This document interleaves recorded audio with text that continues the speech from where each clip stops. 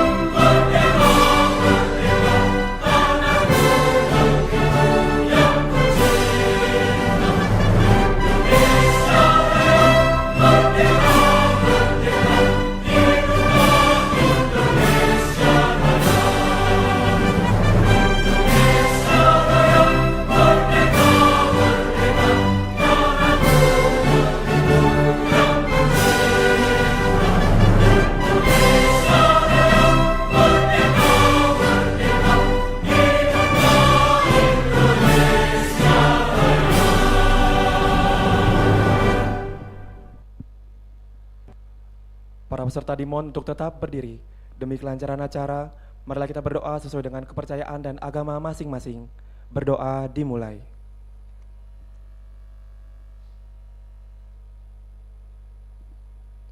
Berdoa selesai. Hadirin dipersilakan untuk duduk kembali.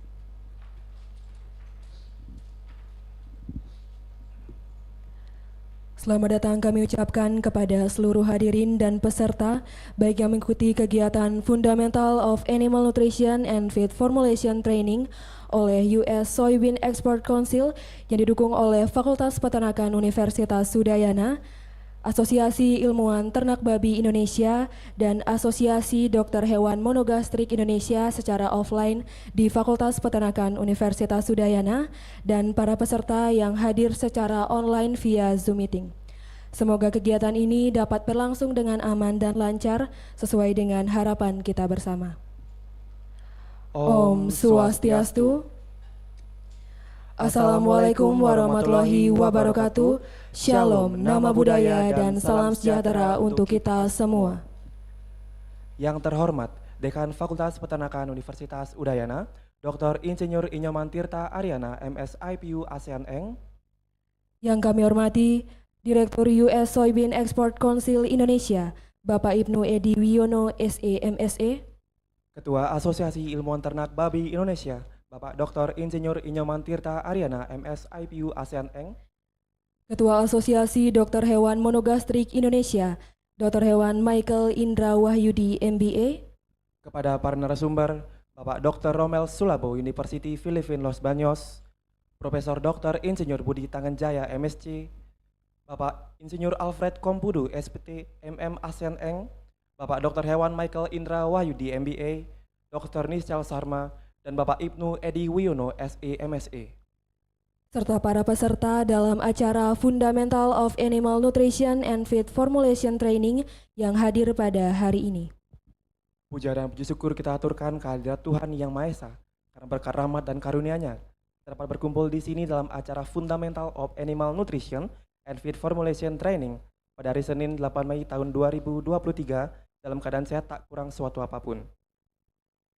Bapak, Ibu, dan peserta, selanjutnya akan kami bacakan tata cara untuk mengikuti kegiatan ini. tata cara peserta Fundamental of Animal Nutrition and Feed Formulation Training pada tanggal 8 sampai 9 Mei tahun 2023 di Universitas Udayana. Yang pertama, peserta datang tepat waktu paling lambat pukul 8.30 WITA. Kedua, mengenakan tanda peserta. Ketiga, selama kegiatan berlangsung, menguntuk HP dalam keadaan silent. Keempat, mengisi daftar presensi yang akan disediakan oleh panitia. Dan yang kelima, syarat mendapatkan sertifikat diwajibkan mengikuti workshop ini sampai akhir. Hadirin yang kami hormati, sesuai dengan jadwal yang sudah disusun, acara pada hari ini dimulai dari jam 9 sampai 16 WITA, yaitu penyampaian materi dari 3 pemateri, yaitu Dr. Romel Sulabo, University Philippine Los Baños, kemudian Profesor Dr. Insinyur Budi Tangenjaya, MSc, dan Insinyur Alfred Kompodu, SPTMM ASEAN Eng, yang akan diselingi dengan coffee break dan juga lunch break. Untuk susunan hari kedua dimulai pukul 9 sampai pukul 14.30 WITA, yang akan diisi oleh pemaparan materi oleh 4 pemateri, yaitu Dr. Romel Sulabo, University Philippine Los Baños, Dr. Hewan Michael Indra Wahyudi, MBA, Dr. Nisal Sarma, dan Bapak Ibnu Edi Wiono, MSc, yang akan diselangi oleh lunch break. Hadirin yang kami hormati, kini kita akan beranjak ke acara selanjutnya, yaitu sambutan-sambutan. Sambutan pertama dari Direktur US Soybean Export Council Indonesia kepada Bapak Ibnu Edi Wiono, SE, MSE, dipersilakan. Terima kasih atas waktunya, Saudara MC. Selamat pagi, salam sejahtera untuk kita semua. Salam sejahtera dan Assalamualaikum warahmatullahi wabarakatuh. Pertama-tama, saya mengucapkan terima kasih banyak kepada Pak Dekan dan juga Ketua Asosiasi Ilmuwan Ternak Babi Indonesia, Pak Dekan Fafet Udayana. Ini kali kedua, Pak Tirta, terima kasih kita di kesediaan dari Fafet Udayana untuk menjadi tuan rumah. Tahun lalu bulan Juli kalau tidak salah kita lakukan hal yang sama di kampus Bukit, dan memang audiensnya adalah para peternak babi. Kita coba untuk mengajarkan para peternak babi untuk menyusun formulasi pakan. Tahun ini coba untuk melakukan satu training, tapi target audiensnya berbeda, yaitu mahasiswa dan sivitas akademika. Jadi kita berjudul Fundamentals of Animal Nutrition, jadi dasar-dasar gitu ya. Saya juga terima kasih kepada Pak Dr. Michael, Dr. Hewan Michael yang sudah kali kedua juga membantu kita untuk mengorganisasikan ini. Jadi Pak Michael inilah yang melit ya, yang sibuk untuk berkoordinasi dengan Pak Tirta, Bu Luhde dan tim di Udayana. Jadi kami dari USEC sangat bersyukur atas kolaborasi ini. Perlu diketahui bahwa USEC ini dulu mungkin namanya American Soybean Association atau ASA gitu ya. Itu sudah ada sejak tahun 1981 di Indonesia. Jadi kami sudah 40 tahun lebih. Prof Budi termasuk mungkin generasi awal ya USEC di Indonesia gitu. Kalau saya mungkin sudah generasi ketiga kali ya. Gitu. Jadi kelihatan bahwa saya ini masih belum terlalu tua gitu Pak. Nggak muda tapi belum terlalu tua gitu ya. Saya ingat juga bahwa saya pertama kali ke kampus ini tahun 98 Pak Tirta. Tahun 98 itu ada pertemuan BEM Fakultas Ekonomi seluruh Jawa Bali. Saya mewakili UGM waktu itu. Saya ingat pas kemarin, oh ini kedokteran, oh ini berarti kampus yang saya ikut rapat waktu itu di FE Udayana. Kami tidak rapat di situ. Kami rapatnya di Villa VLN yang di Danau Beratan ya. Jadi waktu itu kan masih masa reformasi. Pasca reformasi ya, setelah Pak Soeharto turun, kita konsolidasi gitu ya, mau kemana arahnya. Jadi teman-teman BEM dulu berkumpul di Udayana untuk merumuskan strategi ke depannya. Jadi itu zaman-zaman saya masih jadi mahasiswa. Jadi ini kayak dejavu lagi, nostalgia saya kembali ke kampus Udayana yang pertama ya. Jadi sekali lagi atas nama USEC kami mengucapkan terima kasih atas dukungan dari Pak Dekan, Pak Dr. Tirta, atas kesediaannya memberikan ruangan yang sangat bagus. Kami sangat apresiasi ruangannya, mewah menurut saya Pak Tirta. Kita dikasih ruangan yang paling bagus dan juga difasilitasi untuk bisa nge-broadcast ya dengan YouTube. Jadi teman-teman kita yang ada di perguruan tinggi lain, terutama daerah timur, itu bisa ikut acara ini gitu. Dan tentunya tak lupa juga saya sampaikan bahwa alhamdulillah kalau tahun lalu kita lebih banyak lokal speaker Pak Tirta, tapi tahun ini kita bisa mengundang swine scientist from University of Philippines at Los Baños, Dr. Romel Sulabo. Dr. Romel ini ahli babi. I think your master and PhD come from Illinois Urbana-Champaign, right? Ya, ya. Kalau kita yang dari sana tuh kebanyakan orang ekonomi. Bu Sri Mulyani itu Illinois at Urbana-Champaign. Kalau Dr. Sulabo di animal science-nya. Jadi thanks Dr. Sulabo.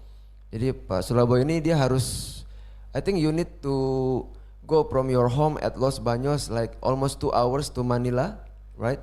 From Manila you fly to Singapore, and from Singapore you fly to Bali, ya. Jadi kita thanks to Dr. Sulabo for his effort, ya. Mungkin itu total seharian dia terbang ya dari Los Baños ke sini, dan dia akan present selama 2 hari. Dan kita berharap bahwa dengan kehadiran Dr. Romel Sulabo bisa memberikan nuansa lain Pak Tirta, memberikan perspektif lain dari negara yang memang populasi babinya termasuk yang paling besar di ASEAN ya.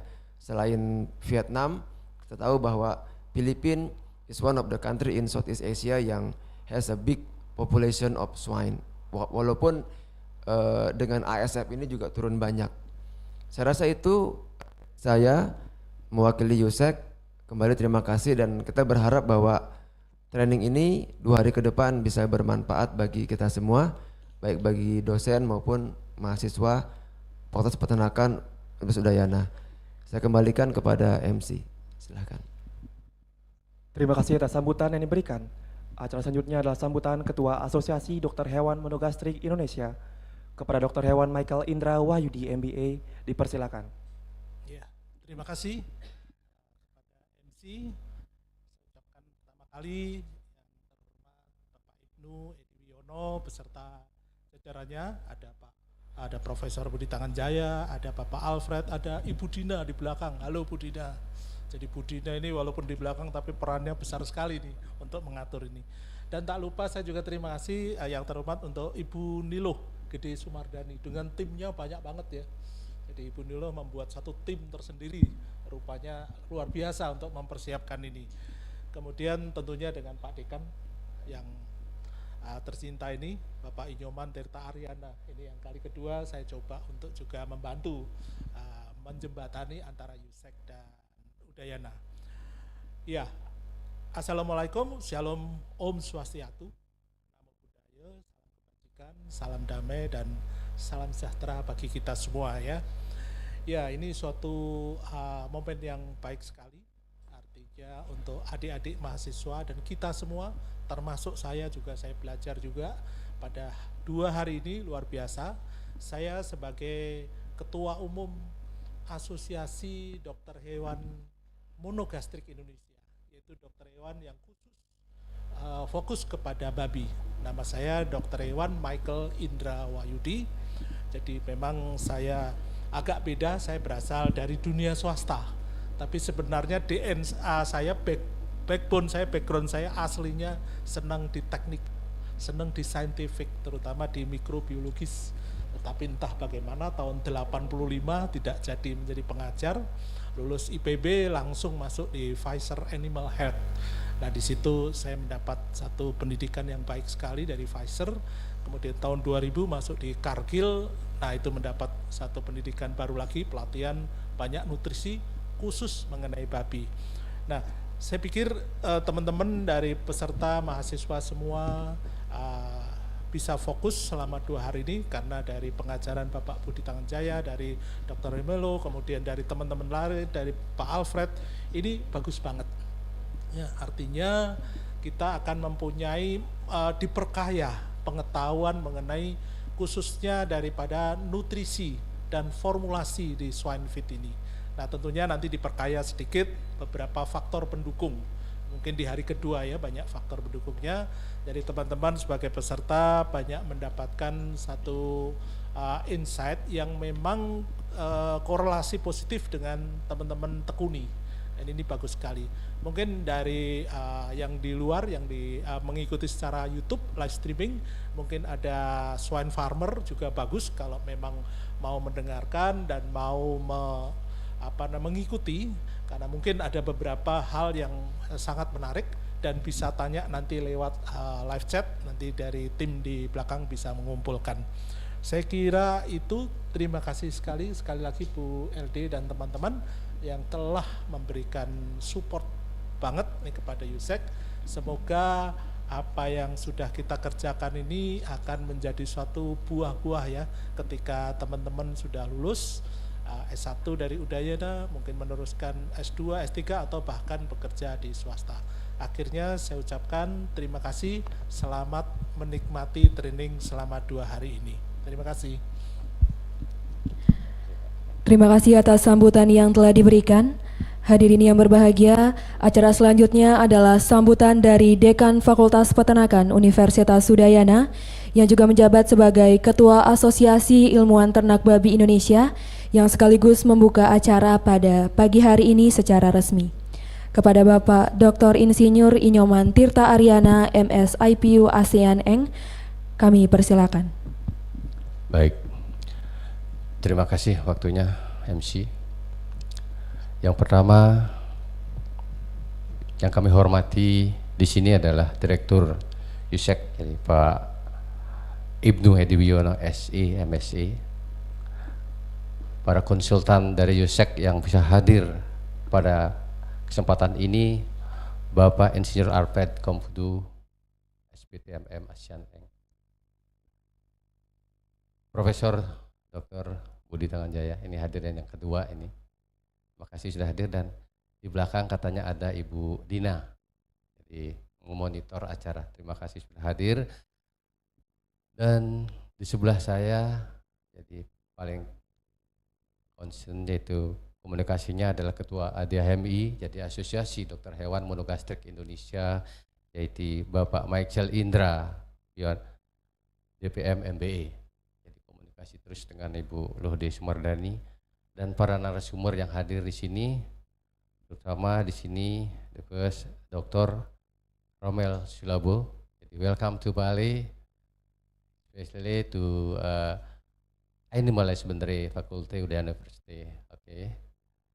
Narasumber yang lainnya ada Pak Budi lagi kami sebut di sini, kemudian Pak Alfred, kemudian Pak Ibnu lagi mungkin ngasih materi sesuai dengan schedule, kemudian Pak Michael Indra, dan ada video dari Pak Dr. Nisam Sarma dari Universitas of New England, Australia.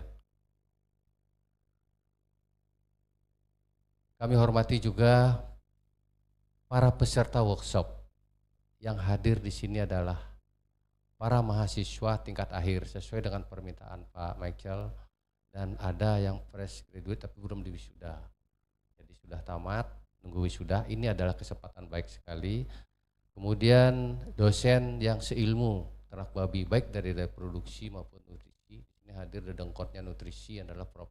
Sumadi, bisa berkomunikasi, diskusi dengan para narasumber nanti. Kemudian Ketua Panitia, saya apresiasi Bu Lohde ini dari awal tahun, mungkin 2022 sudah komunikasi dan menginfokan kepada kami, kemudian menyediakan ruangan di awal sehingga dapat ruangan yang cukup representatif untuk kita melaksanakan workshop ini yang bekerja sama dengan tim USEC. Terutama ini motornya ini dari apa yang dikatakan dari Pak Ibnu, benar Pak Michael, ini adalah betul-betul mobile aktif ya dalam komunikasi dalam setiap kegiatan, dan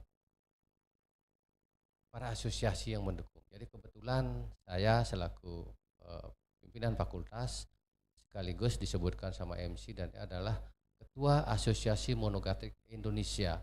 Jadi dijangkau sampai seluruh Indonesia, dan saya ditunjuk juga sebagai Ketua AMI, Asosiasi Monogastek Indonesia, kalau saya kan AITB, Asosiasi Ilmuwan Ternak Babi seluruh Indonesia.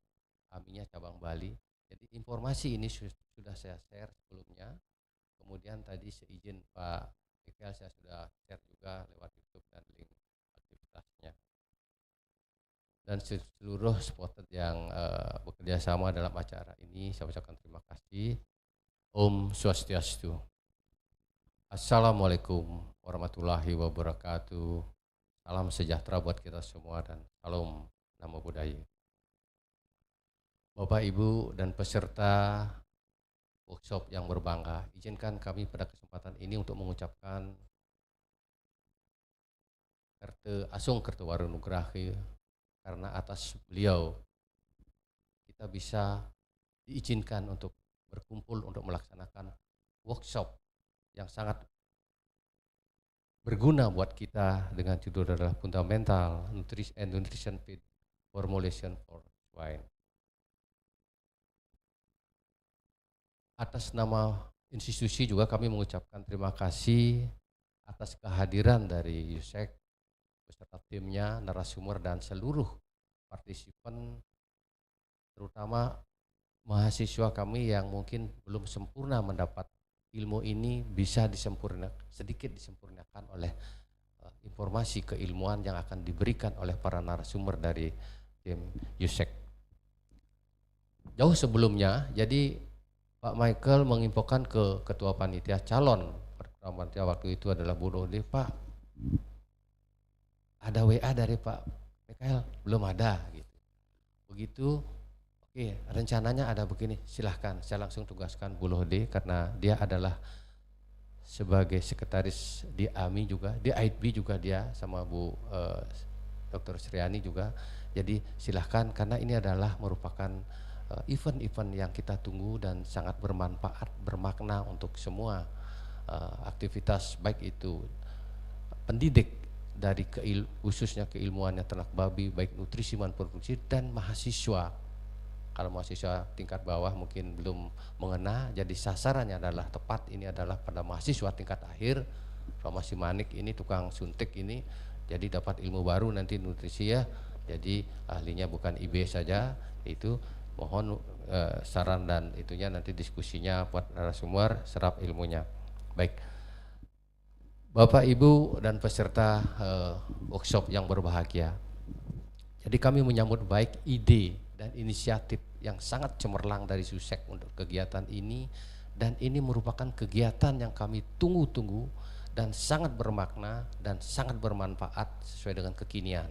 Karena kami adalah menjaga IKU, indeks kinerja utama selaku pimpinan, dan meningkatkan indeks kinerja. Di sini ada beberapa pejabat yang hadir, ini Koprodi, kemudian UPIK, kemudian Kepala Lab, itu yang ikut menjaga stabilitas dan peningkatan masing-masing IKU. Karena kegiatan ini sangat bermanfaat. Saya sampaikan di sini bisa meningkatkan kerjasama Fakultas Peternakan UNUD dengan dunia usaha dan dunia industri. Kenapa kami lewat Koprodi mengirim Anda, adik-adik mahasiswa, untuk magang industri ke industri orang itu adalah untuk mematangkan keilmuan yang Anda peroleh selama duduk di kampus ungu.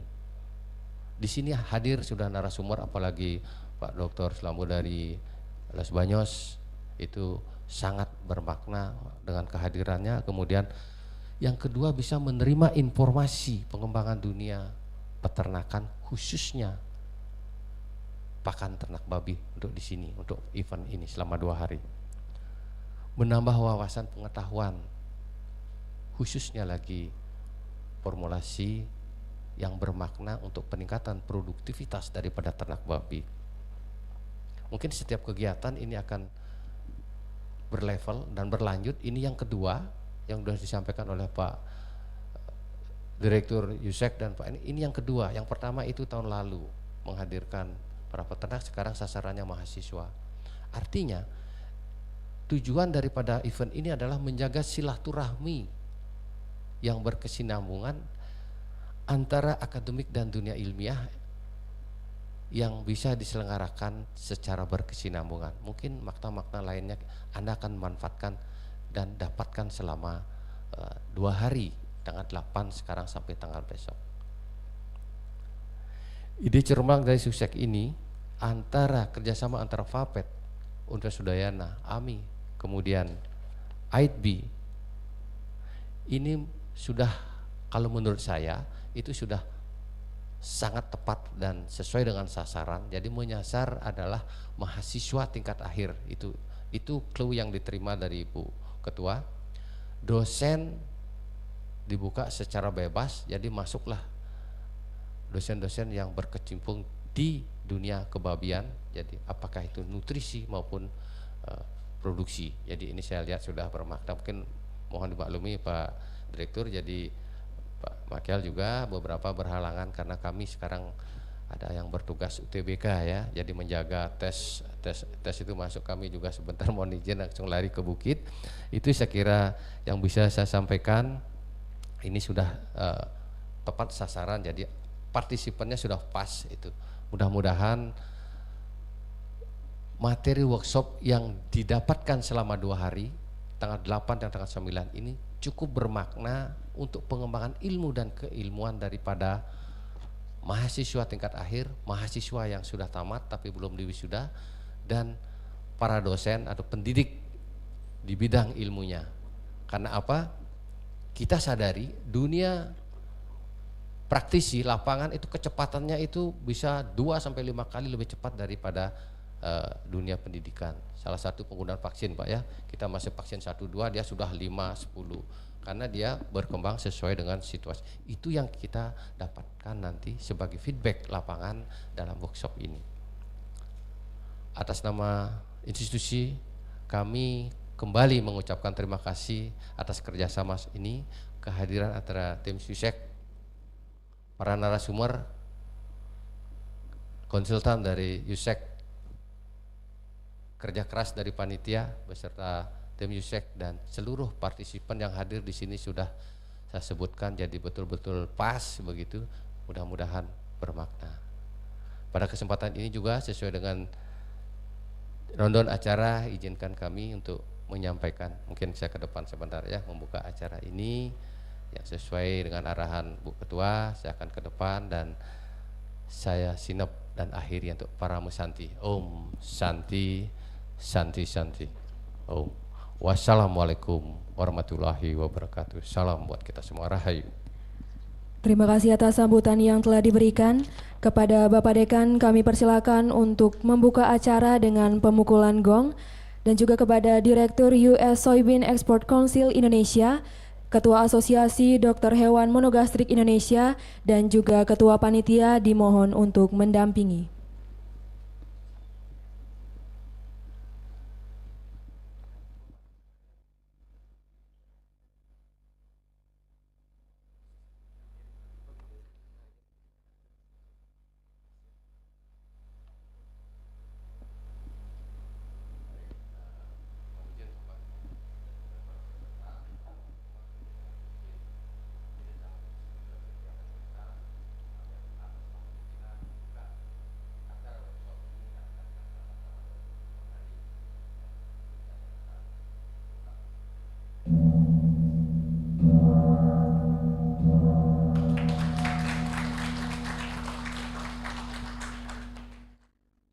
Selanjutnya adalah penyerahan modul Feed Manufacturing Technology oleh Direktur US Soybean Export Council Indonesia kepada Dekan Fakultas Peternakan Universitas Udayana.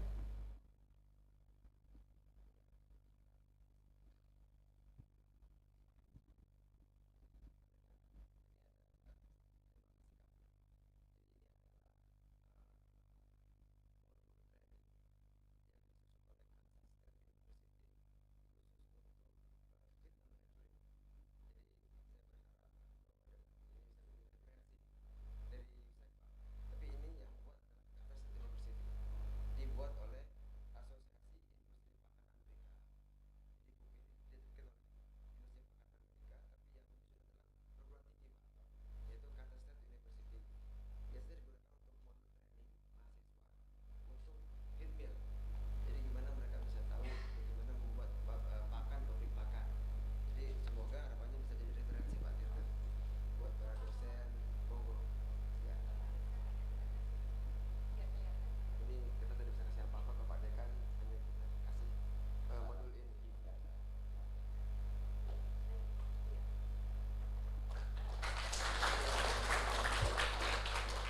Terima kasih kepada dekan yang sudah membuka acara.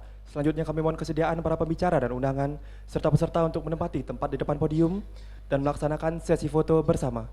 Kepada Bapak Ibu dan peserta kami persilakan untuk maju ke depan.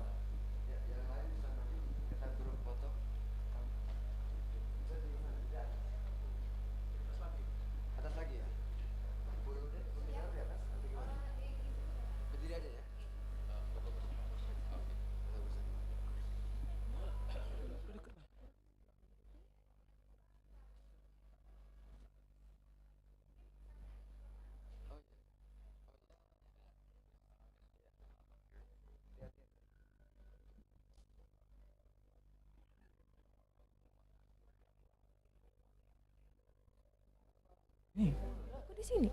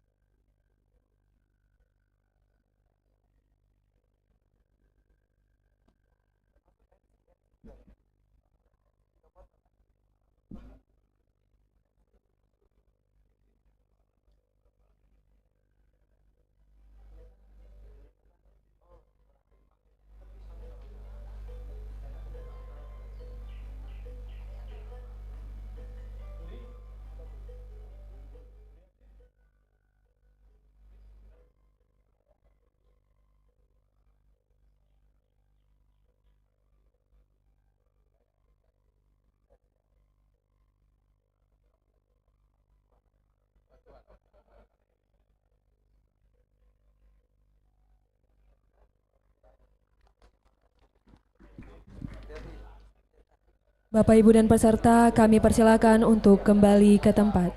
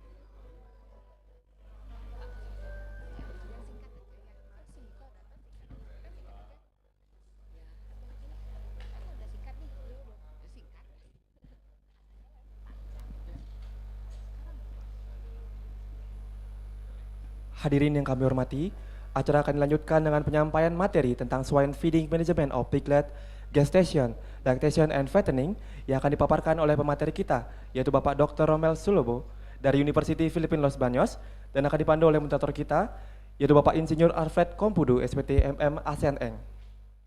Namun sebelum itu, izinkan kami Recording untuk membacakan stopped. CV dari moderator kita pada hari ini. Recording in progress. Baik, untuk moderator kita pada hari ini, beliau bernama Alfred Kompudu. Alfred Kompudu menyelesaikan pendidikan Diploma 3 di Fakultas Kedokteran Hewan Universitas Gadjah Mada pada tahun 1998, kemudian mendapat gelar Sarjana Peternakan untuk Produksi Ternak dari Universitas Hasanuddin Makassar tahun 2008, dan mendapat gelar S2 di Universitas Pelita Harapan Jakarta tahun 2018 dalam bidang Human Capital and Organization Development. Kemudian pada tahun 2022, Bapak Alfred berhasil menyelesaikan Livestock Engineer dari Universitas Gadjah Mada dan menerima The ASEAN Engineer. Bapak Alfred sendiri mempunyai pengalaman bekerja di yang pertama yaitu PT SIARAN Produce Tbk sebagai Technical Service. Kemudian yang kedua, Regional Enterprises Development Coordinator Finance Corporation atau IFC, The World Bank Group. Kemudian yang ketiga, National Technical Advisor di AO Indonesia dan sekarang bekerja pada USEC Indonesia sebagai Animal Protein Technical Consultant. Baik, langsung saja kita sambut Bapak Alfred Kompudo.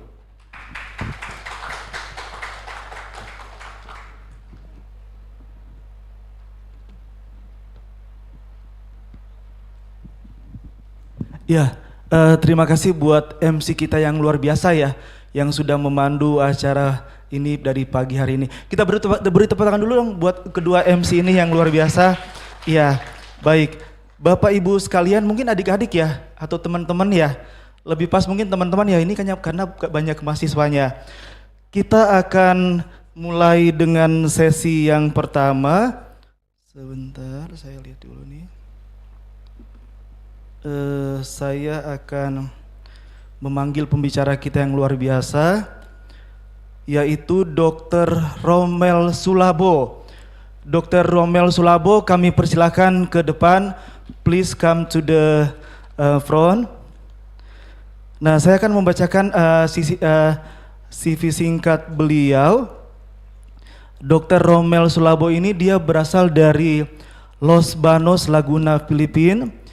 Pendidikannya untuk S1 tahun 1997 dari Universitas of Filipina, Los Banos, Ilmu Peternakan, jurusan Nutrisi Unggas. Nah, tahun 2003 beliau mendapatkan beasiswa dari Fulbright dan menamatkan S2-nya di South Dakota State University, USA. Dengan spesialisasi di nutrisi babi, nutrisi ternak babi ya. Kalau kita bilang babi kan kadang-kadang nggak enak ya didengarnya. Nutrisi ternak babi.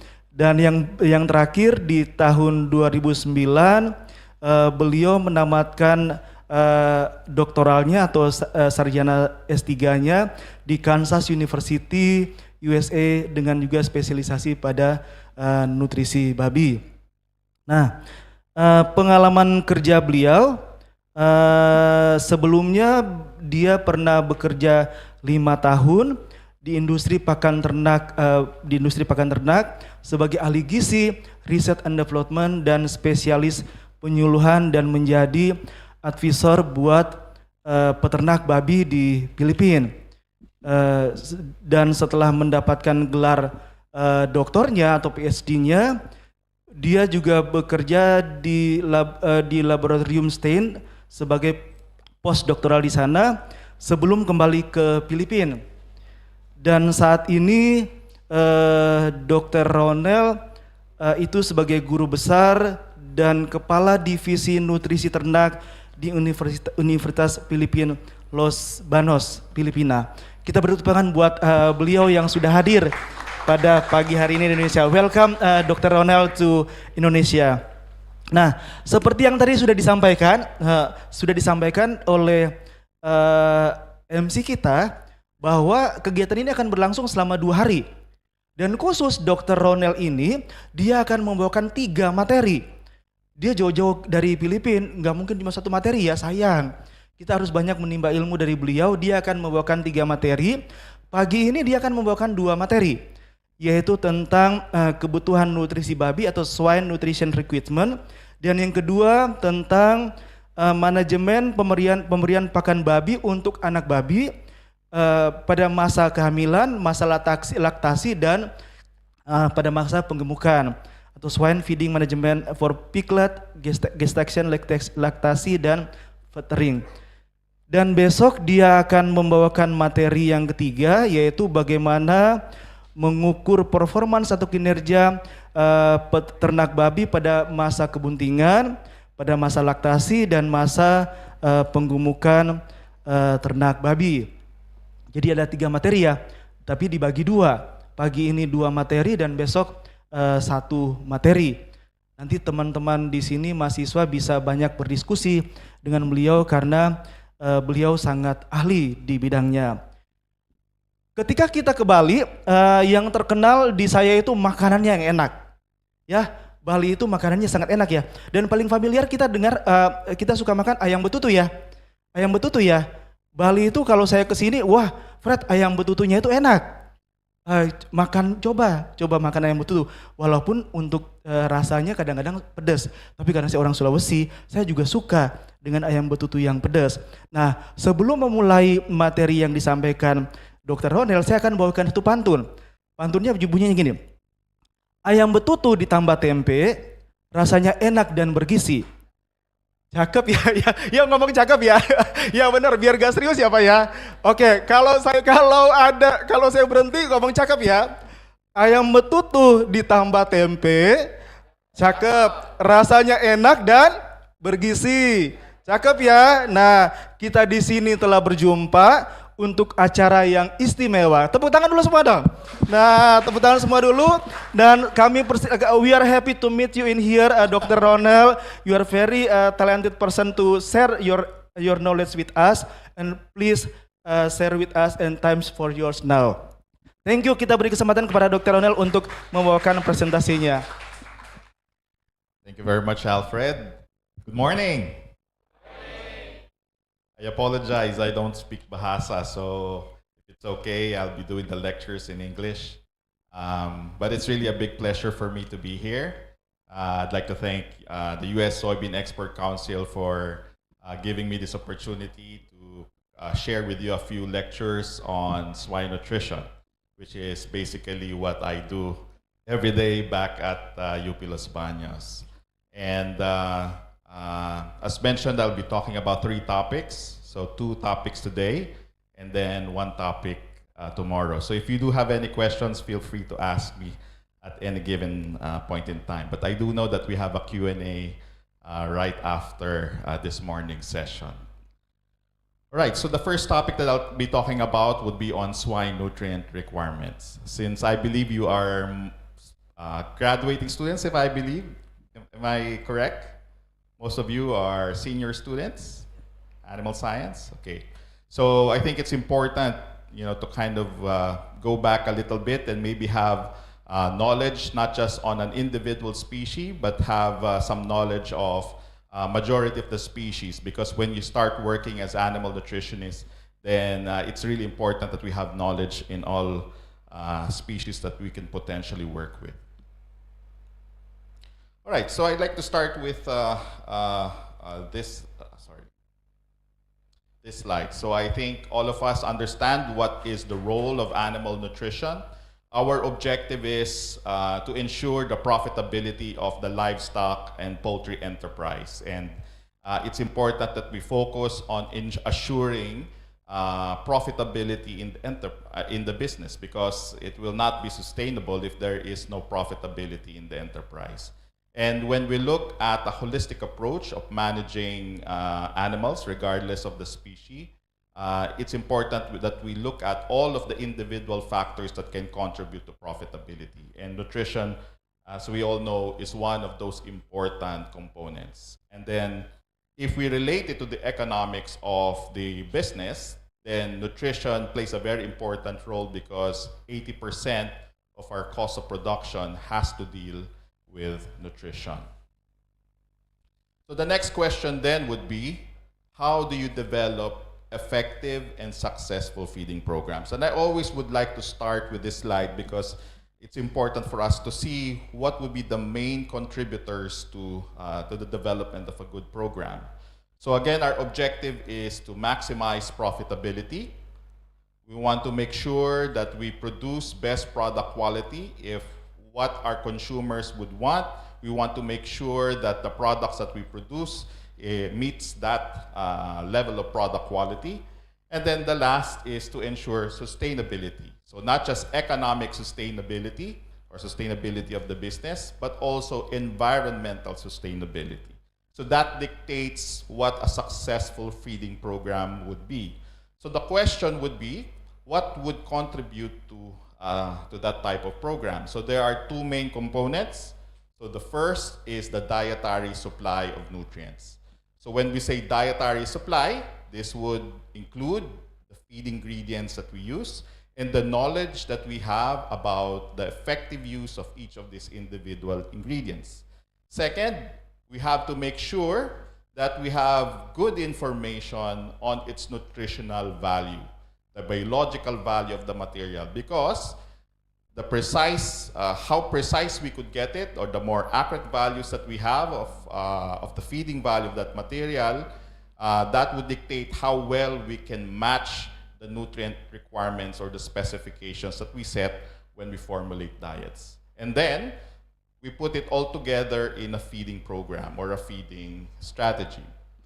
Then the second part of that component would be the assessment of requirements, and that is basically what we will talk about today. But when we talk about nutrient requirements, we have to differentiate it with what we call diet specifications. So when we talk about nutrient requirements, these are minimum level of nutrients so that we will not be deficient. So when we say nutrient requirements, it is not what is optimum. When we talk about optimizing performance, then that would be our diet specifications, because you include safety margins of safety to ensure that we would have levels of nutrients that can maximize the response. So there could be different considerations when we set up specifications. It could be optimal performance. It does not say maximum performance. Why? Because maximum performance does not automatically mean best profitability. We always have to remember that as we increase the level of nutrients, the cost of the diet will also increase. And as we go beyond the optimum, then the incremental increase or the return from that incremental increase in nutrient specifications diminishes. So we always have to remember that there is diminishing returns to the level of nutrients that we provide in the diet. So what is important? What is important is to know what is the optimal level of nutrients that can maximize the responses that could have the best economic return. Or it could be minimum nutrient losses or minimum environmental impact. So there are countries where there are regulations in terms of the amount of nutrient effluents that we would have, and they are penalized for that. So that should also be considered when we set up our diet specifications. And then finally, as support to health. I think more and more we now understand that there is an important interaction between nutrition and health. Unfortunately, our knowledge of that is limited. It's not as developed as other factors, but I think more and more we have to consider the bidirectional relationship of nutrition and health. So all of those could be indicators or contributors to how we set up diet specifications for the pigs that we feed. So what we do is we accurately assess the nutrient requirements or diet specifications that would meet these standards, and then we match it with the dietary supply. And that's why we have this term we call precision nutrition, because at the end, the effectiveness of a feeding program will be dependent on how precisely we can meet the requirement with the supply. Right, so we'll just go back a little bit. So when we talk about nutrient requirements, we have to go back to the nutrients that we need to formulate for. So we have these classes of nutrients, which I'm sure you all know. This is often discussed probably in your introductory animal science courses. So when we talk about classes of nutrients, that would be water, carbohydrates, proteins, lipids, minerals, and vitamins. Okay? So they are all essential to the to the life of the animal that we feed. Now, what I would like to emphasize here is that energy is not a nutrient. Okay? But it is part of the nutrient requirements that we formulate for. Okay? And that is because energy is a product of the metabolism of some of these classes of nutrients. Carbohydrates, lipids, and can also be protein. So again, for it to be utilized by the animal, and so for us to consider it as a nutrient for us to formulate for, again, all of these classes of nutrients have to undergo digestion, absorption, and then metabolized by the animal to meet the requirements of the animal. So the priority is to meet the maintenance requirements for these nutrients, because remember, when we talk about maintenance, that is the amount of nutrients that the animal needs to support life, okay, for all the biological processes in the body to work and to ensure that the animal would live. And anything beyond maintenance requirement is for the production requirement. That could be for growth, if we're talking about growing pigs.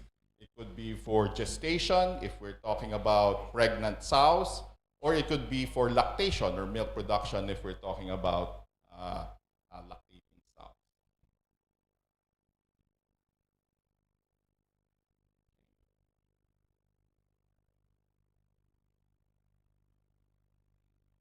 Maybe the battery. All right. Right. So when we talk about nutrient requirements, we see a slightly different list from the classes of nutrients. So again, we have water on top. The reason why I always put water on top of the list is because that is what we always forget. We tend to forget that water is a nutrient that we need to assure that we include, that we make sure that the requirements for water intake should be met. And then we have energy, as we already talked about. Then we have amino acids. So proteins are not what is required per se by pigs, but it would be the indispensable amino acids. You would have fatty acids, indispensable fatty acids that we also need to take a look at. Although in swine, it is less important than in poultry because the requirements are so low that a simple corn soy diet, we can easily meet the requirement. And then you have your minerals and vitamins. And then as I include here, carbohydrates, there is no requirement for carbohydrates. Okay? So theoretically, pigs can survive on a diet without carbohydrates because almost exclusively carbohydrates would provide energy, which we can provide from other classes of nutrients. Okay, so I'd like to start out with water, since this is something that we always tend to forget. When we formulate diets for pigs or even poultry, we don't have a water requirement that we formulate for. It doesn't mean that it's not important. It just means that we have to consider it independently of the feed that we prepare. So we assume that animals or pigs have already free access to good quality water supply. And this is very important because often in the performance of pigs, we always assume that feed intake is dependent, water intake is dependent on water intake. It's the other way around. Feed intake is dependent on water intake. So that's why it's important we make sure that we provide sufficient water to our pigs. So this is the reasons why they are important. Again, just as a reminder to all of us, so it's important in the digestion process. It's important in the transport of many of the nutrients that we provide in the diet. It takes part in many chemical reactions, and because of its solvent properties, it is important. And then waste excretion, as urine, as well as in excreta. And then we live in a very tropical region, so water is very important in temperature regulation.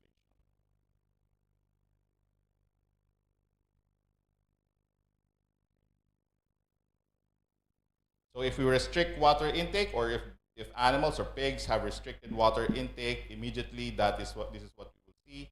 We would see a reduction in feed intake. Remember that performance, as I indicated a while ago, is dependent on nutrient intake. So if feed intake is reduced, then that would reduce productivity or performance. That's why one of the first things that we need to assure is that our pigs are provided sufficient amounts of water. If water intake is also restricted, we would also have weight loss, and part of that weight loss is related to the dehydration that occurs. And then, as part of its function in temperature regulation, there will be increased excretion of nitrogen and electrolytes as sodium and water. That's why electrolyte balance is very important especially during the summer season. All right, so this is just some recommended water consumption rate in pigs. So I think for growing pigs, up to growing pigs, you see an increase in water intake. But what I would like to emphasize here would be lactating sows.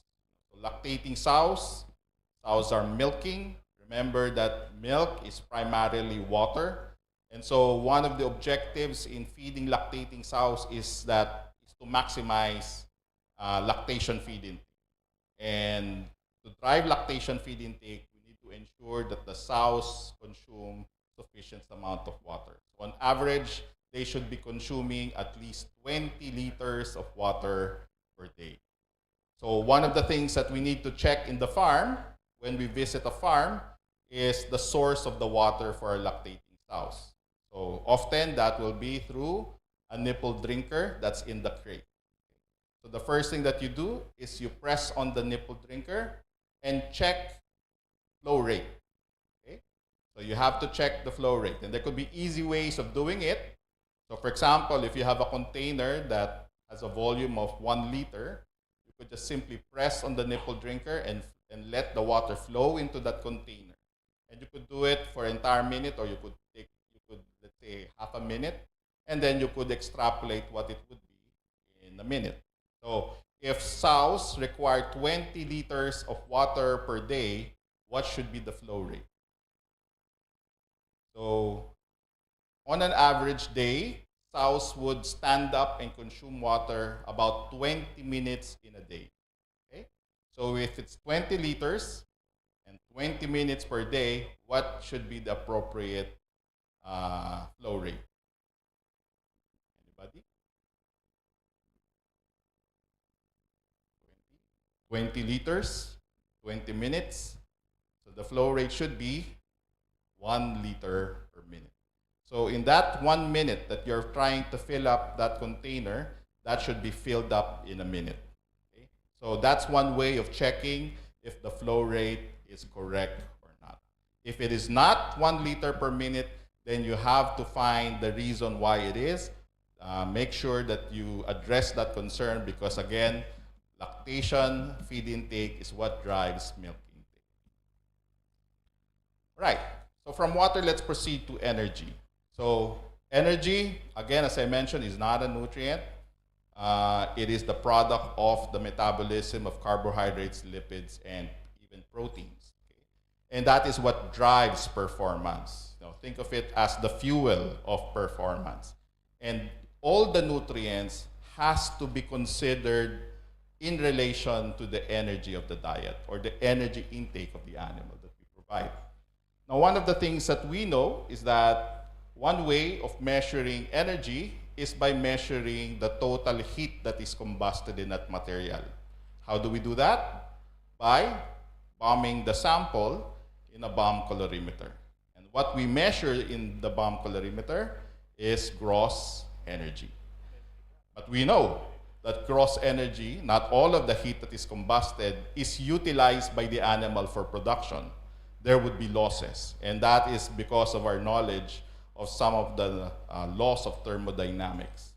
So if we can account for where energy is lost, then we can determine the utilizable fraction of energy. So for example, if we can collect the feces of the pigs and dry that sample and bomb that sample, we could determine fecal gross energy, and we can determine fecal energy loss. So if we deduct fecal energy from gross energy, what we determine is digestible energy. Now, it's not just feces where energy can be lost. Energy can also be lost in the urine. So if we can collect the urine, find a way of drying the urine and bombing that sample, then we can calculate urinary energy loss. So with urinary energy loss and fecal energy loss, if we take that sum and deduct that from gross energy, then what we calculate is metabolizable energy. Okay? For many parts of the world, majority of us use the metabolizable energy as the primary energy system when we formulate diets. But unfortunately, it is not the most accurate energy system. Why? Because there is also heat that is lost through the digestion and metabolism of nutrients and some physical activity. If we can measure the heat that's generated by that process, that is what we call heat increment. So if we deduct heat increment from metabolizable energy, then that is what we call net energy. And that becomes the most accurate energy system because that is what is partitioned to energy for maintenance and energy for production. So when we talk about production, it can be net energy for protein synthesis or lean deposition. It can be net energy for lipid deposition, or if we're talking about sows, it could be net energy for milk production. So that's why today, when we formulate diets, we need to formulate diets based on net energy. Okay, so when we talk about requirements of pigs, okay, so this is just an example showing the total energy requirement for growing finishing pigs. And this describes the energy requirement and the partitions of that energy from 30 kilograms to 120 kilograms. So as we could see, as body weight increases, the total energy requirement per day increases. Okay? But the partitioning of energy changes as body weight increases.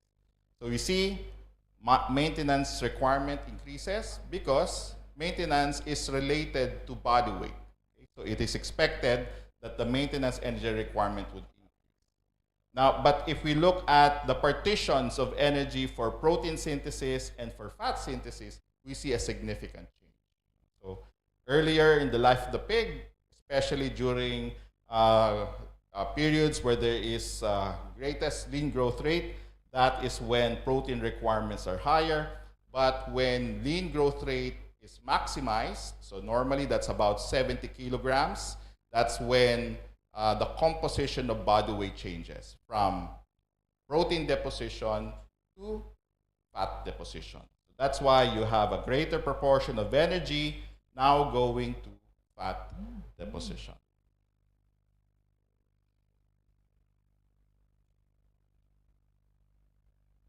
Okay. So the first thing that we need to know is how do we calculate for requirements. So the first step is by determining the maintenance energy requirement. So the maintenance energy requirement of the pig is not difficult to calculate. It is expressed in relation to the size of the pig, and that is what we call the metabolic body weight. And metabolic body weight is expressed as body weight raised to a coefficient of 0.75. And for all classes of pigs, the maintenance energy requirement is 106 kilocalories of ME per kilogram of metabolic body weight. So when we say ad libitum feeding is at least 3 times M, and M is the maintenance energy requirement. So if you know the body weight of the pig, you can calculate for metabolic body weight, multiply by 106, and then you multiply it by a factor of 3. And that will give you the total energy requirement, the maintenance requirement of the pig, okay, at that given body weight. At ad libitum. All right, and then anything on top of the maintenance energy requirement, that will be the requirement for production. So again, it would be dependent on what would be the primary component of growth that you need energy for. So for growth, or it could be for milk production, for fetal growth, if we're talking about gestating sows, it could be for sperm production if we're talking about boars. So all of that, there is a model we can use to predict and calculate the production energy requirement. And if you calculate the maintenance energy requirement and you calculate the components of the production energy requirement, you take the sum of that, then you get the total energy requirement. That approach is called the factorial approach. So there are 2 ways of determining the requirement. The first is using the empirical approach. That is the experimental approach, where you do an experiment where you have titration of energy, for example, to know the requirement of that group of pigs for a given period. Okay? But that takes a lot of resources. It takes time to do that. The factorial approach is you use models, mathematical models, to predict the components of the requirement. The maintenance requirement and the production requirement. And that factorial approach, you don't need to run an experiment. You just have to sit down, do the calculations, and you can calculate and predict what would be the total energy requirement. Right, so this is an example. So this is just a recommendation for energy intake of growing pigs from 5 kilograms to 120 kilograms. So this would be the recommended energy intake in ME and in megacalories per day. And given the diet energy or the energy density of the diet, you can then calculate what should be the feed allowance per day. So for example, for piglets, so this probably would be the creep diet, and this would be for the nursery diet. If we assume an energy density of 3.4 megacalories of ME per kilogram, that means if this is the energy requirement, recommended energy intake, this would be the feed allowance per day. And then for growing pigs from 20 kilograms to 120 kilograms, if we assume that the energy density is 3.3 megacalories of per kilogram, then feed allowance would be 1.85 to 3.3 kilos from 20 kilograms to 120 kilograms. And then for sows,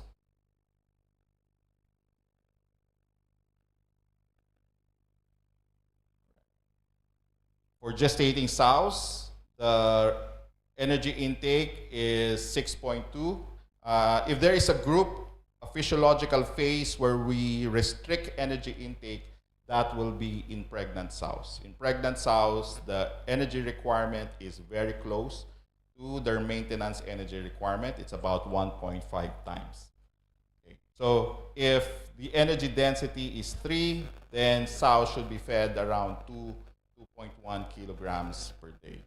And then for pregnant sows, for lactating sows, you see the energy requirement increases dramatically from 6,000 kilocalories or 6 megacalories to almost 21,000 megacalories of ME per day. And that is because milk production is really, we really need to provide a lot of energy to our sows. And to maximize milk production, we need to be feeding the sows at least 20,000 megacalories of ME. So if we increase the energy density of the diet to 3.45, then that means our lactating sows should be eating around 6 kilograms of feed per day. That's easier said than done. In our country, again, it's very similar weather to Bali, so it's very difficult to stimulate sows to consume as much as 6 kilograms per day. And 6 kilograms is an average because the lactation period is 21, 28 days. Okay? So to get to 6 kilograms, you really have to get sows consuming a lot of feed. And it's not as easy as I describe it, but that's where we manage sows. We manage sows in such a way that we stimulate feed intake as much as we can.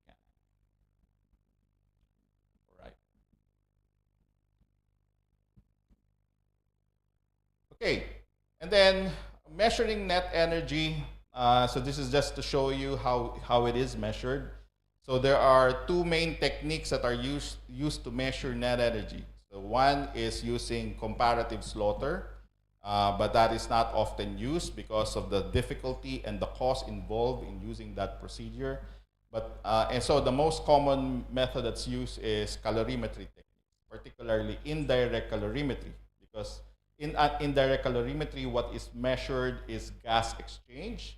And if you have the gas concentrations of those pigs, you can calculate for heat production. So the way we measure it is by putting pigs inside a respiration chamber. And in the respiration chamber, we know the concentration of gases that comes into the chamber, and the gas that is expelled out of the chamber is also captured, and so the gas concentrations can be measured from that outgoing air.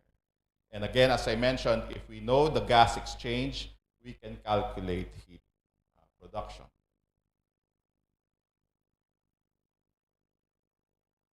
Okay.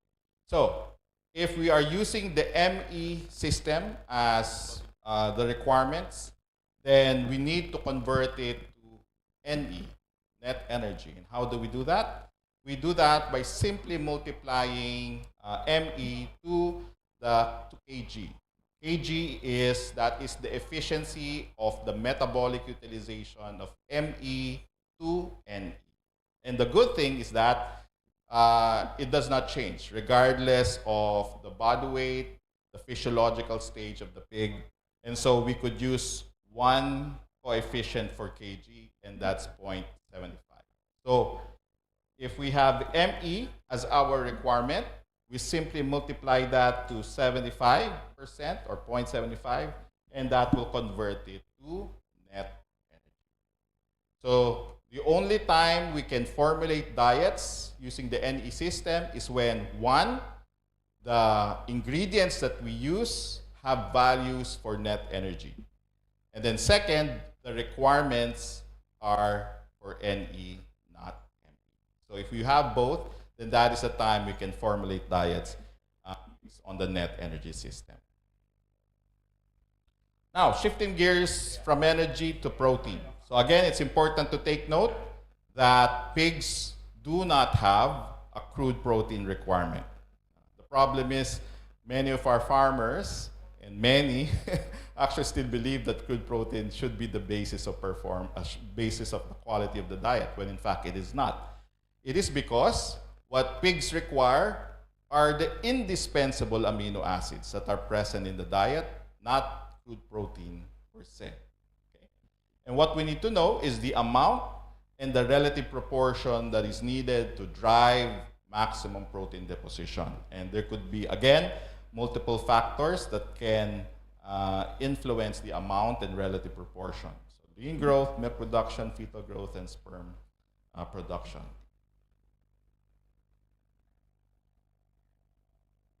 Okay, so this is a review. Again, amino acids are the building blocks of proteins. And the main product that we produce is meat. And lean meat mainly consists of water and protein. So what we want is we want as much lean meat deposited in our growing pigs. And if we're talking about our sows, we want as much milk produced as possible. So determined by how well or how much amino acids we provide them, and the proportions of these amino acids to each other. So the first thing I would like to talk about would be the measures, because it's not just simply the total concentration of amino acids that we provide that is important. What is important is the amount of digestible amino acids. And there are many measures of digestibility, but in protein and for amino acids, what we need is standardized ileal digestibility, because absorption of amino acids only occur until the end of the small intestine. There is no more absorption occurring in the hind gut. Okay? So that's why we measure it at the end of the distal ileum by putting a cannula. Okay? So this is a picture of a pig where we put a T cannula at the end of the distal ileum. So that's where we collect the sample, and that's where we measure amino acid digestibility. And when we say standardized, it means that we correct for basal endogenous losses of amino acids. Because what we capture in the digesta from the distal ileum is not just amino acids that are undigested. It also includes amino acids that came from the animal themselves. So we need to capture that, what came from the animal, and then correct the digestibility coefficient for those endogenous losses. Okay? So that's what we collect. We collect the total ileal output, and then we determine, we measure basal endogenous losses. And we simply do that by feeding pigs a nitrogen-free diet. Okay?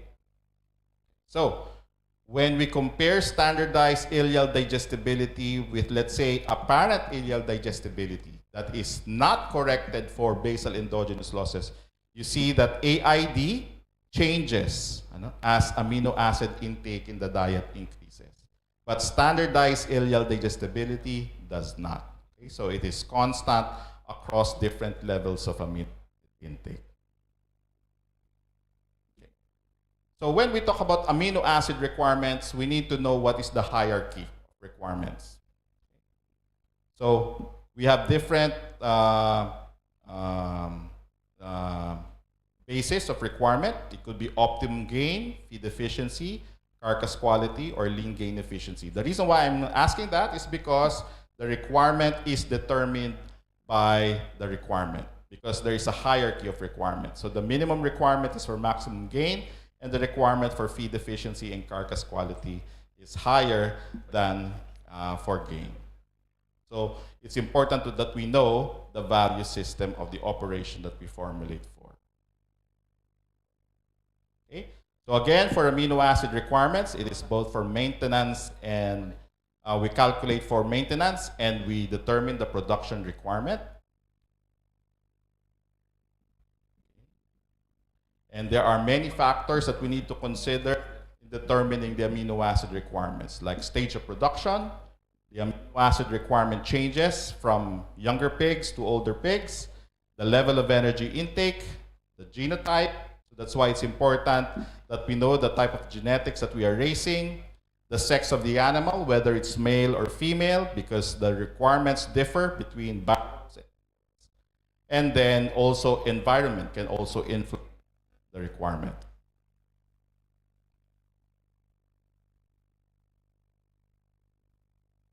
This is an example. These are nutrient requirements of gilts and barrows, and this is lysine requirement expressed as digestible lysine to net energy. So that is the lysine to calorie ratio. That is in grams per megacalorie of net energy. So you see, from 20 kilograms to 130 kilograms, the requirements change, okay, from 5 grams per megacalorie to a low of 2.63, 2.75 at 130 kilograms. So you see a curvilinear change in requirements. So it is higher when they are younger and decreases as body weight increases. And the other thing I would like to emphasize here is the difference in the requirement between gilts and barrows. So requirements for gilts are higher than males because gilts have a lower feed intake than barrows. Okay, so once we know the requirement, then we put together a phase feeding program. So if the yellow line is the requirement, we prepare the different phases. So it can be as small as a 4-phase feeding program to as much as an 8 or 10 phases. Today, there are systems where they do phase feeding every day. And that's what we call precision feeding systems.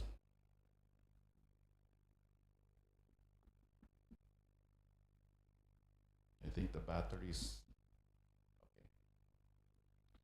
Okay, so for amino acids, again, when we talk about requirements, we need to make sure the balance is correct. Okay, so we need to know the appropriate amino acid ratios, and that is by determining limiting amino acids.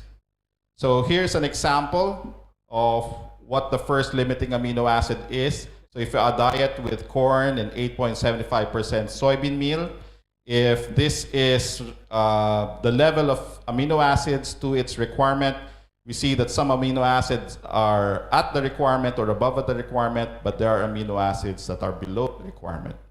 So if we feed this diet to a pig, then what would set the level of performance or level of protein synthesis would be the limiting amino acids, okay? Because it's an all or nothing process. So, can we go back? So here, the first limiting amino acid is lysine because it is the lowest in concentration relative to its requirement, followed by followed by tryptophan and then threonine. So this pig diet is fed, it will not perform to 100% of its potential. Now, if we supplement the diet with synthetic lysine to meet the requirement, will this pig perform already at 100% of its potential? No, not yet. Because this time, tryptophan becomes the first limiting and threonine is the second limiting. So So the only time we could get the performance at 100% of the potential is when the pigs are fed at the requirement. Okay? So that's what we call the ideal concept. So that's what we formulate the diet in ratios of amino acids relative to lysine to assure all of the amino acids in the diet are provided at the requirement.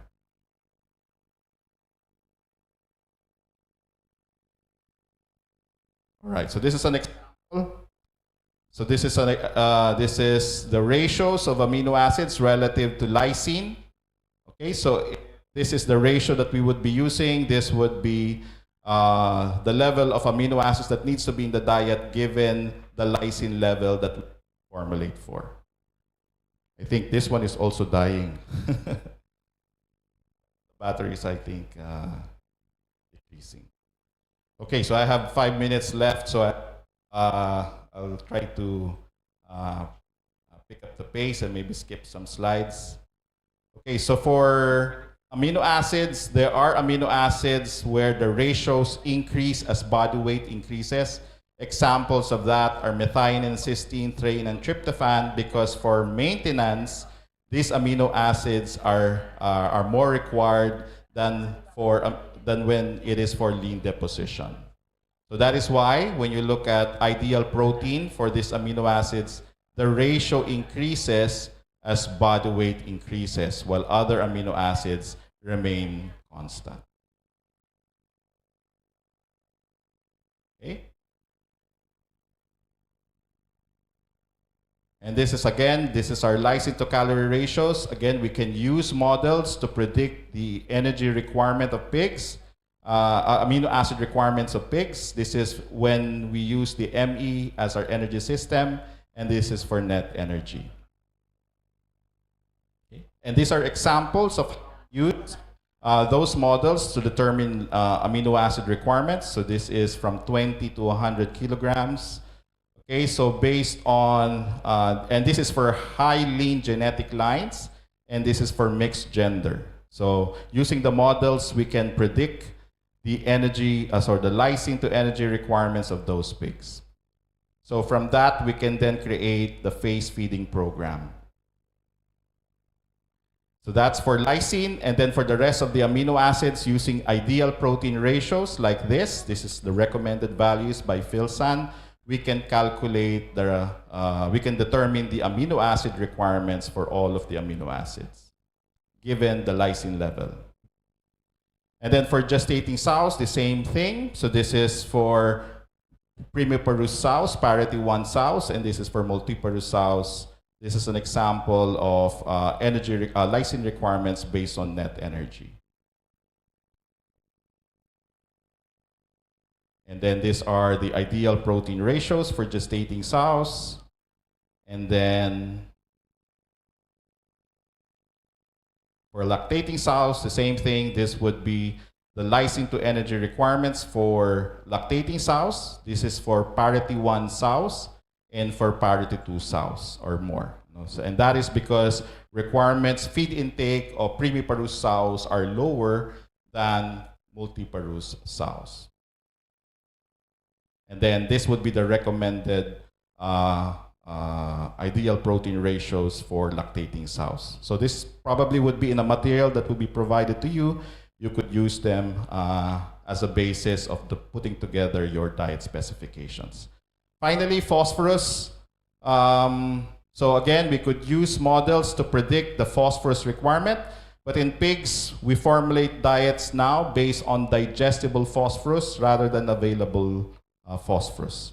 And given the digestible phosphorus requirements of growing pigs, the requirements for digestible calcium to digestible phosphorus can be determined by using the appropriate ratio. So if it's for maximum growth performance, this would be the ratios for calcium to phosphorus ratios, and then for maximum bone ash, as you could see, the ratios are higher than the levels for maximum performance. Okay, so given the digestible phosphorus requirement, we can determine the digestible calcium requirements. And this would be an example. Using the ratios, we could then determine the requirement for phosphorus, for the phases, for the different phases, and then the same would be true for calcium. And the first thing probably that you'll notice here, there is a digestible calcium requirement for pigs, and this is something that the poultry side is also looking into now. Okay. And then just one couple of slides to finish up. So for vitamins, again, we have to remember that we have to assure that there is no deficiencies in vitamin levels in the diet. And we also have to ensure that the levels of vitamins are not way above the requirement, because that could also lead to toxicities that have signs that are similar to a deficiency. So when we formulate for vitamins, what we need to make sure of is we look at added vitamins, not total vitamins, because we do not include in the formulation the level of vitamins that are present in the feed ingredients. Okay, so what we look at is only the supplemental vitamin levels that we add in the diet. And again, vitamin requirements can be affected by animal factors. For sows, for example, there are vitamins that can influence litter size, like pyridoxine. That's also true here. This is for choline. We see that when we supplement choline, we see an increase in litter size. So the requirements for lactate for sows will be different from what we would provide in our growing pigs. Okay, and then we know that there are vitamins that are not as stable as other vitamins, and the concern here would be the heat-sensitive heat-sensitive vitamins. And so for these vitamins, it's important that we make sure that we add safety margins so that if there would be losses for this vitamins that have low heat stability, then we can assure that we can be providing them at the requirements without affecting performance. I think that is the last slide for this. So later, if you have any question on nutrient requirements, if there's something that I was not able to discuss as well as I could, we could just address that in the questions and answer. Alright? Ya, thank you Dr. Ronel. Ya, baik, kita bertepuk tangan buat Dr. Ronel. Bapak Ibu sekalian, kalau lihat di agenda sekarang kita sudah break ya. Sekarang kita sudah break kalau kita lihat di agenda, tapi tadi kita mulainya juga agak sedikit telat ya, sekitar 15-20 menit. Jadi waktunya juga agak mundur ke belakang nih, Pak Ibnu dan Pak Michael. Nah, saya cuma mau simpulkan sedikit saja tadi yang disampaikan Dr. Ronel bahwa kebutuhan nutrisi babi itu pada dasarnya ada 6 yang esensial. Yang itu pertama air, yang kedua energi, yang ketiga asam amino, asam lemak, mineral, dan vitamin. Nah, yang menarik di sini, tadi kalau simak di presentasinya, kebutuhan air buat babi itu baiknya selalu tersedia ad libitum, dan ada tadi dia kasih berapa banyak sih kebutuhannya. Tadi saya melihat satu yang menarik, bahwa babi dengan berat 50-100 kg, dia membutuhkan air 6-8 liter. Saya membayangkan saya tuh, bukan saya babinya ya, saya membayangkan saya kalau berat saya itu sekitar 60 kilo, itu saya juga butuh air 6-8 liter kalau kita babi. Tapi kan kita manusia ya. Nah, itu aja sih, tadi saya sempat tertarik di situ. Wah, ternyata kebutuhan babi untuk air tinggi banget ya, 6-8 liter kalau beratnya 50-100 kg. Yang kedua, kebutuhan energi juga banyak tadi sudah disampaikan oleh beliau, bahwa untuk pertumbuhan, produksi susu, untuk janin, dan produksi sperma untuk reproduksinya hewan tersebut. Kalau ada pertanyaan dicatat dulu karena kita akan lanjut ke sesi berikutnya ya. Karena dari agenda kita akan ada panel terakhir ya. Kita akan ada panel, tolong pertanyaannya dicatat dulu untuk sesi yang pertama. Dan kita akan ada break dulu sekitar 10 menit saja ya.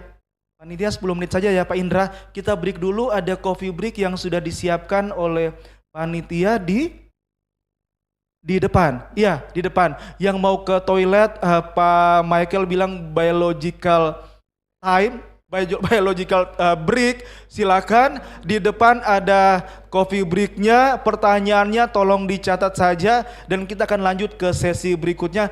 because our time is very tight, Dr. Ronel. Dan silakan teman-teman mengambil coffee break di belakang, waktunya cuma 10 menit. Boleh minum di sini ya. Bawa ke dalam boleh nggak? Boleh ya?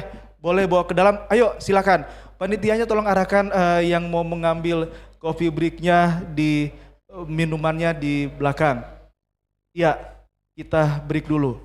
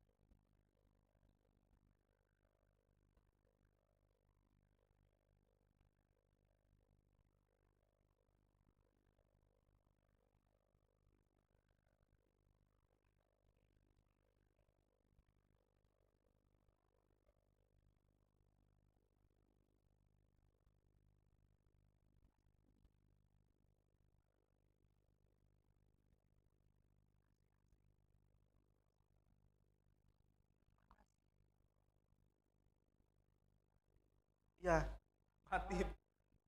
Ya, AC yang ini, Pak. Ya, agak panas di depan.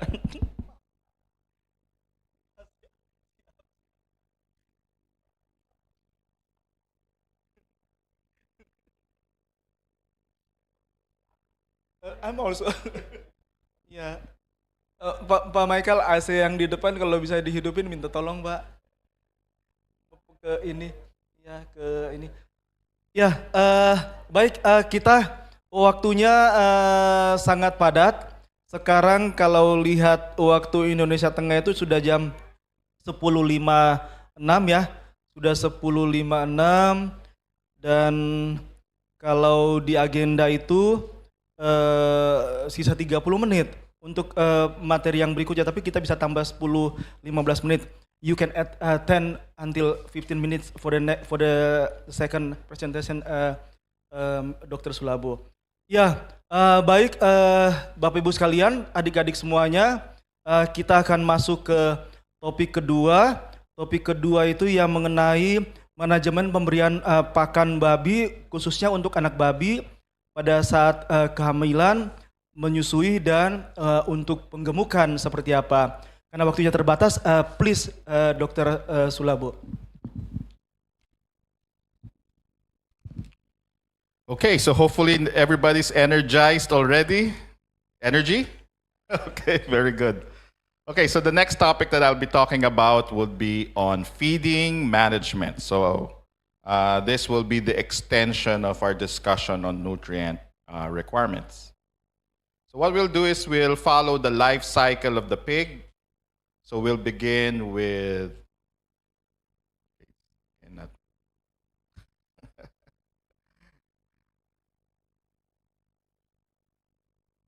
maybe we need to change. There you go.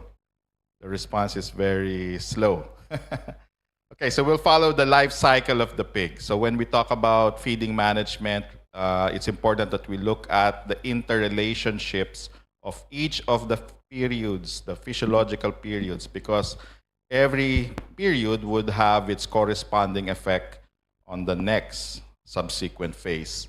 So we'll start with feeding and management of gestating sows. So sows gestation would be the period where from breeding of the sow until the sow farrows. So that entire gestation period is 3 months, 3 weeks, 3 days, or 114 days. All right. So when we look at gestating sows, we divide the feeding program based on critical periods. So the first 30 days is the most critical period in the pregnancy of the sow. And the reason why it's critical because it is the period where the fetuses that have developed, they are implanted on the uterus of the sow, and they have to stay implanted for them to become full-term piglets. So in the first 30 days, our objective is to maximize implantation. From day 30 to day 80, that is what we call mid-gestation. And in that period, the critical strategy is to feed sows to their body condition. So we have to make sure that sows are at the correct weight.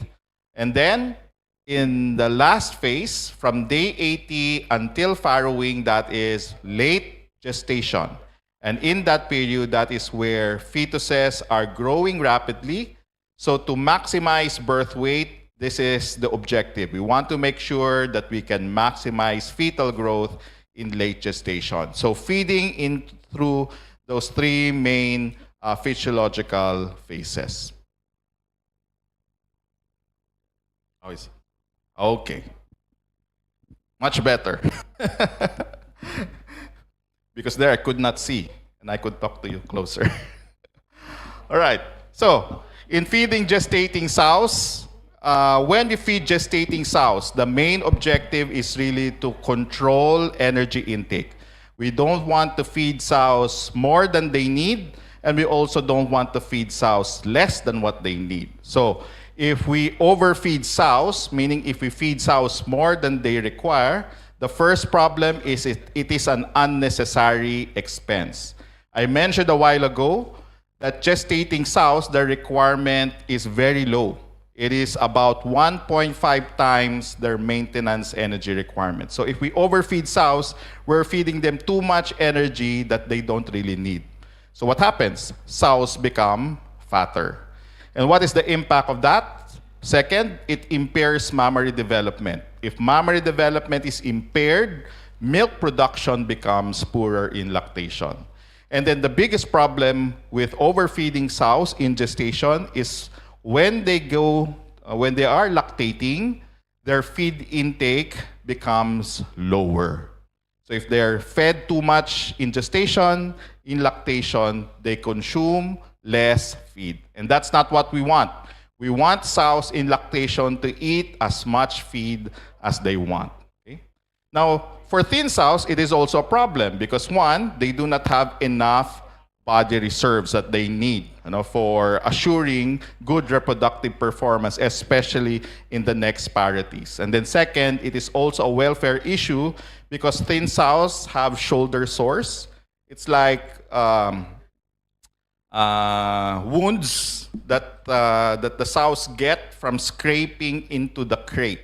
And that is a welfare issue that we also do not want. So we don't want fat sows.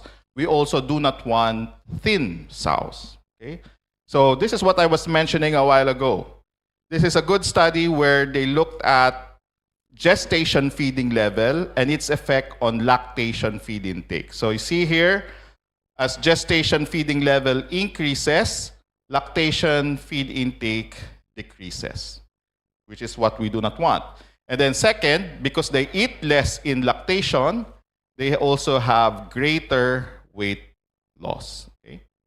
Let's go back to that slide. Okay? So because they have lower feed intake, they have greater lactation weight loss, which is the two things we don't want to happen. We want sows to produce a lot of milk, but at the same time, we do not want sows to lose a lot of weight.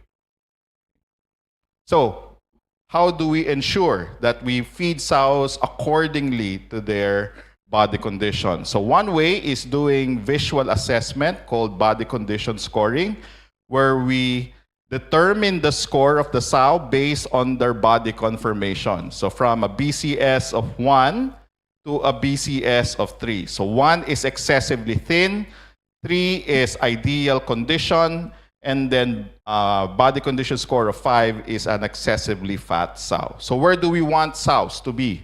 We want sows to be in the middle. So the ideal condition is a back fat of 15 to 22 millimeters. So we look at sows and we score the sow, and then for every score above or below, we adjust feeding level by 0.3 kilograms. So if let's say I'm feeding the sow 2 kilograms per day, and I see my sow, the score is like BCS 4, so that means I need to reduce the weight of the sow, because I have a fat sow. So I reduce the feeding level from 2 kilograms to 1.7 kilograms until when they farrow, their BCS should be at BCS 3. Okay, so the target is all of the sows in the batch should be, 90% of them should be at the ideal body condition. Fat sows, we reduce feeding level.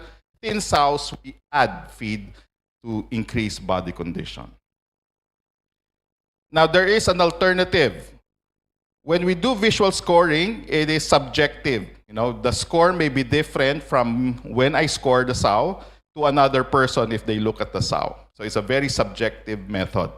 So one way to address that subjectivity is by using a more objective approach, and that is using this body condition caliper. So we put it, that's based on the angle of the back of the sow, and so it's you use the caliper, put it on the top of the back of the sow, and then it will tell you if your sow is thin, ideal, or fat. So again, same principle. If the sows are thin, we add feed. If the sows are fat, we reduce feed. So that by the time they farrow, they are corrected in terms of their body condition. Right. In late gestation, I mentioned that fetal growth is the most important because from day 80 onwards, that's when the baby piglets are growing the fastest. And we need to provide more nutrients to the sow so that we can assure that we can maximize birth weights. Okay, so this is an example of a feeding program recommendation for gestation. So this is for thin, ideal, and fat sows. If the sows are ideal, we feed them the same feeding level. That's about 2 kilograms per day. For some breeds, we increase feeding level in late gestation to support fetal growth. So for example, if sows are fed 2 kilograms per day in mid-gestation, we add 1 kilogram per day, so to 3 kilograms per day in late gestation to maximize birth weights. Okay, so now our sows are farrowing. So now we move the sow from gestation to lactation. So this is what we would like to see. A sow that's well conditioned. It's not too fat, it's not too thin, and you see a very large number of piglets. So if you count piglets here, there are probably more than 16 piglets in that sow. That's what we want. And we want sows, the piglets, to be of good size, about 1.5 kilograms, and you want them to be as uniform as possible. So this is a picture of what we would like to see in each of our lactating sows. Okay, so among all the periods in the life of the pig, the most challenging and the most difficult is the lactation period. Why? Because today, sows can produce as much as 12 kilograms of milk per day. That's a lot of milk. In fact, if we compare it to cows, dairy cows, relative to their body weight, our sows can produce more milk relative to their body weights than dairy cows do. And because of the very high need to produce more milk, their requirements also increase. So it's about at least 3 times more than what they would require during gestation. So as I mentioned a while ago, sows or lactating sows would need about 20 megacalories of ME per day to maximize milk yield. The problem is the requirement is much more than what they can consume. So the problem here is that sows would tend to lose weight. Right? So in feeding lactating sows, we have 2 objectives. So the first is to maximize milk yield, okay? And then the second is to prevent or reduce body weight loss, because both, so milk yield obviously to maximize weaning weights of pigs and to reduce pre-weaning mortality rates, and then weight loss is to ensure that the sows could return back to heat as soon as they can.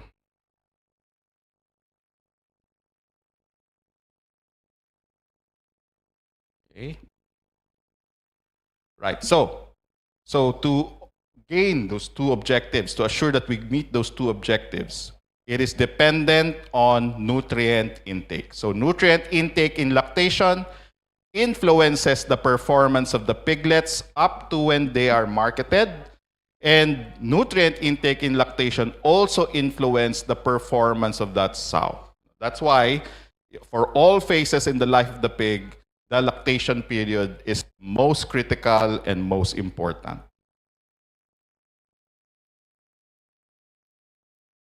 Okay, so there is only one strategy in lactating sows, and that is feed intake, feed intake, feed intake. Okay. That is the only strategy to get them to eat as much as possible. And these are some ways to get higher feed intake in sows. So again, make sure water is available, because feed intake is dependent water intake. Another strategy could be to increase the energy density of the diet. That is by including fat. Obviously, comfort of the sow. If you provide better comfort, lower temperatures, that can stimulate sows to eat more. Feeding sows more frequently. Instead of feeding sows twice a day, we need to feed sows at least 4 times a day. but in smaller amounts. That's the better strategy. At least 4 to 6 times a day, but more frequent, but smaller amounts. That would generate less heat increment, and that would stimulate sows to eat more per day. Feeding fresh, diets should be fresh, and wet feeding is a very effective strategy of stimulating feed intake. That's mixing water and feed together when we provide the feed to our sows. And then probably a good strategy is to feed sows during the cooler phases of the day. So very early in the morning or later in the afternoon. Okay, so now our sows, our lactating sows have the piglets, and now we would shift our attention now to the baby pigs. Okay, very cute pictures. So these are piglets on the farrowing crate, newly born. Okay, so what's the feeding strategy for our young piglets? So our production goals when we talk about piglets would be 3 things. So the first is to increase weaning weights. We need to maximize weaning weights. So different industries have different farms would have different weaning ages. Some farms would wean 28 days, 4 weeks in lactation. Some farms would wean as early as 3 weeks of age, so 21 or 28 days. Okay? And the optimum weight is dependent on the weaning weight. If we're weaning 21 days, the target weight should be 6.5 kilograms. If we're weaning 28 days, the target is at 8 kilograms. Okay? The next production goal is pre-weaning mortality rates. We need to get it as low as possible. Majority of the pigs that we lose happens in this period, during the lactation period. So if we can reduce pre-weaning mortality rates lower than 10%, that would be good. That is ideal. And then finally, we need to ensure, to strategize to improve litter uniformity, because the uniformity of the weights of the pigs in this period can be carried over until they are weaned and then until they are marketed. Okay, so this is why weaning weight is important. So here, this is a good study done in Australia. So pigs were weaned at 27 days, so that's about 4 weeks, and they have 3 groups of pigs. These are low, medium, and high weaning weights. So the medium is 7 kilograms, high is about 10, and then low is 5.5. If they follow them through until 150 kilograms, the weight difference is maintained. The low were still low, and the high were still high. And the difference multiplied from a kilogram difference at 28 days to about 3 kilograms when they were marketed. So that's why the strategy is maximize weaning weights so that we can maximize market weights. Okay.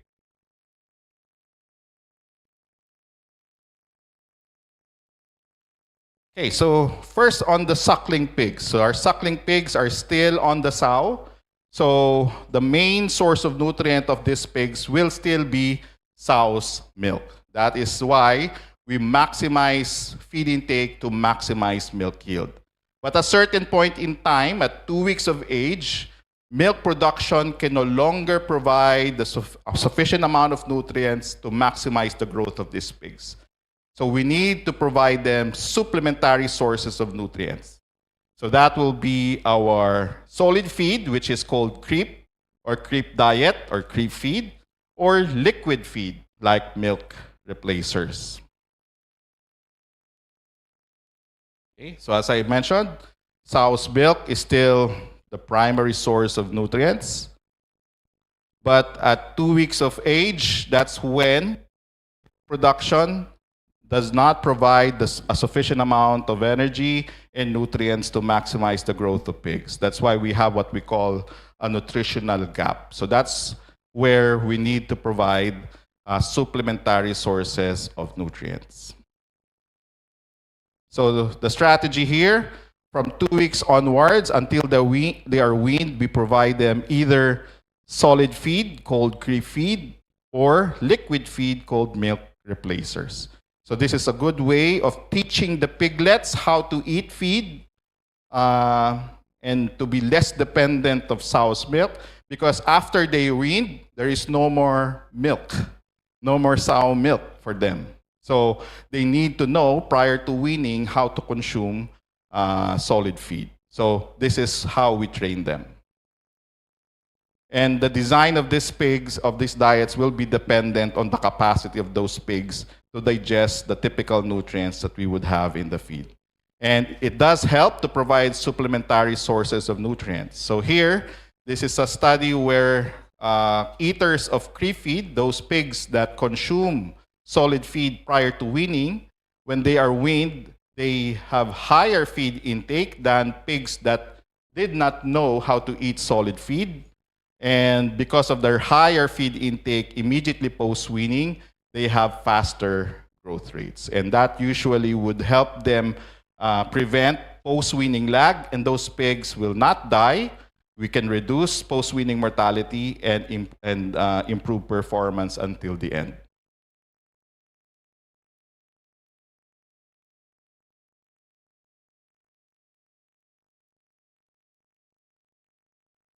Okay. So now our pigs are being weaned. So weaning day, 21 or 28 days. We have to remember that weaning day in the life of these pigs is the most stressful, the most difficult time in their life, because they are being separated from their mommies. So even probably for us, that probably would also be true. So there are a lot of stressors. Okay? So from the weaning stress, you have temperature stress from the comforts of the farrowing house now to a nursery pen. You will be mixed, pigs will be mixed with other pigs, so there could be crowding stress, there will be transport stress, there will be mixing stress, and then there is also nutrition stress, because as I mentioned, there is no longer sow's milk, there is no more milk. So they have to fend on their own, they have to consume their own feed.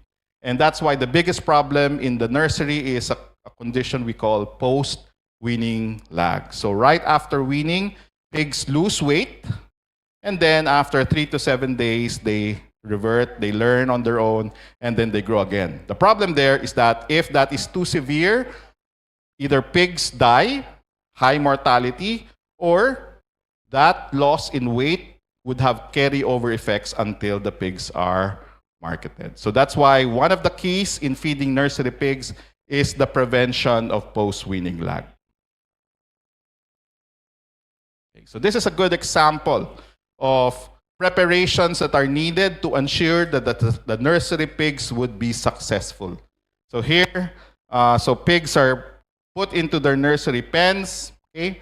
And there you need to provide them mats so that and brooders to increase temperature within the pen. You need to provide them enough feeders so that pigs immediately post-weaning can consume feed and learn how to eat feed. So management in this phase is very important for us to be successful in preventing post-weaning stress. And the key in achieving best performance in the nursery is making piglets learn and transition to solid feed as soon as possible. How do we do that? One is by adding drinking spaces. So this is a good, you provide them pans where you could provide them water with electrolytes, and then at the same time, you provide them feed. So when pigs are weaned, the first thing that they look for is water, and if water is consumed, they would start eating. So this is a very good practice of stimulating them to eat more feed. And then 24 hours after weaning, one of the most important strategies is making sure that all of the piglets in the pen are already eating. That is by looking at each individual pig. And then if there is an individual pig that is not eating, like for example this pig, we mark those pigs and then we teach them how to eat. So how do we teach them to eat? We get small amount of feed and we physically teach them how to eat. And then we observe those pigs. And then when we see them already on the feeder eating on their own, then we mark them again, and we say this is already a fixed pig. So 100% of them should be eating within the first 24 hours. Okay. Then another important strategy is gruel feeding. So the picture that I showed you, you have separate water and you separate feed.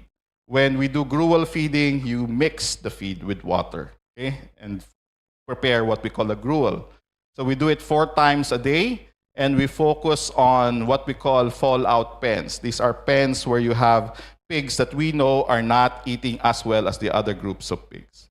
Okay, so we prepare the mixture where there is more water in the mix and less feed, and as much as possible, the gruel should be consumed within the first 90 minutes. So as I indicated here, if a pig is not eating after 7 days, that pig will not survive. Okay, that's why we need to make sure that all of the pigs in the nursery pen should be eating. So this is how we prepare gruel. So this is the proper mix, 75% water, 25% feed, rather than this. So it's more watery than this. Okay? And that is more effective as a gruel. Okay, now there are some physiological limitations that we need to consider in piglets. So our piglets, when they are born with an underdeveloped digestive system. So they have low enzyme activity. They do not produce enough enzymes that can help them degrade the typical nutrients that we would have in the feed. And then second, they have a problem with pH. Their stomach cannot produce enough hydrochloric acid to bring down the pH at around 2 to 3 for them to effectively degrade protein. So we need to address that, because if we provide them just normal protein, that would lead to diarrhea issues in our pigs. Okay? And then the other problem with our piglets, they have low immunity level. So piglets, they are born without any antibodies. Okay? There are no antibodies. So the antibodies, the immunity that they need, would come from the sow through the colostrum. So that's why colostrum management is critical. We have to make sure in the first 24 hours that all of the piglets are provided sufficient amounts of colostrum to address this problem. So to address these limitations, we make sure that when we formulate diets or we prepare diets, we address them accordingly by choosing the correct type of ingredients in the creep and then in the nursery diet. Okay. So oops. Okay. Sorry. All right. Right. So for the digestive development of piglets, so this is the age of the pig from a week old to 8 weeks. So as I mentioned a while ago, we wean pigs either 21 days or 28 days. So the lines here would represent groups of digestive enzymes. So the purple would represent lactase enzyme. The blue would be for proteases and carbohydrases. And then the red line would be for lipases. So I'm sure you know what these enzymes are. So what we could clearly see here is that the enzyme activity, lactase enzyme activity is high when pigs are young, but when they are weaned, lactase activity declines. Okay? While proteases and carbohydrases, they are low when they are young and then increases when the animal ages or when the pig's ages. So because of this change in enzyme activity, we use that as a basis in the design of the diet. So most definitely, in younger diets, in diets fed to younger pigs, it would be higher in lactose, milk ingredients, less of carbohydrates, and we would use normally more digestible types of protein sources, processed soy products, processed ingredients that will be more digestible to pigs to address the issue related to low protease activity.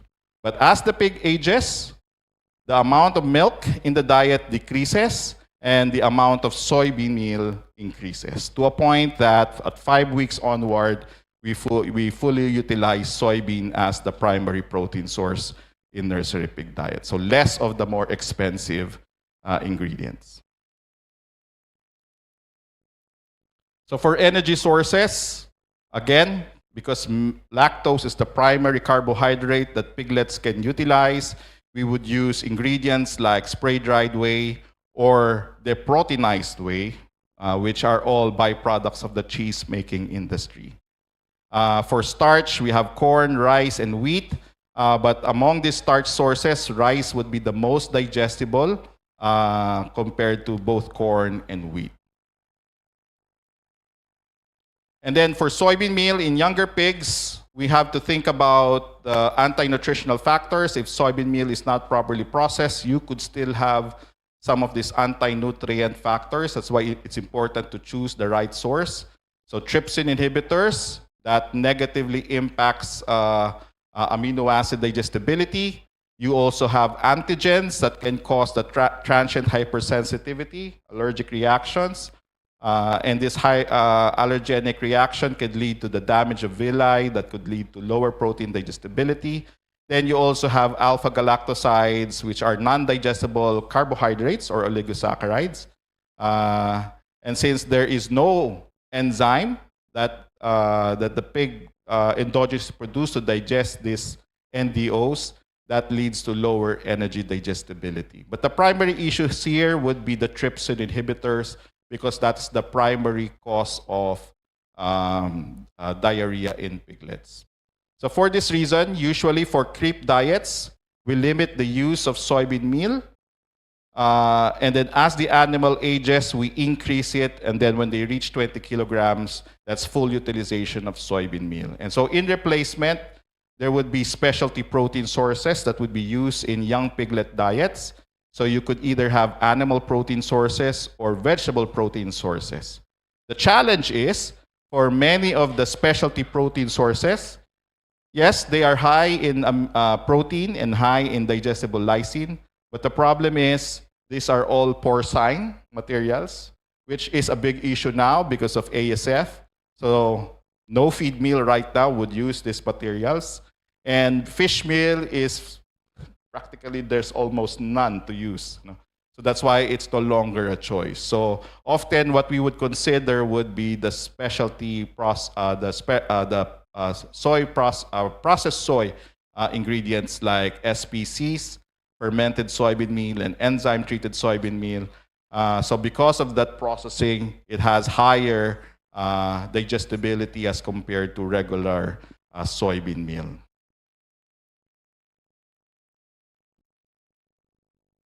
Okay.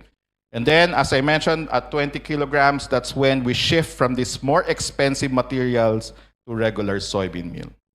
Right, so now we are in the last phase, which is in growing finishing pigs. So this would normally begin from 20 kilograms until pigs are marketed. So I don't know what the market weight is here in Bali, but in the Philippines, it's 90 kilograms, but we are pushing it now to as high as 120 kilograms to maximize the opportunity of having pigs.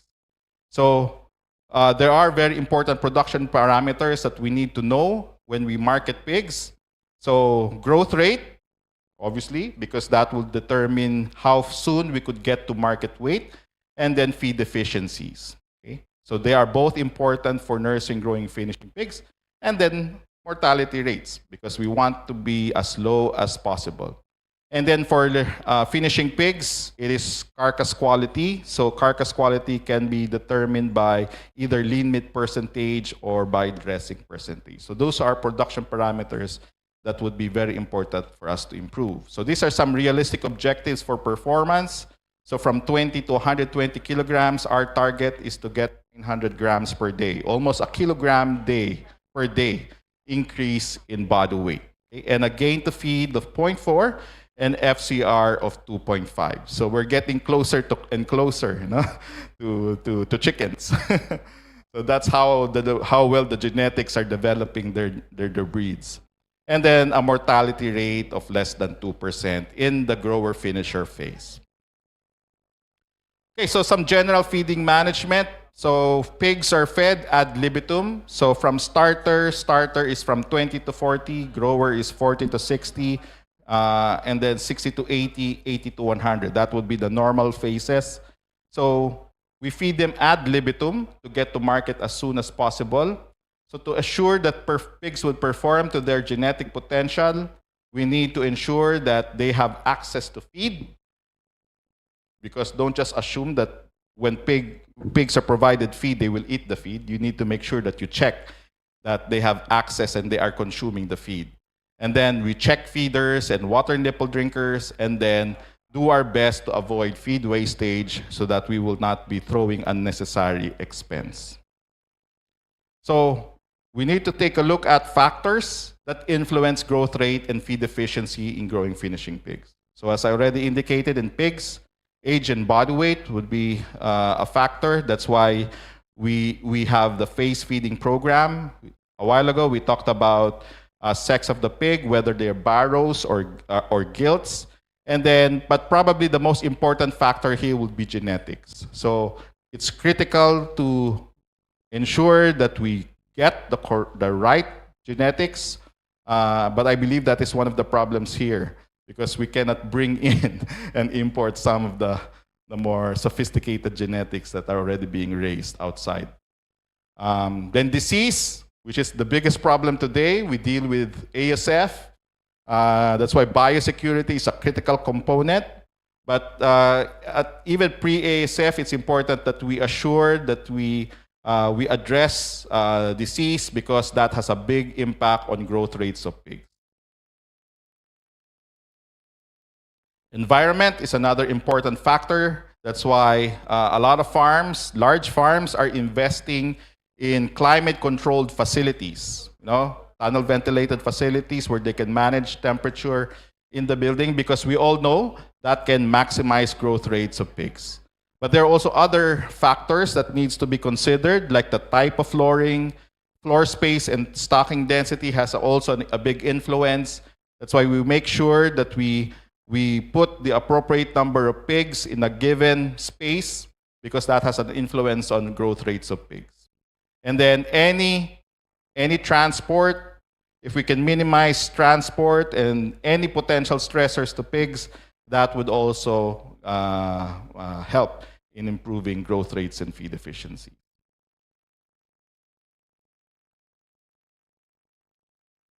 Okay, so these are also very important factors. I don't have the time to kind of discuss them, but we feed growing pigs ad libitum. Wet feeding is always a plus. It helps improve growth rates because of higher feed intake.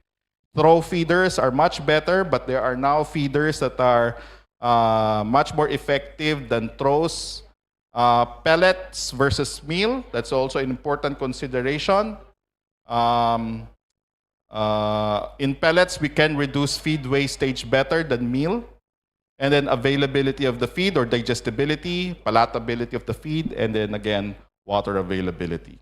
And then this one, we talked about this a while ago. But I think at the end, people is the most important. You may have the best nutrition, you may have the best housing system, you may have the best genetics, but if you don't have good people, nothing will come out of that. So that's why it's really important that we set the directions, we educate our people, and make sure that we have good, really good people that cares about the animals that they are raising.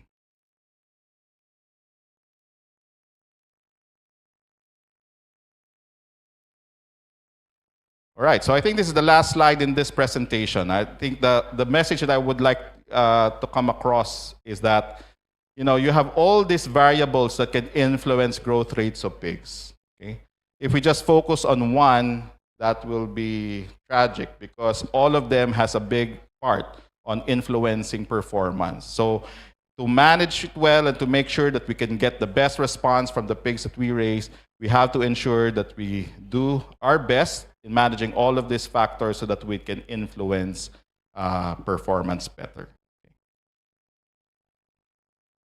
All right, so I think that's the last slide in this presentation. So if you have any questions, I can address them in the Q&A. So thank you.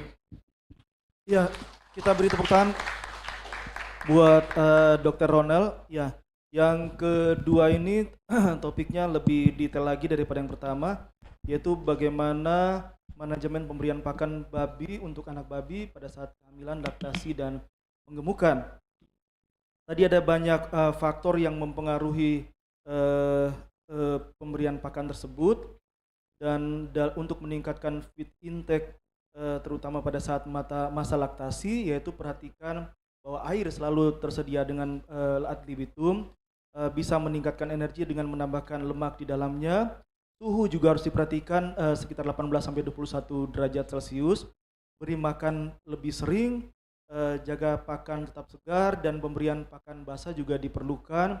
Di samping memberi pakan pada hari yang cenderung suhunya lebih terjamin.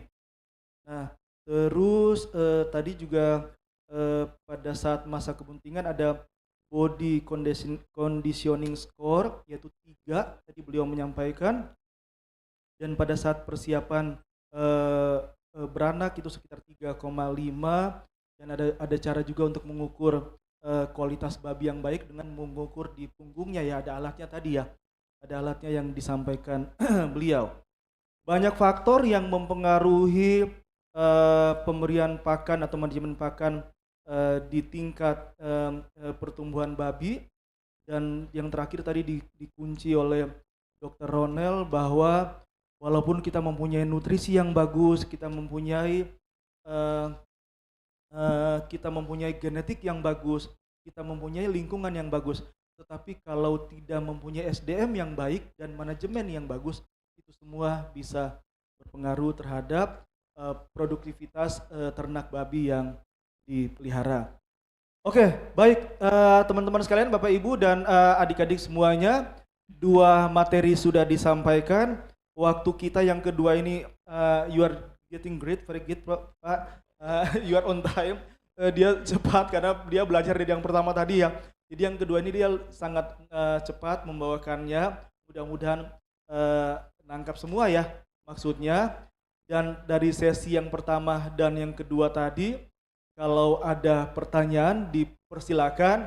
Mau langsung pakai bahasa Inggris lebih baik, bahasa Indonesia juga tidak apa-apa. Di sini ada Pak Michael, nanti bisa bantu kalau untuk translasi ya Pak ya. Ya, silakan Ibu. Saya minta tolong panitia hadirkan mic-nya. Thank you very much.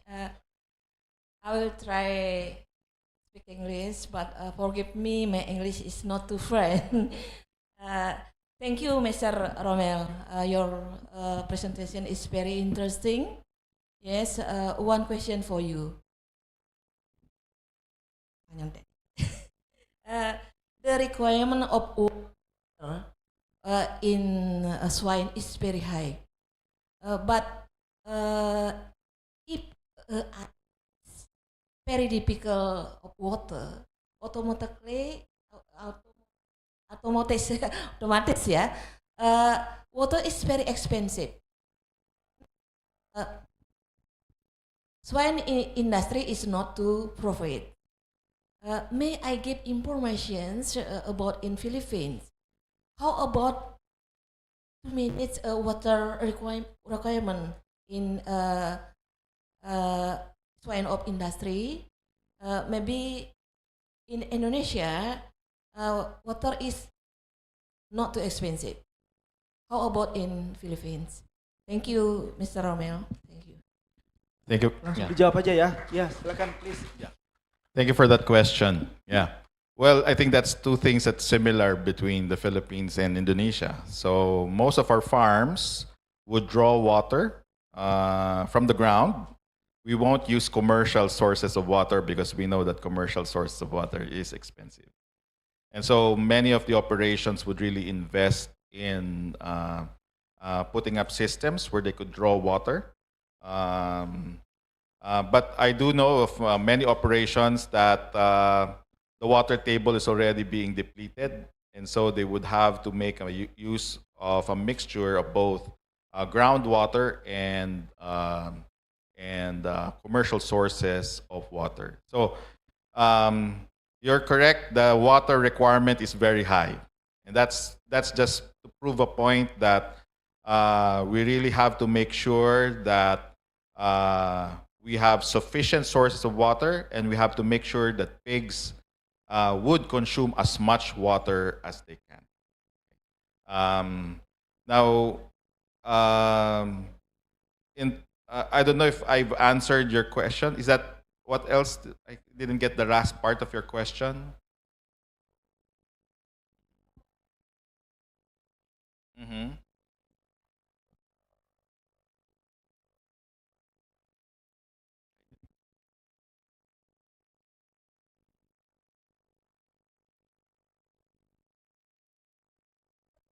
Ah, okay. So the question is, correct me if I'm wrong, if what is my experience in uh, in the Philippines for, okay. Well, again, it's two things: making sure that there is good sources of water. So most often, farms, we would make sure that farms would be able to either draw sufficient amounts of groundwater. That water should also be treated, because we also know that water that's drawn from the ground, from the water table, is not necessarily the best water. So we have to make sure that there is some treatment, a system where we can treat also the water, because the problem with water quality is with very high levels of TDS, that could lead to either diarrhea problems in pigs, or that could also have health-related issues if that type of water would be consumed by pigs. So groundwater, that would be the issue. And then commercial sources of water. So if we tap into commercial sources of water, then it's making sure that the type of system, like for pigs, we do not provide water using trough feeders, using the trough feeders. You know, we provide them using most often in nipple drinkers, nipple drinking system. So we make sure that we have the appropriate number of drinkers in each pen, given the number of pigs, the stocking density that we would have, and then making sure that the nipple drinkers are the correct size. So we have nipple drinkers that is more appropriate for smaller pigs, and then also nipple drinkers for older pigs. Okay. So to ensure that water is provided at the requirement, it's making sure that the drinking system, you have the correct number of nipple drinkers, and then you have the appropriate sizes of the nipple drinkers. So usually that is what we would employ in most of the operations, in provisions of water. Ya, silakan Prof Budi.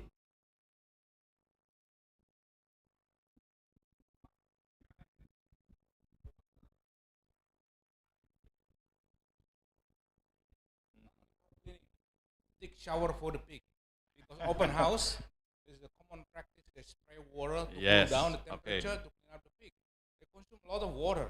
Ah, So if you calculate just drinking Yep. water, probably okay, but the problem Yes. is spraying. Is it common practice in the Philippines that that's you a very clean up? that's a very good question. Same thing. But what we always tell our producers,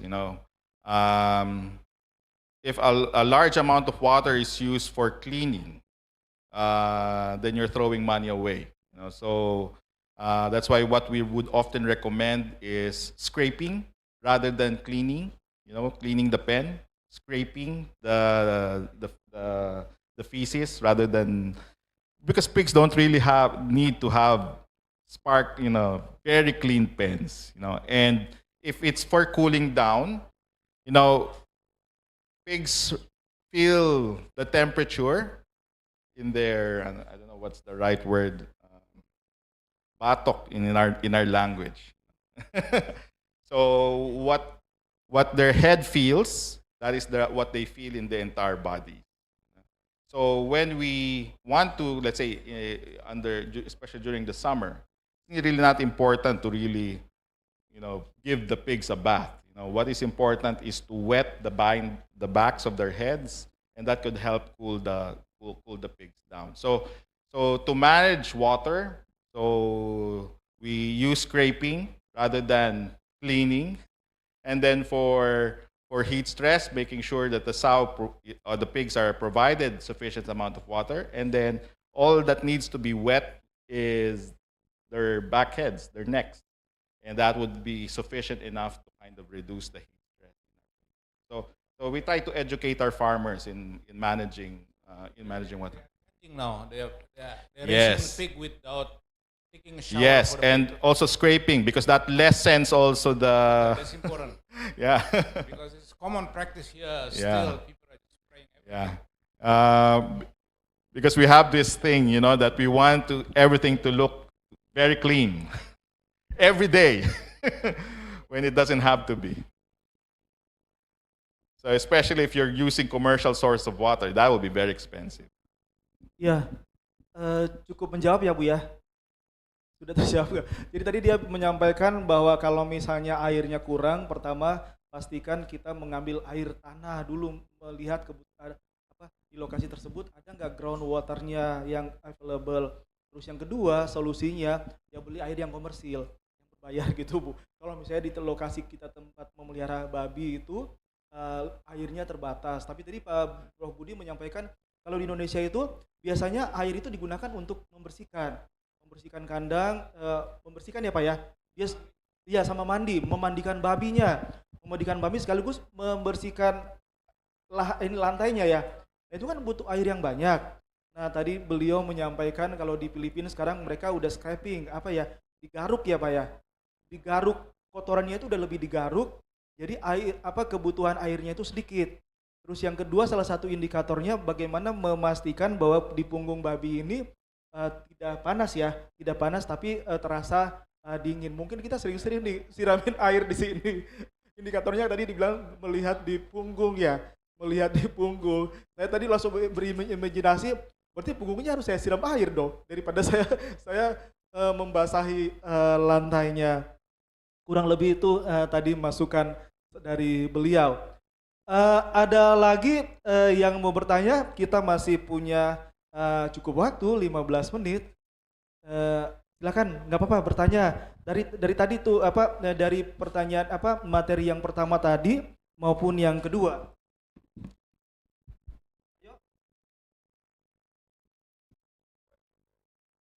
Ya, silakan Dek. Bahasa Inggris boleh, bahasa Indonesia nggak apa-apa.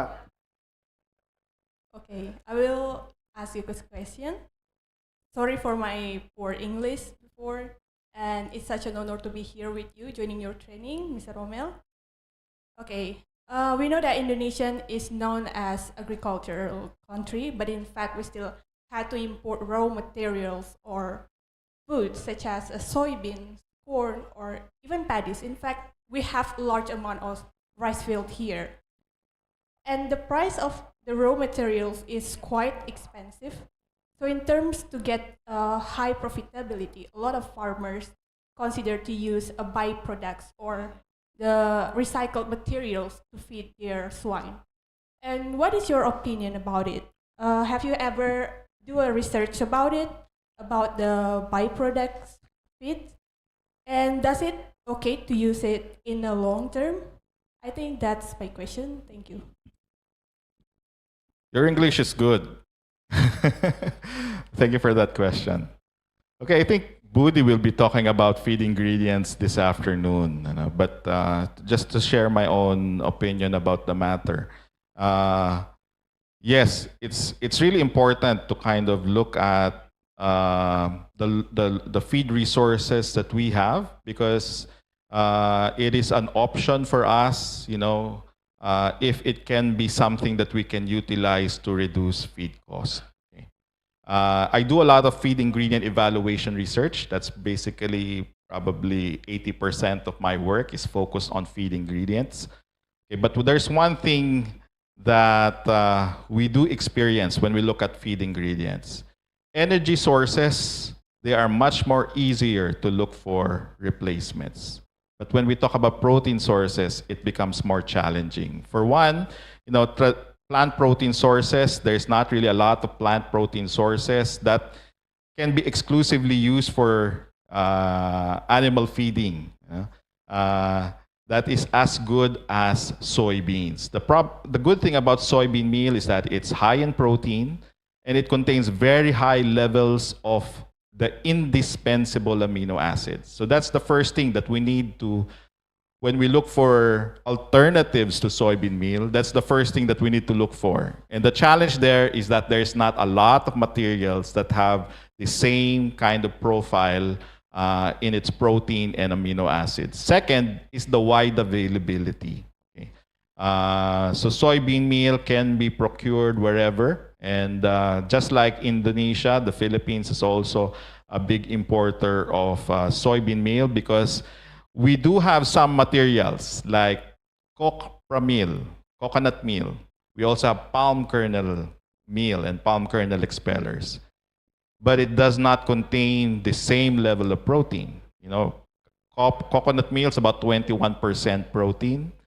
The lysine level is even 10 times less than what we have in soybean meal. So to think of that material as an alternative to replace soybean meal may not be, it might be a stretch. It is impossible unless, you know, we do something like a processing step that maybe we could raise the protein. But that's the challenge when we talk about agricultural byproducts. You have to deal with the difference in the protein quality. And then the problem with many of the alternative oilseed meals is the fiber. So many of our byproducts have very high NDF, very high fiber level, or TDF. And so that makes byproducts very difficult to work with because you also have to address the issue of fiber. You know? So I think it's important that we continuously look, evaluate alternative feed ingredients, but it's important that we realize what the problems are and then try to address those problems maybe through technology or some other ways that we can remove, you know, some of these anti-nutrient effects. Ya, saya simpulkan saja bahwa untuk materi tentang feed ingredients akan dibahas setelah ini. Tetapi tadi Dr. Ronald juga menyampaikan bahwa soybean meal yang punya US juga itu punya kandungan nutrisi yang baik untuk pakan ternak babi. Tapi salah satu faktor bagaimana kita menyiapkan raw material untuk pakan itu sebaik mungkin agar tidak menyebabkan efek ketika dikonsumsi oleh ternak tersebut. Ya, itu mungkin kesimpulan dari jawaban beliau. Bagus banget pertanyaannya. Siapa namanya, Mbak? Mary. Siapa? Mary. Oh, Mary. Ya, oke. Ada lagi siapa yang mau bertanya selain Mary? Ya, silakan di belakang. Thank you, Dr. Ramel. Thank you for the time. Sorry, my English not friendly. I want to ask. We know feed can save a long time in warehouse, maybe until 1 year, 2 years. If we produce like a factory, I want to know how can we make the feed like factory is addictive like antioxidant or aflatoxin, and what the name of antioxidant or aflatoxin, maybe like spesies atau merek dagang gitu. I want to know. Thank you. I think I do. I'm sorry if hopefully I understood the question. So your question is about storage of feed? Yeah? So we can lengthen its shelf life? Yes, that's right. Okay. Well, two things. So the two things that we're always worried about if we are going to have high inventory and we think that feed will stay longer in the feed storage. So first would be molds. Okay, so to address mold growth, you know, what we typically would do is add mold inhibitors in the diet. So mold inhibitors it is addressed in two ways. One is mold inhibition in the cereal, in the grain. So since majority of the materials in the diet are the cereal grains, like let's say corn, so in the feed mill, we have a system of adding some preservatives to corn so that we can prevent mold growth. And then in the feed, to ensure that feed would remain, would not have any molds for a long period of time, we also would include mold inhibitors in the diet. I think your question there is what brands? I think I could not say what brands. But if I would say, usually what really works would be based on propionic acid. Propionic acid is a very good mold inhibitor, but there is challenges in the use of propionic acid as a mold inhibitor because it's a very aggressive acid. But usually good mold inhibitors are based on propionic acid. The second would be antioxidants, because especially if you have ingredients that have high levels of fat, or if you add if you have a high inclusion of fat in the diet. So what we were worried about is rancidity, oxidative rancidity. So if fat becomes rancid, you could smell it, you know that it's bad, and then the quality of that diet decreases tremendously if the fat that we use is already rancid. Okay. So to prevent that, we use antioxidants. So, and again, there are many commercial products that can be used on antioxidants. Traditionally, it's always based on ethoxyquin or BHA, but different countries have different regulations. In some countries, some of these antioxidants are banned.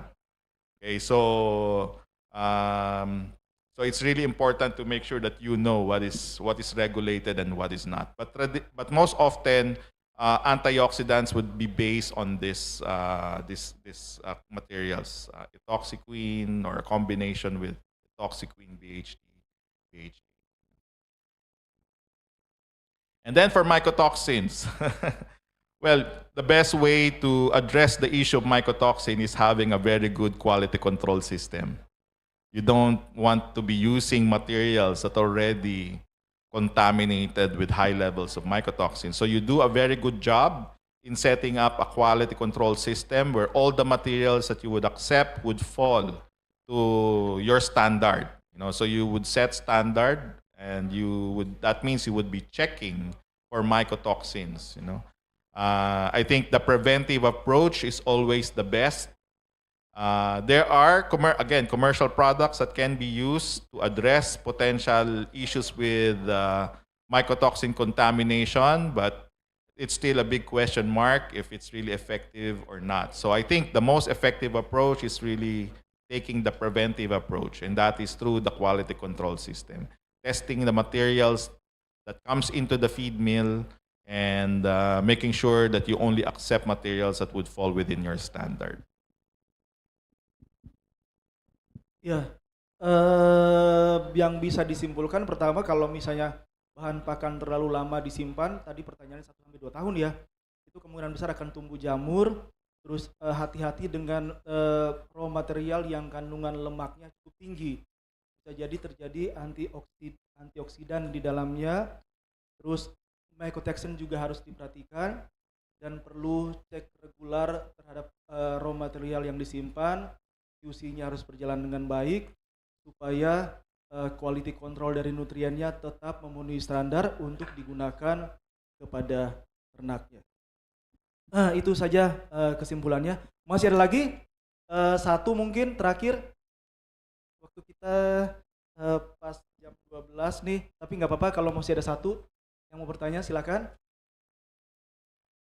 Ya, silakan Pak. Okay, thank you so much for the time that given to me. Magandang hapon. My question is, do we need to consider the amount of water in the feed if the pig is already give ad libitum water. Thank you. Ya, aku juga gak dapat, coba diulangi Mas. We need to consider the amount of water in the feed if the water that given to the pig is already ad libitum or free access. Thank you. Okay, so part of water intake is not just the water that we provide, amino acids, everything. So if we have too much water in the diet, then that means you have less concentration of nutrients that comes in. So that's why we don't prepare. Ya, dapat ya. Intinya kalau sekitar 10-12% yang dibutuhkan di dalam pakan ternak babi. Karena kalau terlalu banyak kg. That's one of the things that's changing now. We're changing systems from metabolizable energy to net energy. So I think we need to have a better understanding of what net energy is. So kg is a coefficient that determines the efficiency of utilizing Me for Ne. Okay? And what contributes to that is the heat increment that is generated by different nutrients. So, for example, fiber and protein have low Kg. Okay? So, which means they have low efficiency of utilizing the Me to Ne. So, which means they generate more heat increment as compared to fat and carbohydrates. Fat and carbohydrates or starch has high Kg, which means they have low heat increment. So if these different nutrients contributes to Kg, then an individual feed ingredient that has protein, carbohydrates, fats, and even fiber would have they also validated that it is not influenced by the composition of body weight gain, whether it's more protein and fat versus fat or more protein. So that's why there is only one coefficient, and that is 75%. So that makes it easier for us to convert net Me requirements to net energy requirements by simply multiplying Me to this coefficient, Kg. But individual ingredients, because they vary in composition, would have a different Kg. So that is why I started speaking Tagalog, because I thought I was in the Philippines already. I'm sorry. But that is why you have different net energy values for feed ingredients. Okay? So which is dependent on the composition. Ya, cukup clear ya. Tenis banget yang terakhir nih pertanyaannya. Pertanyaannya yang terakhir cukup tenis banget. Saya juga agak ini menangkapnya. Tetapi tadi dia banyak menyampaikan bahwa KG itu efisiensi penggunaan metabolisme energi di dalam pakan yang ada. Nanti lebih lanjut dibahas oleh Prof. Budi ya. Yang pertanyaan nomor terakhir itu agak sangat teknis bagi saya, Pak. Pertanyaan nomor terakhir dari Mbak Ardina, bagus banget. Nanti sesi berikutnya mungkin lebih jelas ya bagaimana penjelasan terhadap pertanyaan nomor yang paling terakhir. Ya, waktu kita sudah 12.07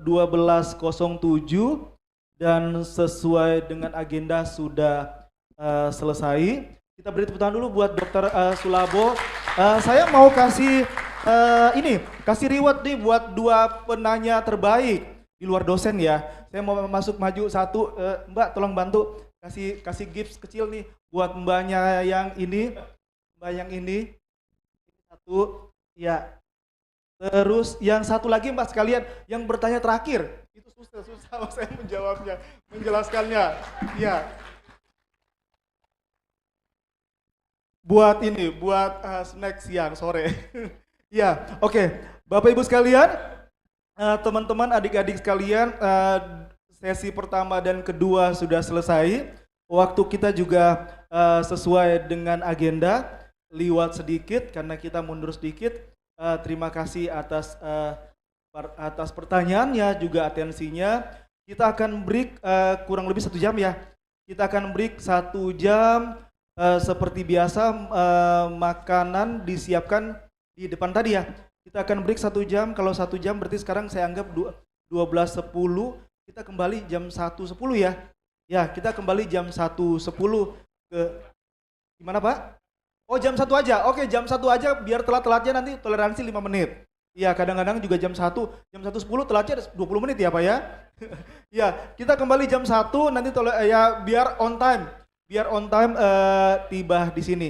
Ya oke. Silakan tepuk tangan dan selanjutnya kami serahkan kepada MC. Tapi saya juga sudah mempersilakan mereka makan ya. Baik.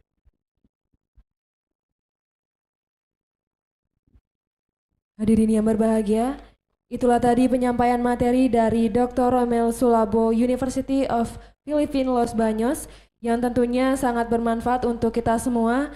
Dan kami juga mengucapkan terima kasih kepada Bapak Insinyur Alfred Kompodu, SPT MM ASEAN Eng yang sudah memoderatori penyampaian materi tadi. Kami mempersilakan kepada Dr. Romel dan juga Bapak Alfred Kompodu untuk kembali ke tempat.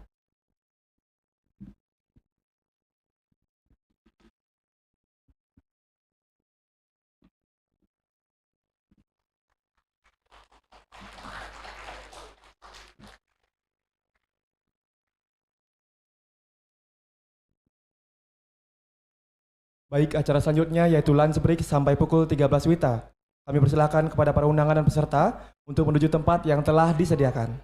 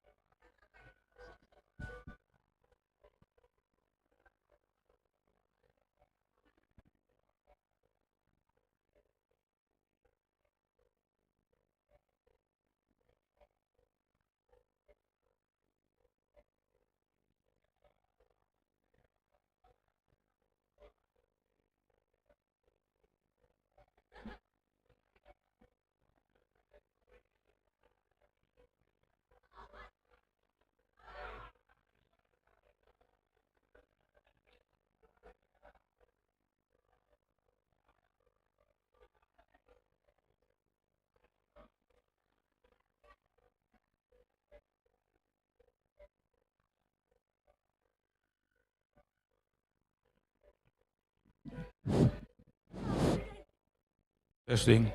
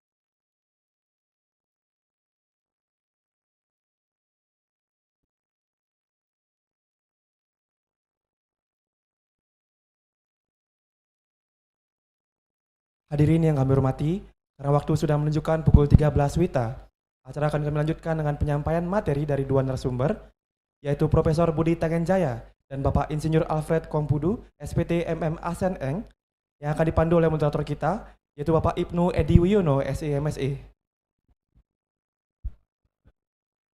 Namun sebelum itu, izinkan kami untuk membacakan CV dari moderator kita hari ini.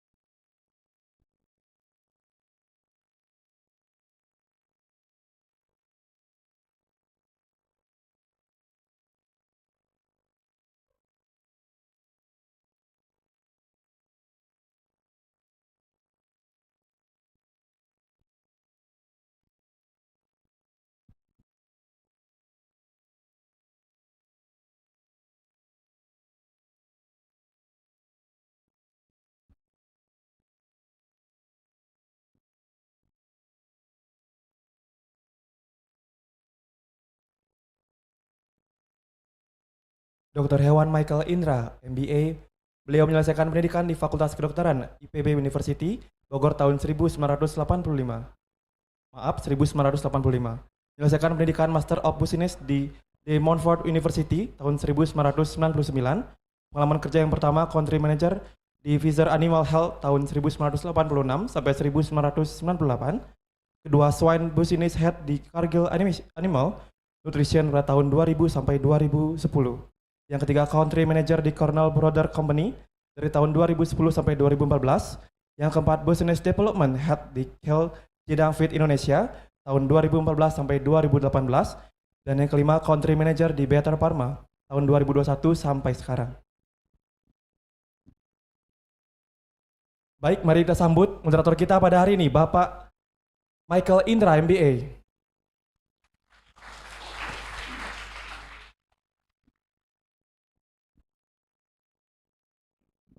Oke, semua berdiri dulu. Ini usus sih kita itu biar lurus nih. urusan usus besok memang bagian saya. Sekarang kita ini. Jadi 2 menit saja. Jadi kita gerakkan kepala dari kiri ke kanan supaya nggak puyeng terus. Sebanyak mungkin sampai putus. Kita balik lagi. Oke, kemudian tangan kanan ke atas. Lambai-lambaikan terus supaya kita tidak ngantuk. Enteng-enteng aja. Kemudian yang kiri. Ya, oke. Terus pinggang kita gerakkan begini, ke kiri, ke kanan. Biar lapar lagi. Nanti break jam berapa ya nanti breaknya ya? Oh nggak ada break? Oh iya benar. Kita bungkukkan ke depan, ke belakang. Ya, oke. Yang terakhir tepuk pundak yang paling kiri. Bro, sis jangan tidur, weh. Bro, sis jangan tidur. Tepuk bener. Don't sleep again.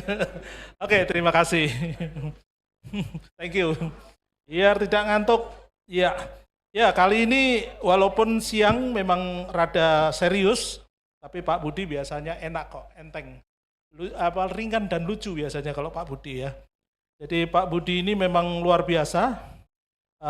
Beliau pernah menjadi technical consultant di US Soybean Export Council yang tadi diberitakan oleh Pak Ibnu selama 2 tahun, jadi pengalamannya luar biasa.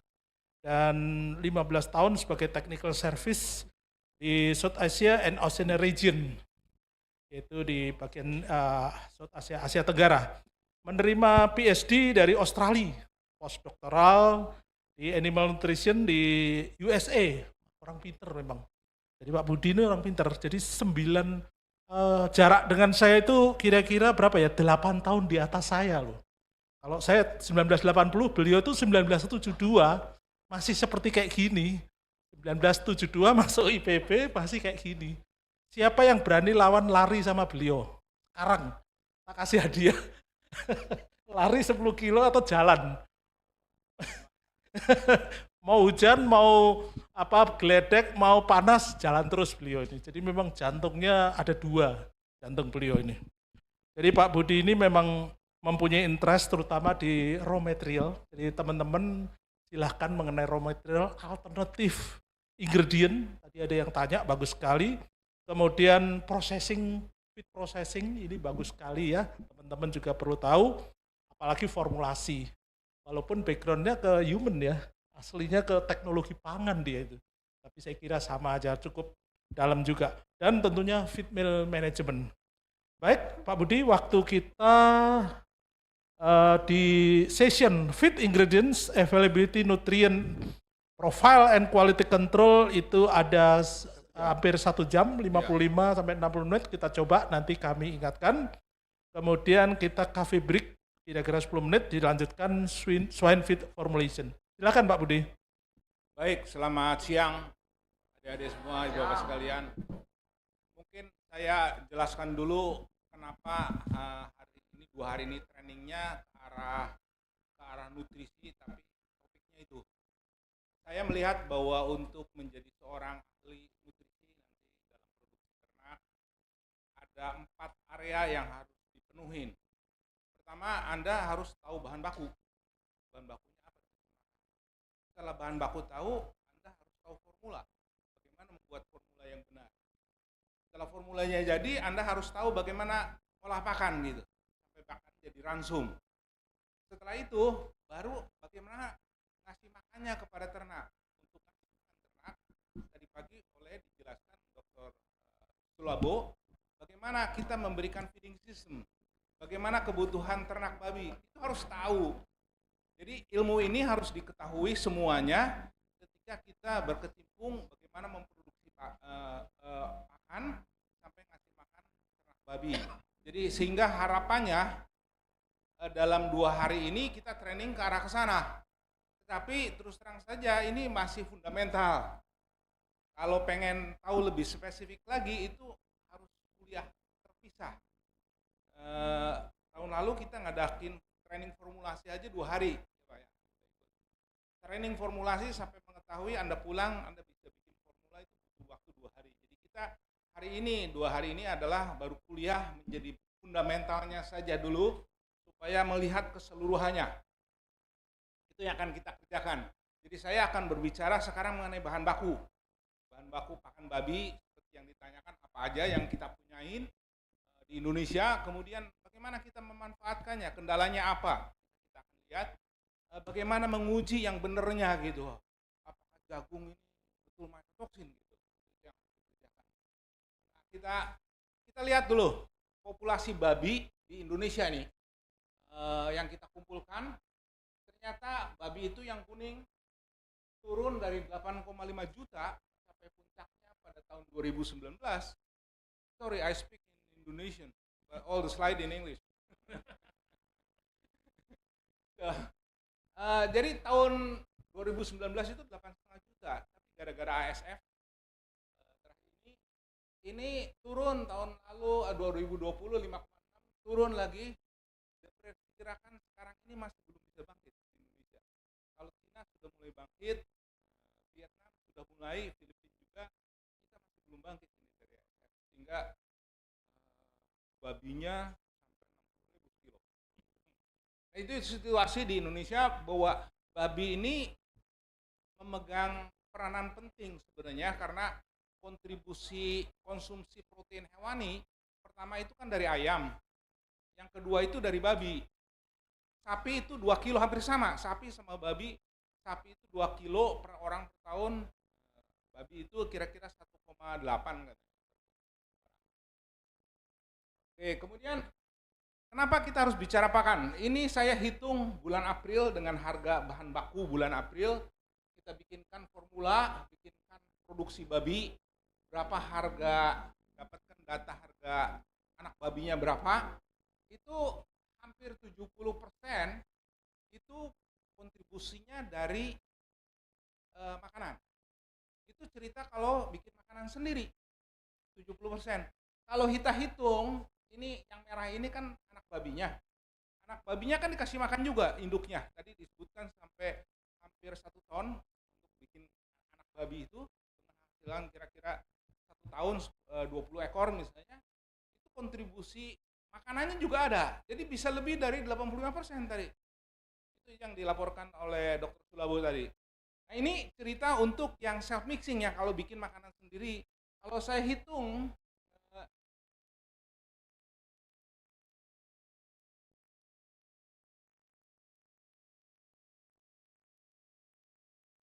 nah, kalau kita hitung, ini data slide berikutnya, kita ambil dari beli pakan dari luar. Apa? Kita kan dari feed mill, dari siapa kita beli, nah kontribusinya makin gede lagi.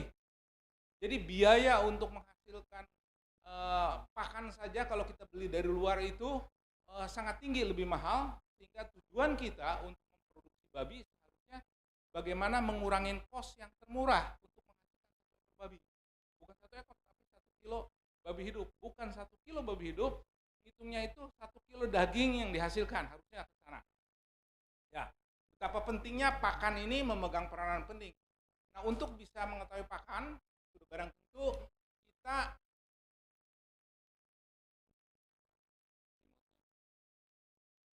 Oke. Nah, sekarang produksi pakan di Indonesia.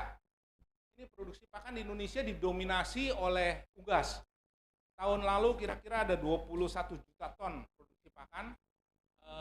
Babi itu hanya porsinya kecil di antara lain-lain ini. Jadi kalau di bawah 90% ini 85% dikuasai oleh ayam layer sama breeder. Ada 10% kira-kira hampir 10% dipakai untuk aqua, makanan ikan. Dan total yang lain-lain itu kira-kira hampir 10% itu ada babi, ada ruminan. Jadi babi itu porsinya kecil. Tetapi dari segi usaha belum tentu paling tidak menguntungkan. Babi itu sekarang ini yang paling menguntungkan. Kalau nggak mati babi. Itu yang situasi yang terjadi. Jadi inilah situasi pakan di Indonesia. Nah, tadi dikatakan ransum. Pakan kan kita bicaranya ransum. Ini ransum babi secara keseluruhan. Ini isinya adalah cereal atau grains tadi, biji-bijian. Ada byproduct. Grain byproduct itu adalah contohnya dedak padi atau wheat polar. Ada juga sumber protein. Nah ini penting, sumber protein dibagi dua. Ada animal protein yang dari asalnya dari hewan, ada yang dari tanaman.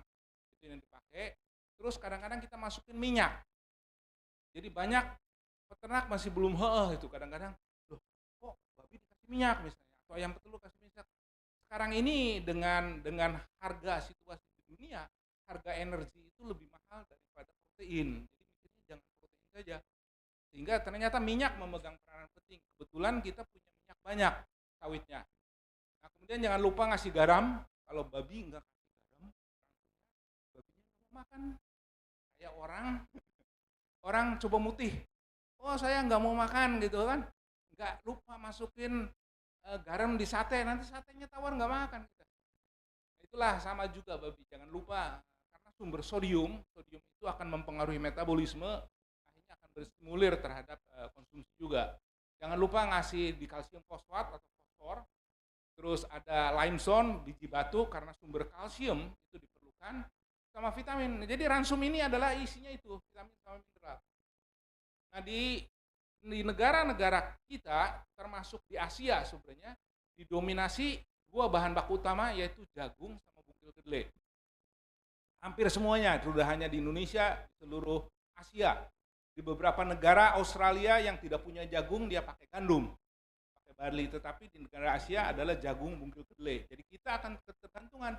Ya iya, ketergantungan. Nanti kita lihat suplainya berapa.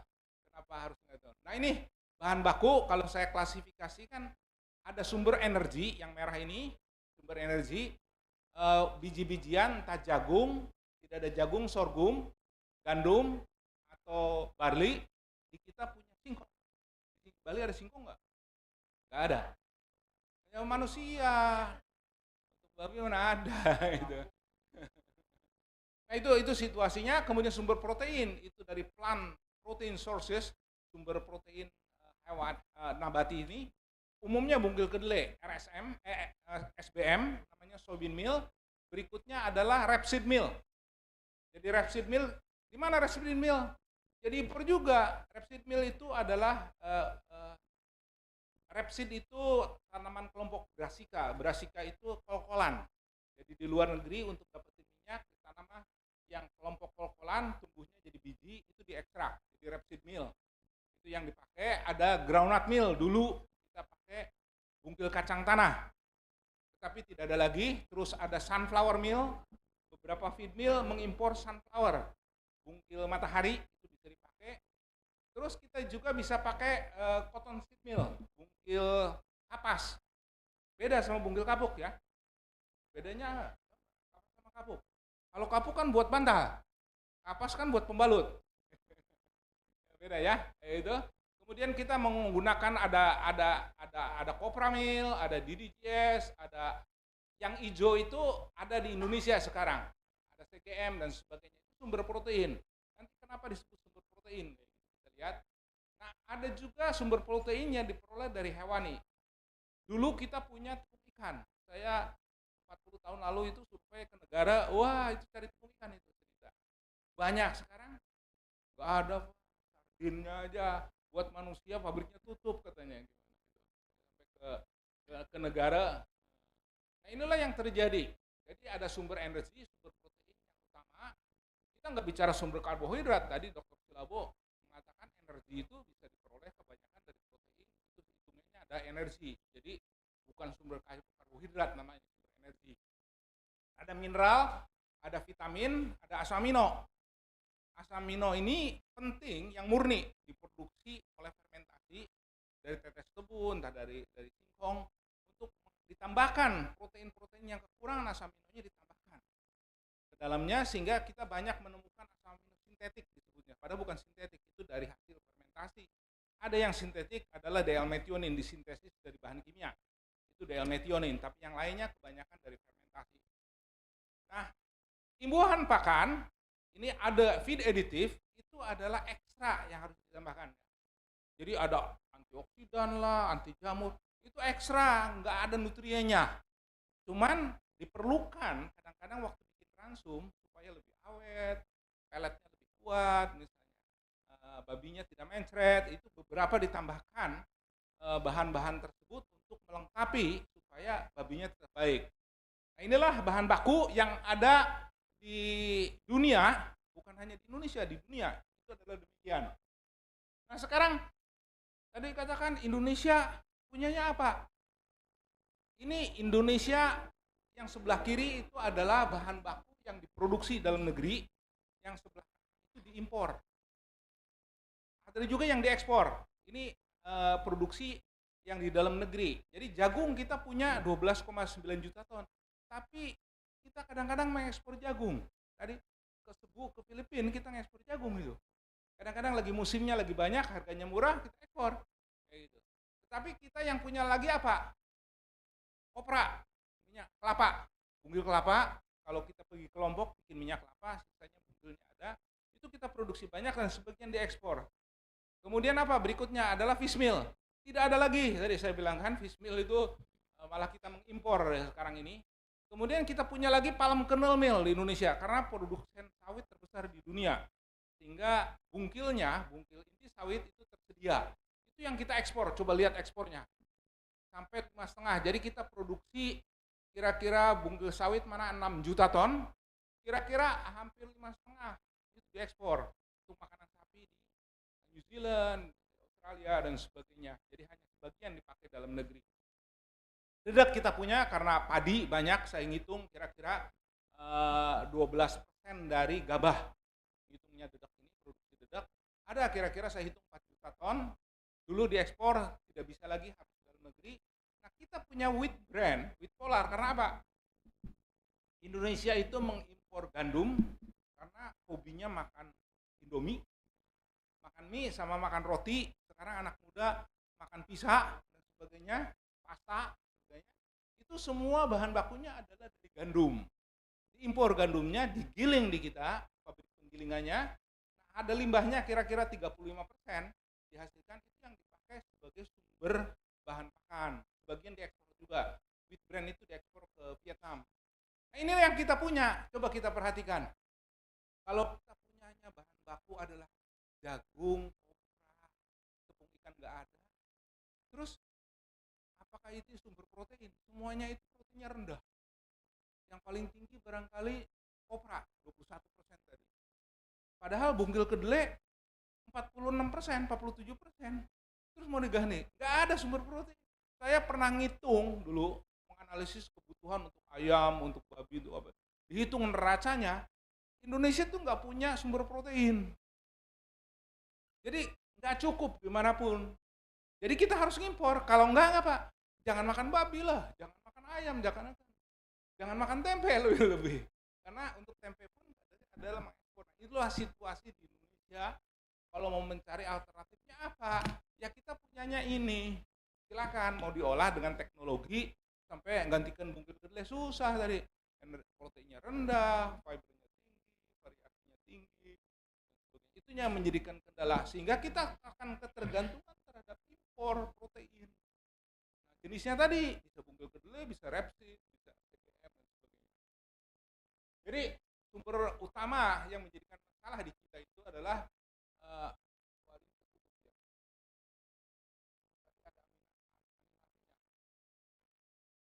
oke lah, nggak apa-apa.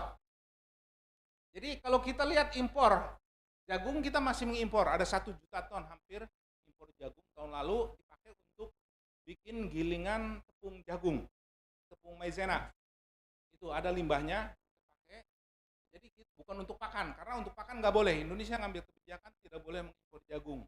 Kemudian bungkil kedelai itu 5,3 juta ton 1 tahun. Sekarang mau ganti apa? Saya udah ngitung nih 5,3 juta ton.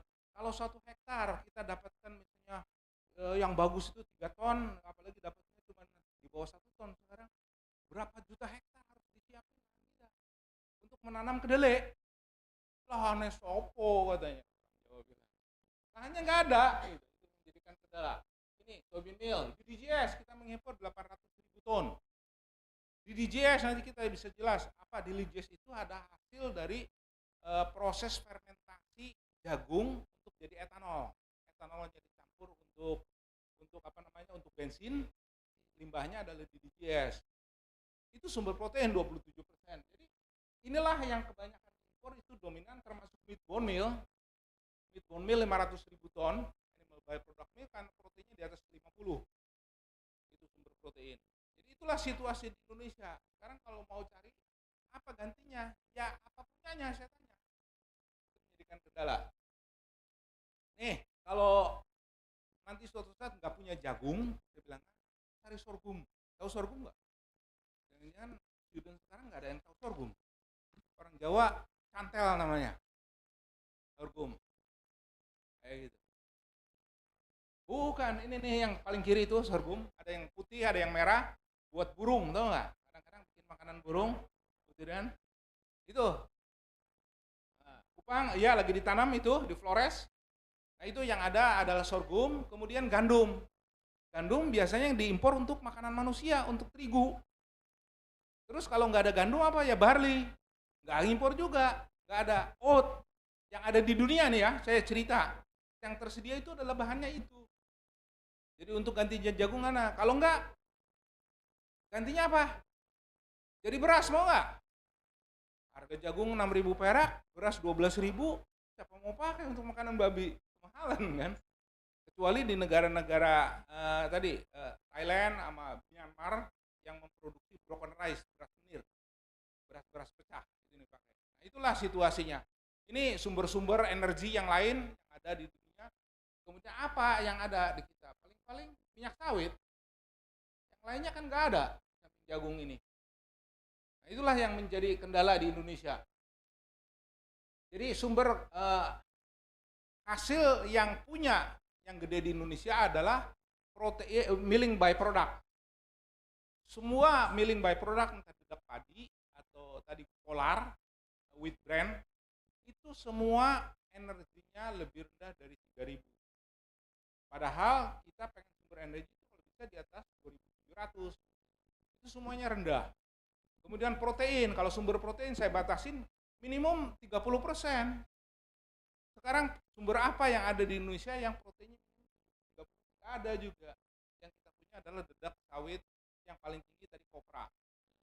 Kira-kira 20%. Nah, jadi sehingga kita mengimpor tadi sumber-sumber protein. Nah, banyak penelitian Pak, bagaimana kalau kita budidaya insek, serangga. Black Soldier, pernah baca nggak? Black Soldier ribut, wow, penelitian Black Soldier. Maggot dan sebagainya, itu cerita maggot udah 15 tahun lalu untuk makanan ikan dulu diteliti. Cuman bisa ngegantikan 5 juta ton bugil kedelai. Bikin 1 ton aja mungkin butuh lahannya berapa gede untuk miara maggot. Terus itu menjadikan kendala. Nah, harus dicari teknologi, bisa nggak? Bisa processing kayak bungkil kedelai 1 hektar lahan, kedelai itu bisa menghasilkan 1 ton protein. 3 ton kedelai kira-kira dengan 36% 1 ton protein. Coba cari, tantang mahasiswa menghasilkan dengan pertanian apa yang bisa menghasilkan 1 ton protein per hektarnya. Gak mudah. Ya. Ini yang kita punya, proteinnya rendah, energinya juga relatif rendah. Padahal kita ngasih makan babi, energi sama protein. Ini sumber-sumber protein yang proteinnya tinggi, kebanyakan energinya rendah. Proteinnya kayak bungkil kedelai, kadang-kadang proteinnya tinggi, kadang-kadang energinya rendah. Tapi bungkil kedelai dua-duanya tinggi nih. Nah inilah sumber-sumber protein yang lain yang di atas itu. Kalau dedak, jangan pakai sumber protein. Jadi kalau ada penelitian dedak, oh saya pakai dedak katanya, gantikan bungkil kedelai. Mana bikin 12% yang gantikan 47? Kan nggak mungkin. Kayak gitu. Jadi apalagi sawit juga sama 14%, mau gantikan bungkil kedelai yang enggak, jauh. Inilah yang harus dilihat sumber-sumber yang ada.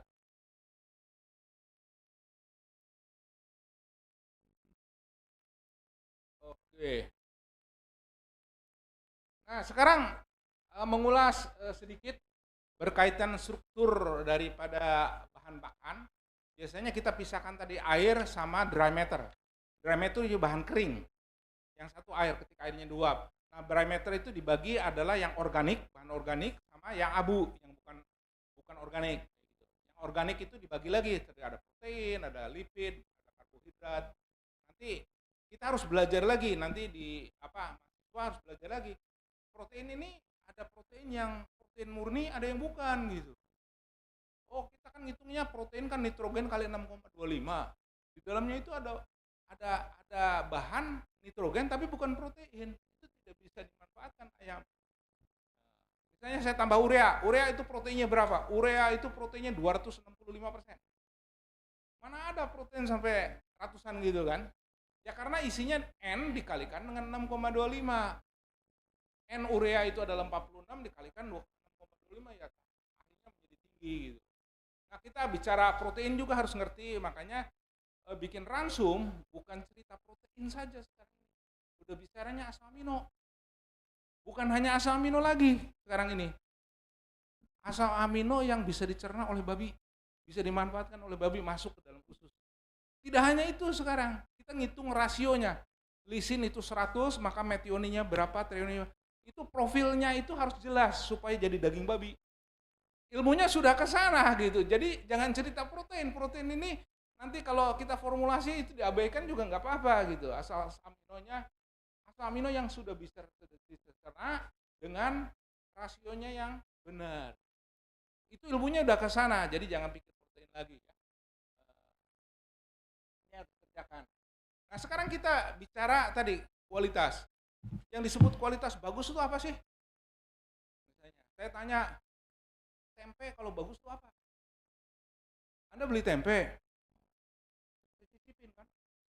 Kok campur sama ampas tahunya sih? Kedelainya dicampur ampas tahu kan? Bisa saja. Oh dicampur lagi sama koro nih, koro dari Jawa gitu, orang Jawa tempenya dicampur sama koro gitu. Nah, jadi yang disebut quality apa? Oh, makanan babi yang bagus itu yang mana? Ada peternak babi, diambil contohnya, cium. Kalau bau ikan, bagus tuh. Gitu. Jadi kualitas itu yang bau ikan. Oh, ambil contoh lagi, jagung yang bagus. Wah, ini enggak jamuran, Pak, katanya. Jadi yang bagus itu adalah yang tidak berjamur.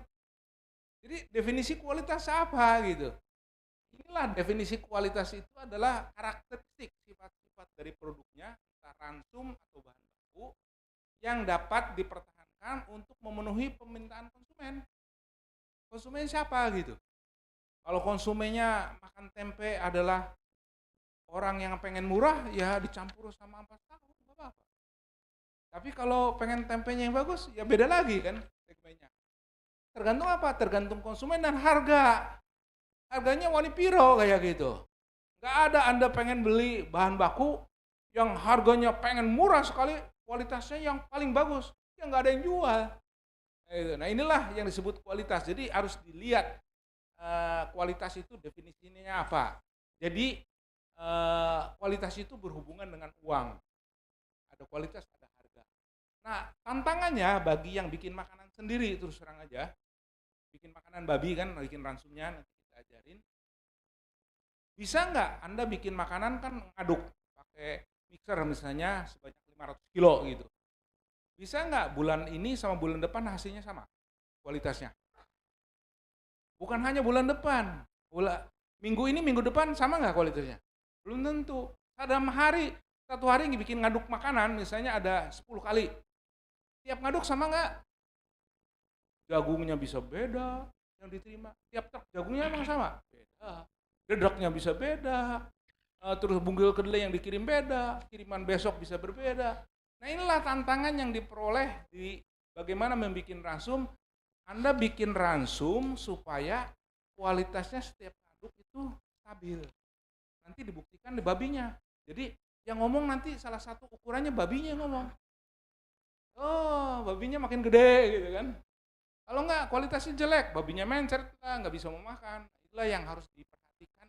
Bagaimana kita bisa mengontrol padahal bahan baku yang diterima tiap kiriman beda-beda, tiap minggu beda-beda. Tapi Anda sebagai yang bikin makanan, nutrisinis harus bisa mempertahankan supaya hasil ransumnya bisa stabil. Itu tantangan terbesar untuk bikin makanan. Karena ada gede duitnya, kayak gitu. dan tidak bisa mengontrol bahan baku ini menjadikan kendala. Sekarang kita akan bahas satu-satu bahan baku apa saja ya. Ada jagung, broken rice, ada cassava, singkong tadi tidak cukup di Indonesia. Ada bungkil kedelai, ada Argentina, Brazil sama US, ada full fat soya di Indonesia, rice bran, wheat bran. Ini yang kita pakai di Indonesia kebanyakan ini nih bahan bakunya. Silakan pilih. Jadi ketika Anda terjun ke industri makanan ternak atau mau bikin makanan sendiri, silakan pakai bahan baku ini yang ada di Indonesia. Tapi tahu nggak kualitasnya gimana? Kualitasnya ngujinya gimana? Nguji bahan baku itu kualitas itu bisa secara fisik tadi saya katakan dari dicium nih bau ikan atau tidak, kualitasnya bagus. Bisa secara quick test, ada teknik untuk uji cepat nanti kita ajarkan cara-cara cepat.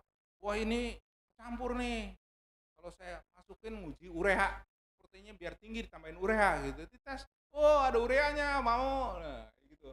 Itu harus belajar, tetapi juga dianalisis secara kimia. Jadi kualitas itu bukan hanya dikirim ke lab, ini punya lab, protein, abu itu hanya kecil, ukuran kualitas itu pasti banyak cara-cara ukur kualitas, kayak gitu. Saya sarankan ke peternak-peternak kalau mau beli bahan baku impor minta sertifikat analisis. Jadi ketika barang itu diimpor ada sertifikatnya. Nah, itu kita bisa lihat itu proteinnya berapa, ininya berapa. Itu silakan, kan? Atau kita bisa kerjakan in vitro. In vitro dengan enzim misalnya, saya beli enzim pepsin itu berapa proteinnya yang bisa dicerna oleh enzim. Bisa diukur. Nah, ini teknik-teknik ini loh berkembang, nanti saya bisa ngajarkan yang canggih luar biasa dalam waktu setengah menit, masukkan bahannya di dalam mesin, di scanning, wow ME-nya berapa, digestible-nya berapa, bisa ketahuan itu sekarang, tekniknya makin berkembang. Itu akan kita pakai. Nah, jadi basis quality itu ada 3, bisa dari fisik, bisa dari kimia, atau bisa dari biologis. 3-tiganya harus dipakai. Fisik, gunakanlah panca indera kita yang pertama untuk bisa kualitas. Bau, warna, oh warna jamuran nih Pak, warna jagungnya sudah hitam misalnya. Oh dedeknya apa? Pegang sama tangan, kasar Pak, kayak gitu. Oh kasar, kenapa? Dicampur sekam dedeknya. Ada lagi, ketika saya involve di feed mill tahun 85-an, apa? Waduh, beli tepung ikan lebih banyak, saya bikin langsung. Loh, kok ayamnya mencer sih? Kenapa? Saya masuk ke gudang pakannya, ambil. Mana tepung ikannya? Saya cicipin enggak? Cicipin, asin lu, tepung ikan asin lah, bukan ikan bener kayak gitu. Ya terang ayamnya mencer. Jadi gunakanlah teknik-teknik ini untuk dipakai untuk menilai suatu kualitas. Di samping kimia kan bisa kirim ke lab. Kimia pun macam-macam, bukan proximate saja, bukan protein saja, tetapi yang lain-lain nih. Ada fatty acid, ada damage nutrient kayak gitu, ada toksikan tadi yang disinggung di bungkil kedelai dan sebagainya. Sampai nguji secara biologis, misalnya ngukur ME pada babi, atau in vitro pakai enzim di in vitro. Nah, teknik-teknik ini harus dipelajari secara menyeluruh untuk bahan-bahan baku sebagai alat quality control. Jagung, kita bicarakan satu-satu. Jagung, emang jagung sama? Beda. Ini feed mill ini ngurusin jagung ini. Ada 5 nih pabrik pakan, ini standarnya ada 5 jenis jagung yang diterima katanya di feed mill. Amerika punya standar juga, standar grade 1, grade 2, grade 3, grade 4, grade 5. Jadi jagung aja di grade. Nah sekarang yang saya tanya, waktu bikin makanan babi, jagungnya kualitas apa? Nggak tahu Pak, sama saja. Lah ya enggak, jagung kalau dikasih makan nih, jagung yang grade A, ini yang atas, sama yang grade C, grade D, makan coba ke babi, nanti babinya ngomong atau nggak tumbuh dan sebagainya. Jadi hal-hal kayak gini harus dipelajari. Jagung gimana? Nih untuk nguji jagung, pertama grading. Patokannya apa? Saya nggak ngajarin, nanti itu belajar kuliah sendiri, itu training 2 jam itu grading jagung saja. Terus kadar air, jagung basah sama jagung kering beda nggak? Ya beda. Jagung basah sama jagung kering, jagung kadar air 14%. Sama jagung kadar air 18%. Beda ya beda karena gizinya tadi kalau dihitung dry matter, jagung yang 14% diencerin sama air tambahin 4% lagi. Jadi ME-nya turun, proteinnya turun. Jadi Anda apa? Harus beli alat untuk mengukur kadar air gitu kalau beli jagung ini yang sederhana. Kemudian berat jenis. Untuk lihat jagungnya itu jagung bagus, jagung tua atau tidak. Kan jagung sekarang banyak dipanen masih muda. Mestinya 115 hari misalnya. Oh, petaninya buru-buru panen kayak gitu ya. Jadi baru 105 hari udah dipanen. Supaya sisanya bisa dijual ke makanan sapi katanya. Jagungnya makin muda apa? ME-nya makin rendah. Kalau jagungnya makin, nah ngukurnya gimana? Dengan berat jenis. Beli berat jenis apa? Beli literan beras, 1 liter beras, ambil si jagung tersebut, ukur, dalam 1 liter berapa kilo. Makin ringan jagungnya, berarti jagungnya makin rendah. Toto babinya, wah FCR-nya jelek katanya. Nah itu tahunya Toto udah terakhir. Kalau sebagai orang quality control dari awal harus tahu. Ya, kemudian tadi dikatakan misalnya, jagung rusak, jamuran. Bagaimana ngukur jamur? Ada standarnya. Kalau kita ngajarin training, standar jagung kita nih. Ini jagung rusak, sampai bikin pisau dikorek dalamnya. Oh ini dalamnya jamuran. Ini lembaganya rusak. Ini rusak jamur, rusak serangga macam-macam. Itu dipakai untuk mengoreksi nilai energi dari jagung. Nanti waktu training formulasi kita ajarkan kayak gitu juga. Gitu. Terus mycotoxin tadi. Oh jamuran resikonya mycotoxin. Di Indonesia ini adalah suasananya panas sama lembab. Orang pun jamuran kan? Itu kan? Orang pun jamuran. Nah ini jagung dengan mudahnya karena dipanen kadar airnya 33% baru panen ini. Terus dikeringkan, dijemur musim hujan, mana bisa kering? Jamurnya berlomba, 3 hari itu bisa jamuran. Kayak kita nyimpan roti lah. Beli roti tawar misalnya disimpan selama seminggu, jamuran dah. Nah itu juga jagung akan menjadi jamur. Makanya kita berlomba harus ada quality control. Nanti bagaimana mencegahnya supaya jangan jamuran. Cara yang terbaik bukan obat bahan kimia. Keringkan aja jagungnya. Jagung di bawah 13% nggak ditumbuhin jamur gitu kan. Nah, itulah yang harus dikerjakan, kita harus belajar. Kemudian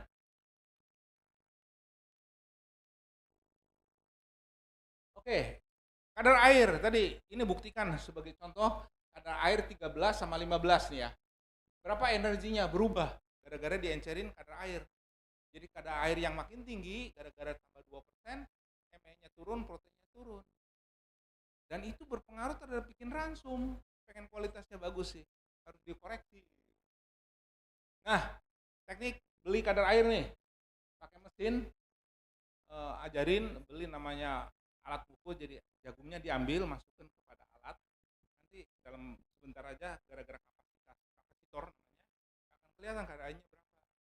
Cara cepat kayak gitu kan. Kadar air, nah itu bisa dipakai. Yang sebelah kanan, ngecek aflatoksin misalnya. Sekarang pakai adalah black light. Black light itu adalah lampu ultraviolet yang untuk meriksa uang palsu. Uang palsu kan suka diperiksa di bank-bank. Nah itu bisa dipakai untuk meriksa jagungnya dipecahin, meriksa, wah ini kadang-kadang perkiraannya banyak. Itu bisa di screening. Jadi teknik-teknik quality control yang disebut quick test di sini, tes secara cepat itu bisa dikerjakan. Oke, nah sekarang dedak. Yang punya kan dedak. Sekarang dedak Anda kecampur sama sekam atau tidak? Nggak tahu. Sekarang ini penggilingan padi, tahu nggak? Saya ke Jember. Ada pabrik khusus penggilingan sekam. Sekamnya. Jadi pabrik penggilingan sekam, coba. Pak, dijual kemana? Oh banyak yang dari Tegal, katanya dari Semarang pada beli. Oh sampai ke Bali. itu dicampur. Coba lihat nilai gizinya antara dedak murni sama sekam. Sekam itu nggak ada gizinya sama sekali. Rendah sekali. Jadi itu bandingan antara sekam sama dedak. Dikasih sekam malah ususnya rusak itu. Gara-gara silika sama lignin. Gitu. Nah sekarang saya tanya, dedak yang Anda pakai sekamnya berapa persen? Supaya dikoreksi. Masa saya bikin formula nanti ransum pakai anggapannya ini dapatnya kayak gini kan silahkan. Nah, inilah bikinlah suatu teknik untuk mengukur sekam. Inilah kita ngajarkan dari penelitian saya tahun 80-an ini bagaimana nguji quick method untuk mengukur kandungan sekam di dalam dedak padi. Jadi ada plate kayak gini, ada 0%, 5%, 10%, dibikin standarnya, nanti contohnya dimasukkan di dalam, dicampur, akan ketahuan. Oh, sampel punya saya dedeknya ini kira-kira 15%. Nanti data itu dipakai untuk mengkoreksi formula, gitu, supaya dedeknya benar. Kalau nggak salah semua. Nah, sekarang mana ya, Pak? Nah ini kayak gini-gini udah diajarin ke pabrik makanan ternak, seluruh pabrik makanan ternak udah pada ngerti. Tapi peternak-peternak babi, peternak petelur itu banyak yang belum gitu. Ya kita harus ajarin dari mulai mahasiswa gitu. Gitu, ya kan? Bungkil kedelai. Bungkil kedelai. Ini ada bungkil kedelai macam-macam. Bungkil kedelai itu ada dua. Pertama pakai kulit sama tidak pakai kulit. Jadi waktu bikin kedelai, beli kedelai utuh, itu biasanya dihaling dulu, dilepas dulu kulitnya, ada mesin, dipecah supaya dihembuskan sama angin, kulitnya itu dibuang. Tidak dibuang sih, dipakai untuk makanan sapi, bagus kayak gitu. Nah nanti dalamnya kotiledonnya itu dipres atau diekstrak dengan solvent untuk dapetin minyak kedelai. Sisanya adalah bungkil. Itu yang disebut bungkil kedelai itu. Jadi di lapangan ada yang kulitnya nggak dipisahkan. Saya nggak tunjukkan. Jadi nanti kita kelihatan dari mata, wah ini banyak kulitnya gitu.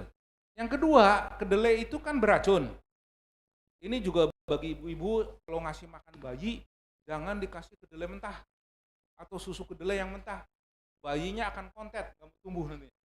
Karena apa?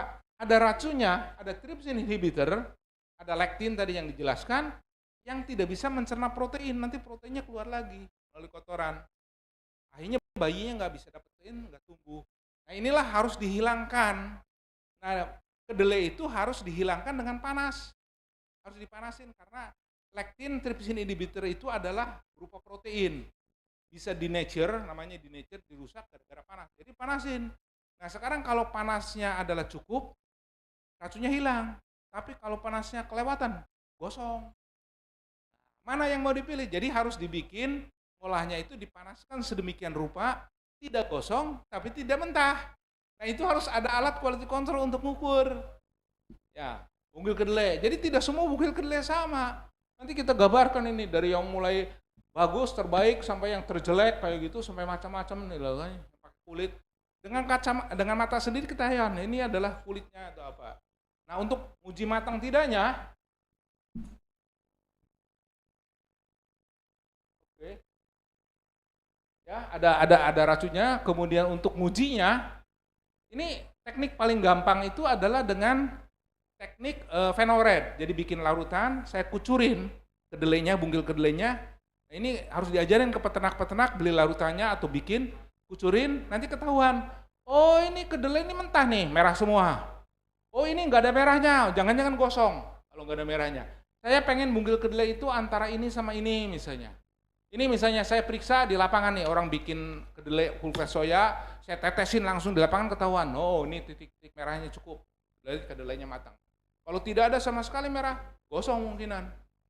Nah inilah yang dipakai teknik-teknik untuk melihat kedelai itu adalah mana yang benar. Nah kita dari USEC misalnya, kita ngumpulin semua data kedelai di dunia, bungkil kedelai di dunia, ada dari Argentina, dari Brazil, dari Amerika, sama dari India dikumpulin, ada ratusan sampel dianalisis, ternyata beda-beda. Jadi pertama setelah pakai kulit atau tidak pakai kulit, ketika Anda bungkil kedelai, tanyain, kedelainya dari mana gitu, bungkil kedelainya. Dari Argentina, nanti spesifikasinya beda-beda nih, komposisinya. Oh Pak, kecil Pak. Ngomongnya kayak gini, ini kan LIC-nya 2,9, ini 3, kecil. Nanti kita bisa lihat di formulasi. Selisih gitu ada duitnya. Ada duitnya.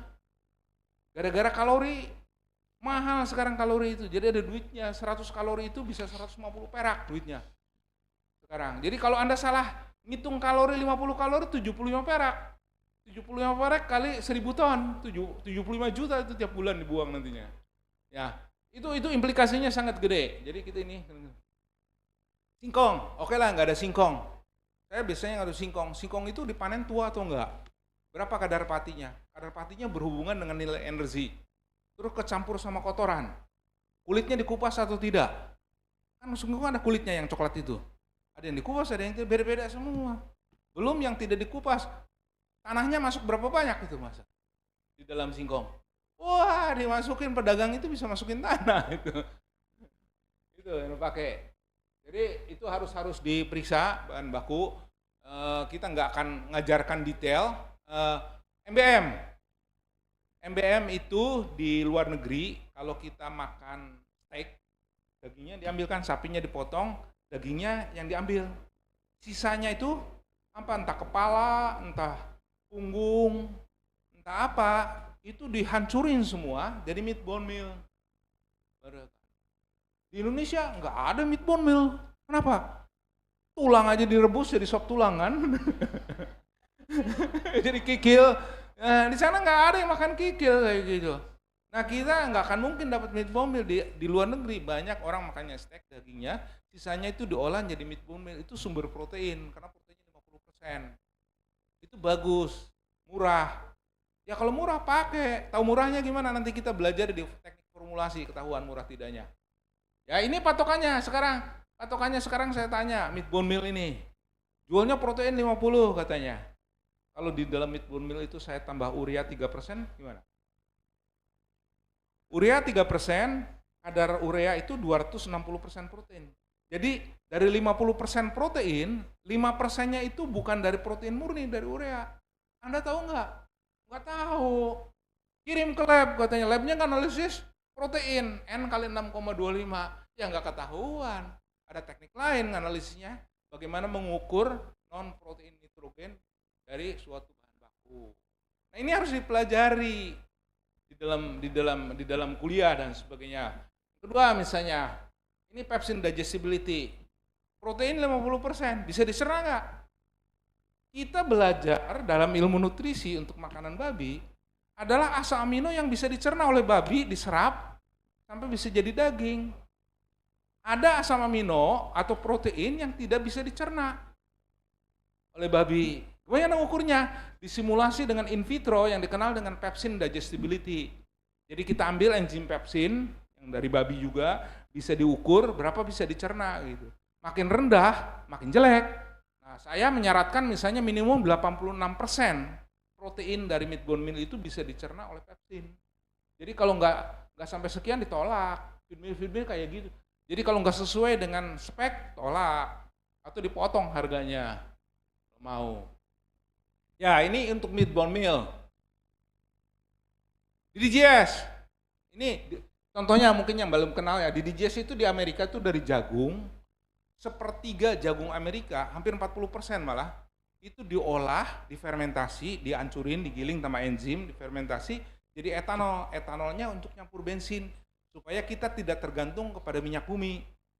Supaya berkelanjutan disebutnya, nanam jagung terus kan berkelanjutan terus. Nah, hasil sisa fermentasi kan adalah pati, dikonversikan oleh yeast, jadi apa? CO2 sama etanol. Etanolnya masuk bensin, CO2-nya kemana? Masukin ke es krim, atau masukin ke Coca-Cola. Siapa yang suka minum Coca-Cola? CO2-nya masuk ke situ. Nah sisanya protein, bahan lemak lainnya yang ada dalam jagung, semua masuk jadi DDGS. Ini masuk DDGS. Jadi DDGS isinya apa? Protein banyak, fat banyak, orang ngerebutkan. Jadi kalau racun juga banyak dong, aflatoksinnya banyak, ya DDGS bisa banyak. Ya dianalisis saja berapa gitu. Itulah perlunya. Nah sekarang quality parameter untuk DDGS ini. Bagaimana? Jadi bisa dianalisis dengan cara teknik-teknik yang canggih sekarang, berapa yang bisa dicerna, warna pun diukur pakai meteran khusus untuk ukur warna. Warna kuning, kuningnya kuning coklat, itu beda itu nilainya. Jadi ada teknik khusus untuk ukur warna. Nah ini harus dikerjakan di dalam belajar quality control untuk bahan baku. Karena ini sangat menentukan nanti pada waktu bikin formula, kalau tidak formulanya salah. Bunggil sawit. Faktor penentunya apa? Jumlah kulitnya, batoknya. Inti sawit, kalau Anda ngelihat ke pabrik sawit kan diambil minyaknya, itu kan buahnya. Nah dalamnya itu ada intinya. Disebut inti sawit sebesar inilah, sebesar kacang tanah hitam. Nah itu biasanya dikupas dulu, ada batoknya kayak batok kelapa, agak hitam dikeluarkan, baru dipres harusnya. Jadi palm kernel expeller disebutnya. Tapi kalau diekstrak sama solvent, pelarut, itu bisa palm kernel meal misalnya. Nah pertanyaannya, batoknya kan harus dipisahin. Kalau pabriknya nggak misahin batoknya, tambahin lagi lah 10%. Anda tahu nggak? Gara-gara batok nggak bisa dicerna oleh babi itu, keluar lagi. Coba periksa usus babi, kalau kasih makan batok sawit itu hitam-hitamnya kelihatan itu di dalam usus. Nah, Anda harus tahu gitu, bagaimana ngukur batok dan sebagainya. Oke, minyak. Nah ini minyak kan dipakai tadi pakai banyak minyak sawit. Sekarang minyak goreng dipakai. Sekarang saya tanya, kalau saya jual minyak, saya campurin sama oli bekas. Hah? Oli mesin kan, mobil kan banyak nih kan. Saya saring, saya masukkan ke dalam minyak, nyampur itu. Terus bagaimana Anda tahu itu adalah minyak kecampur sama oli bekas? Itu harus ada teknik evaluasi menguji kontaminasinya berapa. Kita sarankan ada MIU bukan MUI, sorry. MIU harus diukur moisture-nya, airnya berapa, minyak itu, kadang-kadang kecampur minyak, kecampur air itu. Kedua adalah insoluble, batok-batoknya, serat-seratnya, kotorannya. Yang ketiga adalah unsaponifiable. Unsaponifiable itu adalah bahan yang tidak bisa dibikin sabun. Saponification itu. Ada nilainya kayak gitu. Kalau oli bekas itu tidak bisa bikin sabun. Kalau minyak bisa bikin sabun. Jadi dengan pengukuran unsaponifiable kita tahu bahwa ini kecampur oli bekas atau tidak gitu. Nah, kita syaratkan misalnya maksimum 2% gitu.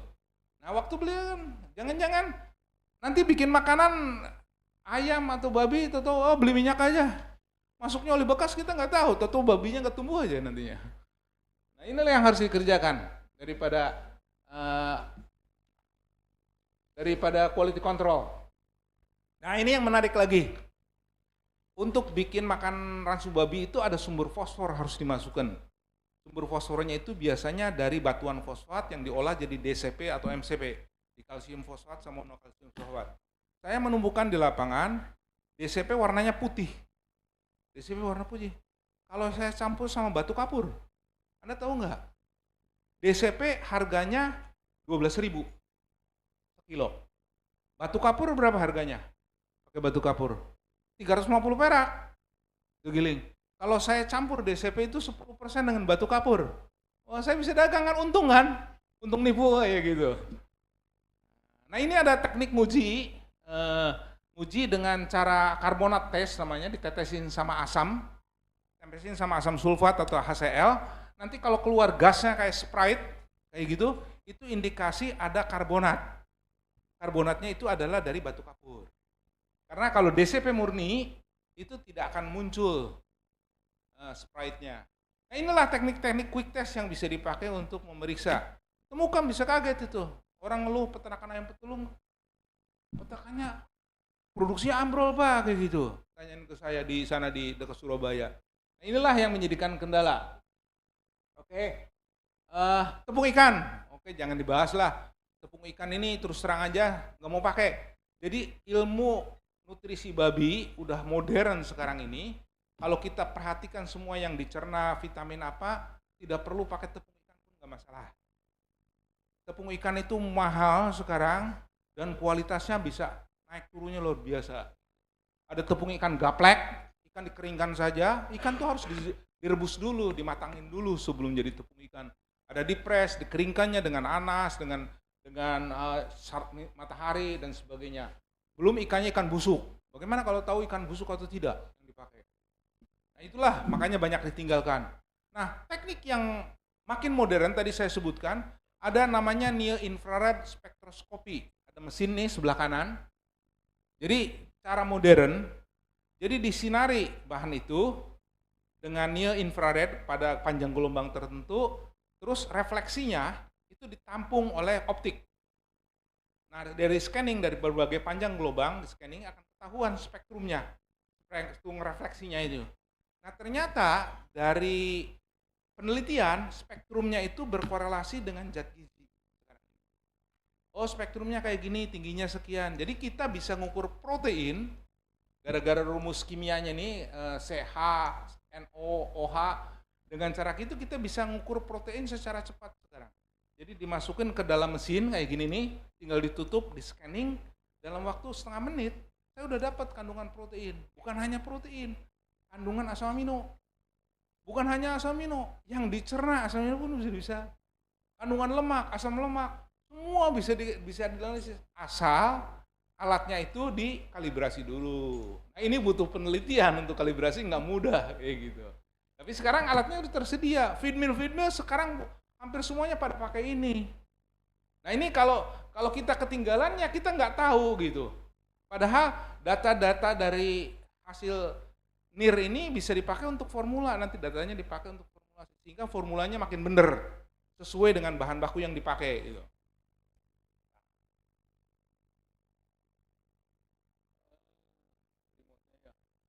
Baterainya udah habis.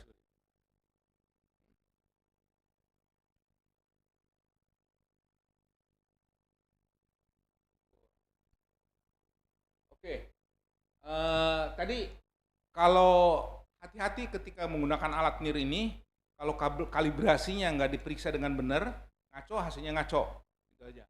Pada prinsipnya harus dibikin kalibrasi yang benar. Nah, pada prinsipnya akhirnya ujian terakhir gimana? Ya kasih ke babinya, nanti babinya yang ngomong tadi saya bilang kan, mencret atau tidak, tumbuh atau tidak ketahuan. Jadi prinsip akhirnya adalah kita bisa melakukan feeding trial tadi nguji coba, makanya di Universitas butuh farm yang dipakai untuk pertuaan, ada feeding trial. Tapi desain metodologinya harus benar gitu. Bisa kaget nanti kandang satu bisa kandang lain beda, pen satu pen lain beda. Nah inilah yang harus dikerjakan di dalam salah satu bagian teknik quality control untuk meriksa. Sebagai nutrisionis kita harus tahu kandungan gizinya bahan baku itu apa. Terus resiko variasinya gimana? Jadi bisa nggak kira-kira konsisten? Terus bagaimana rasionya harga bahan baku?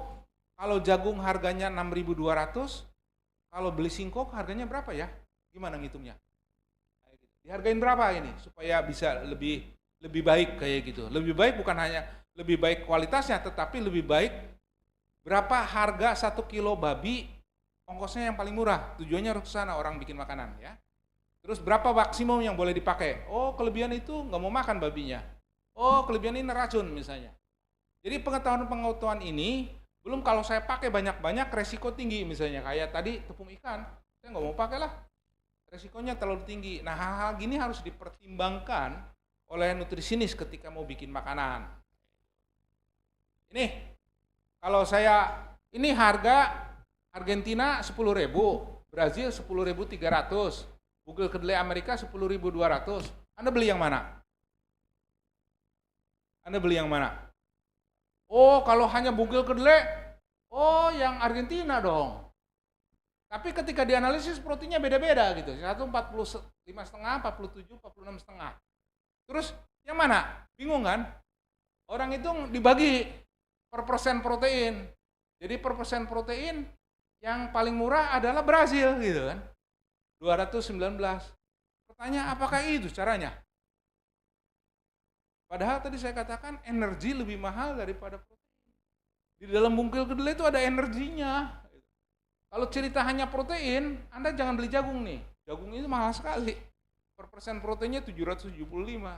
Nggak mau pakai jagung. Padahal jagung itu adalah sumber energi. Itu harus dihitungnya kayak gitu. Jadi ini energi paling mahal, asam amino, terusnya protein, yang ketiga adalah fosfor. Kalsium itu murah. Tadi biji batu berapa? 350 perak. DCP berapa? 10.000 gitu. Jadi jangan salah pilih kayak gitu, ini yang paling mahal. Terus bagaimana? Ini kalau saya plotkan posisi bahan baku nih ya, energinya berapa, kemudian proteinnya berapa, saya plotkan di sini. Jagung itu tinggi energinya, proteinnya rendah. Bungkil kedelai tinggi, proteinnya, energinya rendah. Ini bisa diplotkan. Jadi sorghum harus lebih murah dari jagung misalnya. Dedak harganya nih, wheat polar misalnya lebih murah dari jagung, lebih murah dari bungkil kedelai. Dengan perbandingan ini kita bisa tahu kira-kira nilainya berapa gitu. Untuk menilai kayak gitu. Nah di DGS misalnya intinya antara bugil kedelai sama jagung persis di tengah-tengah. Jadi kalau saya hitung misalnya di DGS energi kayak gini, energinya di DGS ini, jagung ini adalah kayak gini. Jadi 27%, kira-kira antara tengah-tengah. Jadi kalau saya hitung nilainya gimana? Ngitungnya itu secara sederhana, kalau harga jagung $420 sekarang ini per ton dalam dolar, bugil kedelai 690, maka di DGS itu tengahnya jadi 555 harusnya. Tapi yang dijual sekarang berapa? Nggak sampai 400. Jadi relatif lebih murah gitu. Itulah yang dimanfaatkan oleh Vietnam. Banyak memakai di DGS. Tapi pertimbangannya apakah hanya itu? Apakah harga? Apa hanya kandungan gizi? Bagaimana ceritanya ke babinya gitu. Ini semua harus dipertimbangkan. Nah, pertimbangannya itu bagaimana? Inilah yang dipakai adalah feed formulation. Karena apa? Di dalam feed formulation nanti kita demonstrasikan harga, kandungan gizi, bahan baku, termasuk ayamnya atau babinya, kebutuhannya apa dihitung semua. Makanya kita harus belajar formulasi. Ya, nanti kita demonstrasikan. Inilah mungkin gambaran umum kira-kira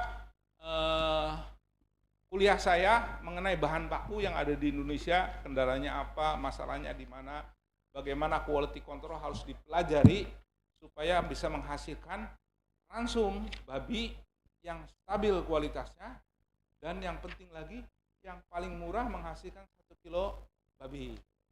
Itu. Ya. Aduh, ngantuk saya, Prof. Dokter hewan suruh belajar formula. Saya ini dokter hewan suruh belajar, tapi asik. Berat memang dulu. Tapi saya kira bagus. Baik, teman-teman sekalian. Rasanya nggak ada yang asing ya. Ini kan mahasiswa tingkat akhir ya, Bu Lode ya. Ini pinter-pinter ya. Jadi saya ngetes ya, Pak Budi bisa ngetes nih. Siapa nanti yang bisa jawab tak kasih ini nih. Ini ada USB nih. Saya tadi ngerayu Mbak Dina, Mbak Dina punya nih. Ya, mau sekarang atau nanti? Nanti ada tanya jawab. Nanti ya. Ngopi dulu supaya kita, tapi ya. kopinya diperiksa dulu, jangan-jangan dicampur sama apa? Urea, sama urea. Sama urea. Ya. Tapi sebelumnya bisa saya tadi simpulkan, tapi saya nggak akan menyimpulkan banyak-banyak, tapi karena teman-teman sudah tahu ya. Jadi Pak Budi tadi prolognya itu yang penting tuh di kata pengantar tadi. Mulai apa tadi? Yang pertama raw material, nutrisinya, kemudian formulasinya, kemudian membuatnya, kemudian memberi makannya. Oh, itu sudah berapa semester itu? Sampai tingkat akhir kan dikasih semua ya. Jadi kalau sudah sampai akhir mau lulus, udah tahu tuh klasifikasinya. Tinggal teman-teman coba nanti sebagai seorang sarjana peternakan, apalagi nutrisi, tentunya sudah tahu prinsipnya. Tinggal mendengar Pak Budi itu lihat kritikalnya di tikungan-tikungan tadi itu. Yaitu diantaranya tadi disebut pemalsuan. Pemalsuan macam-macam kan tadi itu. Nah itu yang perlu teman-teman tekankan, pengetahuan sudah ada. Yang kedua, mengetahui kira-kira mau milih yang mana nih. Ya, ini baru dasar, nanti mungkin dengan formulasi regresi mungkin dia akan lebih baik. Jadi saya kira saya tidak akan menyimpulkan, walaupun tadi saya menulis, saya juga belajar sama supaya ingat begitu. Jadi teman-teman saya kira sudah mendapatkan insight ya, walaupun ini bukan barang asing ya. Makanan teman-teman tiap sudah berapa semester ini kan sudah tahu ya. Oke. Pertanyaan nanti aja Pak Budi. Ya, oke. Kalau begitu kita biological break. Biological break mau yang atas mau yang bawah itu namanya biological break. Kalau ada yang burning, saya kasih hadiah. Ayo siapa ayo satu aja. Ayo, dalam bahasa Inggris juga boleh. Emangnya Pak Budi nggak bisa bahasa Inggris ya? Jawa juga boleh. Bahasa Jawa, bahasa Bali ojo. Ada yang bertanya, mahasiswa nih, aku pengen mahasiswa nih, kalau yang dosen takut saya pertanyaannya. Tapi nggak apa-apa. Ini kan diskusi ya Pak ya Prof ya. Iya. Mungkin dari mahasiswa dulu, sebelum satu pertanyaan aja menuju kita ke kopi. Saya akan kasih hadiah. Ayo. Ngantuk ini. Tadi kalau pas bahasa Inggris kok bagus ya pertanyaannya ya. Bahasa Inggrisnya bagus. Oh iya, tolong mic-nya.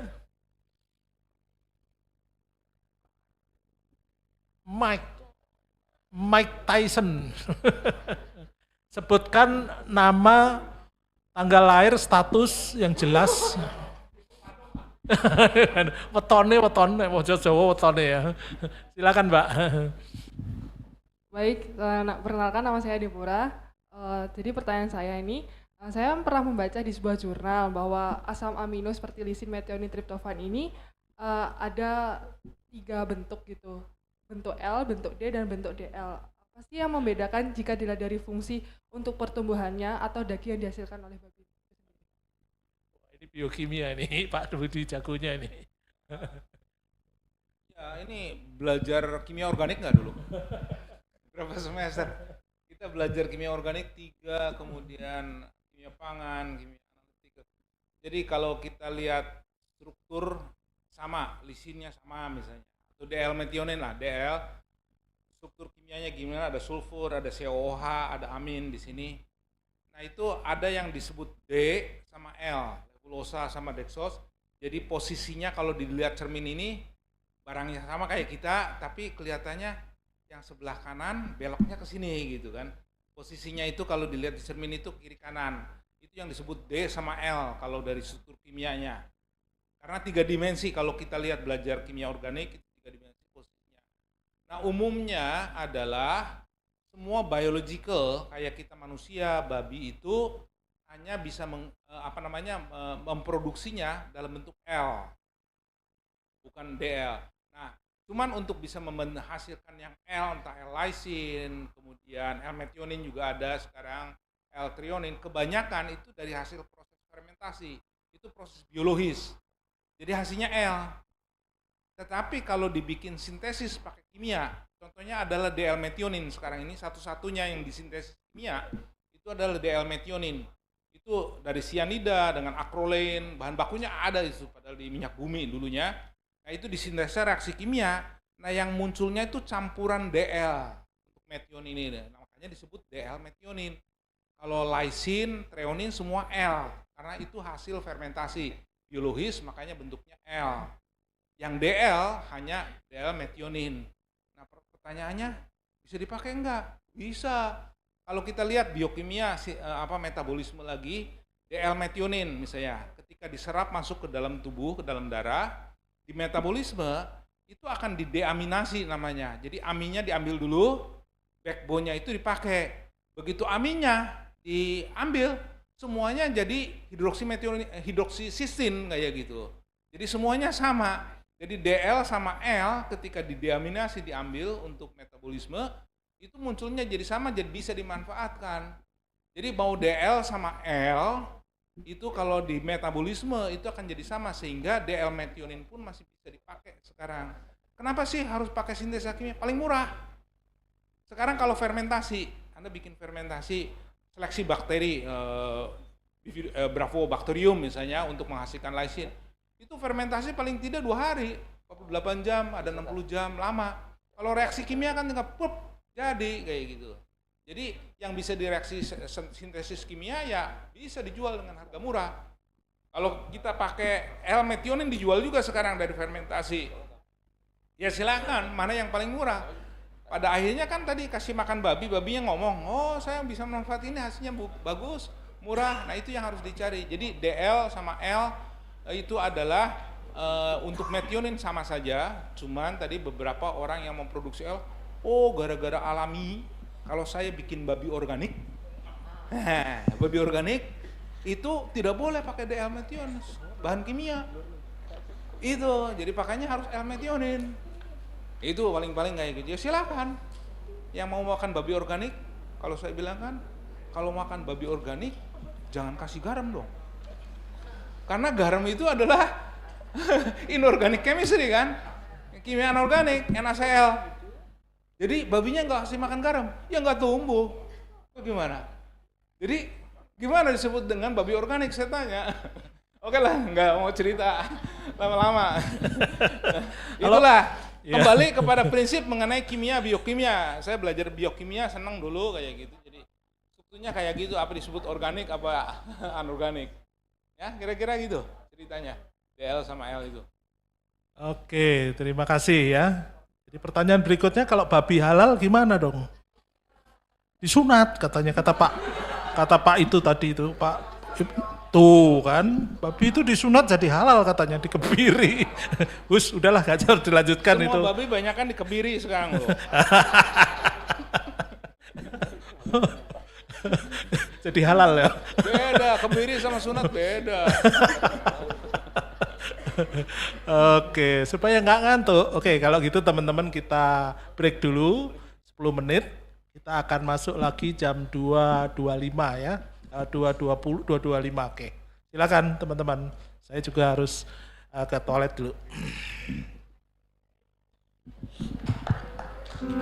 The ultimate value of soybean meal is measured by more than just crude protein. Meal derived from U.S. soybeans provides the highest quality option compared with soy of other origins with its total nutritional bundle.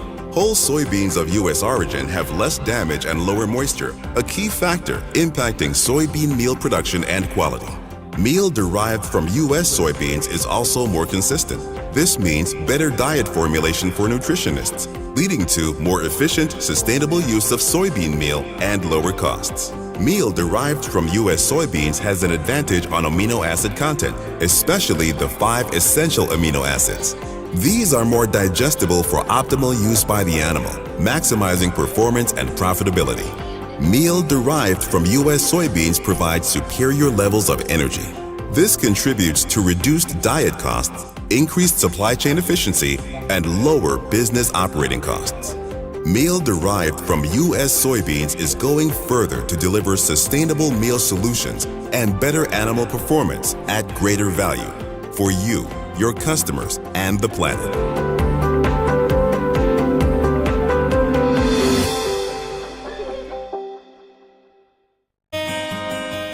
Rising population, changing climate, and growing consumer consciousness is adding new pressures and greater demand for sustainable nutrition and energy. Your customers are demanding more, and we're here to help you deliver.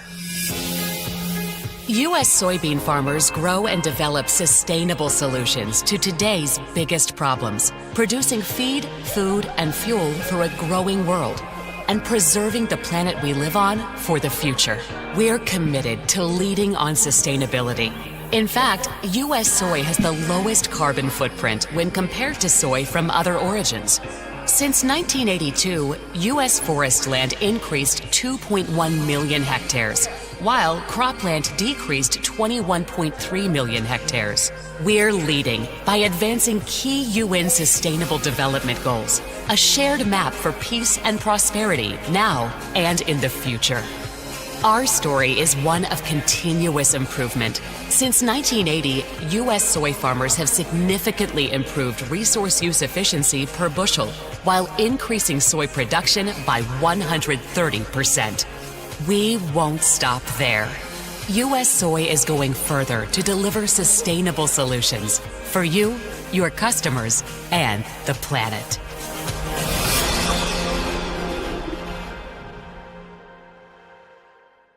The ultimate value of soybean meal is measured by more than just crude protein. Meal derived from U.S. soybeans provides the highest quality option compared with soy of other origins with its total nutritional bundle.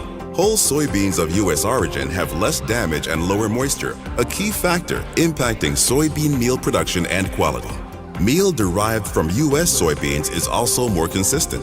This means better diet formulation for nutritionists, leading to more efficient, sustainable use of soybean meal and lower costs. Meal derived from U.S. soybeans has an advantage on amino acid content, especially the 5 essential amino acids. These are more digestible for optimal use by the animal, maximizing performance and profitability.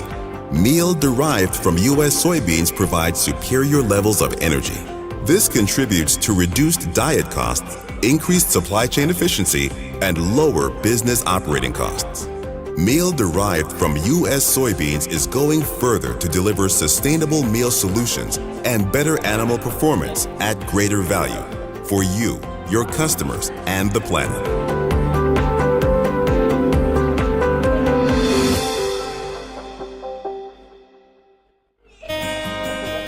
Rising population, changing climate, and growing consumer consciousness is adding new pressures and greater demand for sustainable nutrition and energy. Your customers are demanding more, and we're here to help you deliver. U.S. soybean farmers grow and develop sustainable solutions to today's biggest problems, producing feed, food, and fuel for a growing world, and preserving the planet we live on for the future.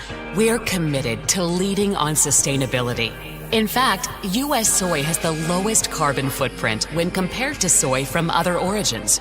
Since 1982, U.S. forest land increased 2.1 million hectares, while cropland decreased 21.3 million hectares. We're leading by advancing key UN Sustainable Development Goals, a shared map for peace and prosperity now and in the future. Our story is one of continuous improvement. Since 1980, U.S. soy farmers have significantly improved resource use efficiency per bushel, while increasing soy production by 130%. We won't stop there. U.S. soy is going further to deliver sustainable solutions for you, your customers, and the planet.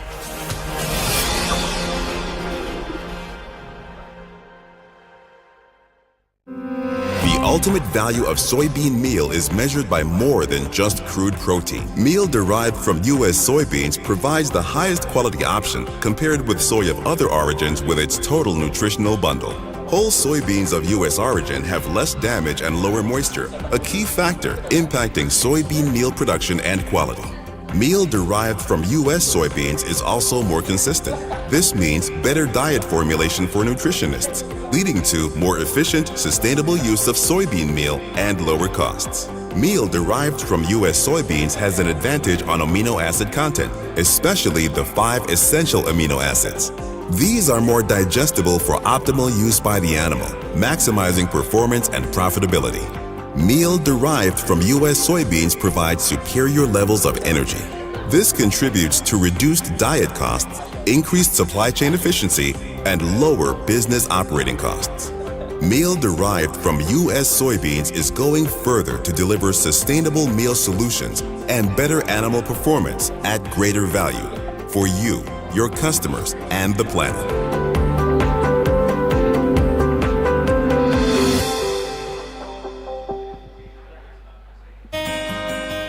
Rising population, changing climate, and growing consumer consciousness is adding new pressures and greater demand for sustainable nutrition and energy.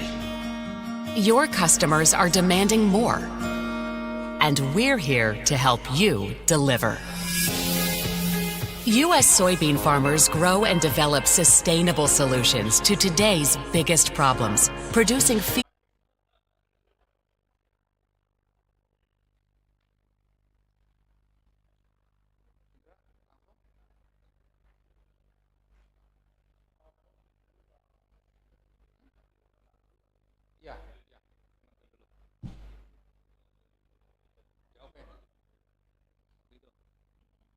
Baik, kita akan lanjutkan dulu kuliahnya.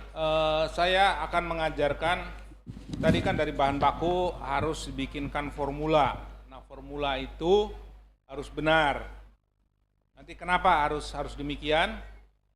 Prinsip-prinsipnya saya nggak ngajarkan, karena tadi untuk kalau bisa pengen latihan harus 2 hari sendiri untuk belajar formulasi saja. Jadi saya akan mengajarkan sekarang mengenai prinsip-prinsipnya dulu. Apa sih formulasi itu? Pertama, mesti diingat, bagi seorang nutrisionis atau bikin makan, tidak ada yang namanya formulasi dewa. Saya punya secret formula, itu tidak ada ilmunya. Jadi ilmunya sudah ketahuan, apa isinya, kandungan gizi, kebutuhan babi tadi disediakan. Jadi enggak ada yang sebutkan bahwa saya punya formula rahasia, kasih babi, babinya bisa ngedouble dalam seminggu, gitu. Oh, enggak ada itu. Jadi kebutuhan babi kita udah jelas, kemudian kalau bahan bakunya kita harus tahu, kalau enggak dikerjakan dengan benar, jadi tidak ada formula. Formula adalah harus berubah prinsipnya. Formula. Kenapa berubah? Nah, kita ajarkan bagian prinsipnya. Oke.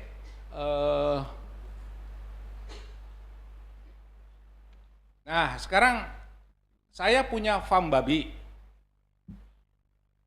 Apakah saya harus bikin makanan sendiri? Saya tanya. Kalau saya punya babinya cuman 10 ekor induk. Lah saya bilang susah-susah bikin formula, tahu bahan baku aja belum tahu kualitasnya, ya beli aja dari pabrik lah. Beli. Saya butuhnya cuman 1 bulan misalnya cuman 5 ton. Lah ngapain bikin makanan sendiri gitu. Tapi ketika peternakan babi saya makin besar, mungkin gantilah, saya nggak usah beli makanan babi yang jadi dari pabrik. Oh, sebagian beli dari pabrik dalam bentuk konsentrat, isinya protein konsentrat, saya campur dengan jagung, saya beli jagung sendiri sama dedak sendiri. Kan pakai konsentrat misalnya 30% lah, jagung 50%, dedak 20%. Nah, saya sudah bisa ngontrol yang 70%, yang 30% saja dari pabrik. Serahkan. Udah ngurangin biaya itu. Saya beli jagung sendiri, beli dedak sendiri. Kenapa? Kalau saya beli jagungnya di Bali. Daripada jagung dari Bali dikirim ke Surabaya, dibikin pabriknya di Surabaya, kirim balik, pasti lebih mahal jatuhnya. Kalau jagungnya di lokal, dedaknya di lokal kan lebih murah. Nah, itu udah ngurangin cost biaya. Jadi beli pakan konsentrat, dicampur sesuai petunjuk pabrik, gunakan. Tapi kalau makin besar, saya punya induknya misalnya 200 ekor babi. 200 ekor dikalikan dengan induknya ya. Saya ngitung peternakan itu dari jumlah induk biasanya. Jadi populasinya kira-kira 200 kali 10 lah misalnya, 2000 ekor babi. 2000 ekor butuh makanan sehari kira-kira paling sedikit 3 kilo misalnya, rata-rata 2,5 kilo lah. Konversi 2,5 misalnya. 2,5 kilo dikalikan dengan 2000 ekor babi. Jadi satu hari kira-kira bisa jangan-jangan berapa? 5 ton? 50 ton? 5 ton. 5 ton misalnya. Oh, 1 bulan 200 ton butuh makanan dengan induk segala macam. 200 ton, mungkin jangan-jangan bisa bikin formula sendiri gitu kan. Daripada 200 ton beli dari pabrik semua, saya bisa bikin makan sendiri, harganya bisa lebih murah. Nah, kalau selisihnya misalnya nanti kita demonstrasikan dengan formulasi sendiri, lebih murah. Kalau lebih murah, anggaplah 200 perak aja sekilo. 200 kali berapa ton tadi? 5 ton kali 200 ton ya. 200 ton kali 200 perak berapa? 200 ton kali 200 perak 40 juta duitnya sebulan. Jadi saya katakan kalau setahun beli Avanza minimum. Nah, itu yang dipakai. Jadi kalau makin besar volumenya, silakan untuk bikin formula sendiri gitu. Tapi gimana caranya? Anda harus belajar gitu prinsip-prinsipnya. Oh, belajarnya apa? Bisa pakai yang sederhana. Orang-orang biasanya bikin formula sendiri pakai kalkulator. Oh, proteinnya minta 17% ya. Masukin ini kedelainya, jagungnya. Oh, nggak nyampe. 17% saya tambahin bunggil kedelainya. Kan proteinnya kebanyakan dari bunggil. Saya naikkan bunggil kedelainya, jagungnya dikurangin. Itu pakai hitung lagi. Waduh, masih kekurangan energinya. Naikin lagi. Itu yang mau dipakai kalkulator. Atau masih pakai ngajarin klasikal di universitas pakai metode Pearson Square. Segi 4, diajarin nggak? Protein, energi segi 4 ini dikalikan kayak gitu. Berapa kira-kira proporsinya bunggil kedelai sama ini? Hanya ngitung protein sama ME saja misalnya gitu. Padahal nanti kita formula ngitungnya sudah asam amino, ngitung kalsium, ngitung digestible fosfor semua. Bingung kan? Gimana mau metode segi 4 mau dipakai gitu? Udah ditinggalin. Nah, makanya kita harus pakai program komputer khusus. Untuk bisa menjalankan itu prinsipnya adalah feed formulasi itu adalah dengan nggak jalan, jangan-jangan baterainya habis apa? Nah, jadi prinsip yang dipakai di dalam teknik formulasi itu adalah linear programming, suatu aljabar matrik, matematika prinsipnya persamaan aljabar yang dihitung dengan metode namanya metode simplex. Itu prinsipnya adalah kayak gitu. Tujuannya apa? Adalah linear program ini adalah mengalokasikan sumber daya yang kita punyai untuk menghasil dengan sumber daya itu bisa bahan baku, bisa buruh, bisa tanah, bisa apa untuk menghasilkan tujuan tertentu yang paling baik, yang paling murah, paling cepat, paling apa. Nah, inilah prinsip daripada linear programming. Saya nggak usah cerita ini dulu lah, langsung saja ceritanya gini. Saya punya bahan baku, isinya adalah jagung, corn ya, CIT corn, RB rice bran, dedak, soybean meal, SBM, CA itu biji batu, DDGS, total formula harus 100%. Langsung kan harus 100% dalam persentase. Saya punya bahan baku itu. Tolong bikinkan makanan babi yang proteinnya minimum 17, ME-nya minimum 3100 kilokalori, kalsiumnya minimum adalah 0,67, fosfornya adalah 0,31, fibernya maksimum 6. Harga jagung saat ini 6.000 perak, saya ini dedak itu 4.200, bungkil kedelai 9.000, biji batu tadi, tepung batu kapur 350, di DJS 6.000. Coba mikir, saya punya bahan baku harganya sekian, saya pengen bikin ransum babi, proteinnya sekian, energi sekian. Tapi tolong cari yang paling murah. Nah, gimana coba?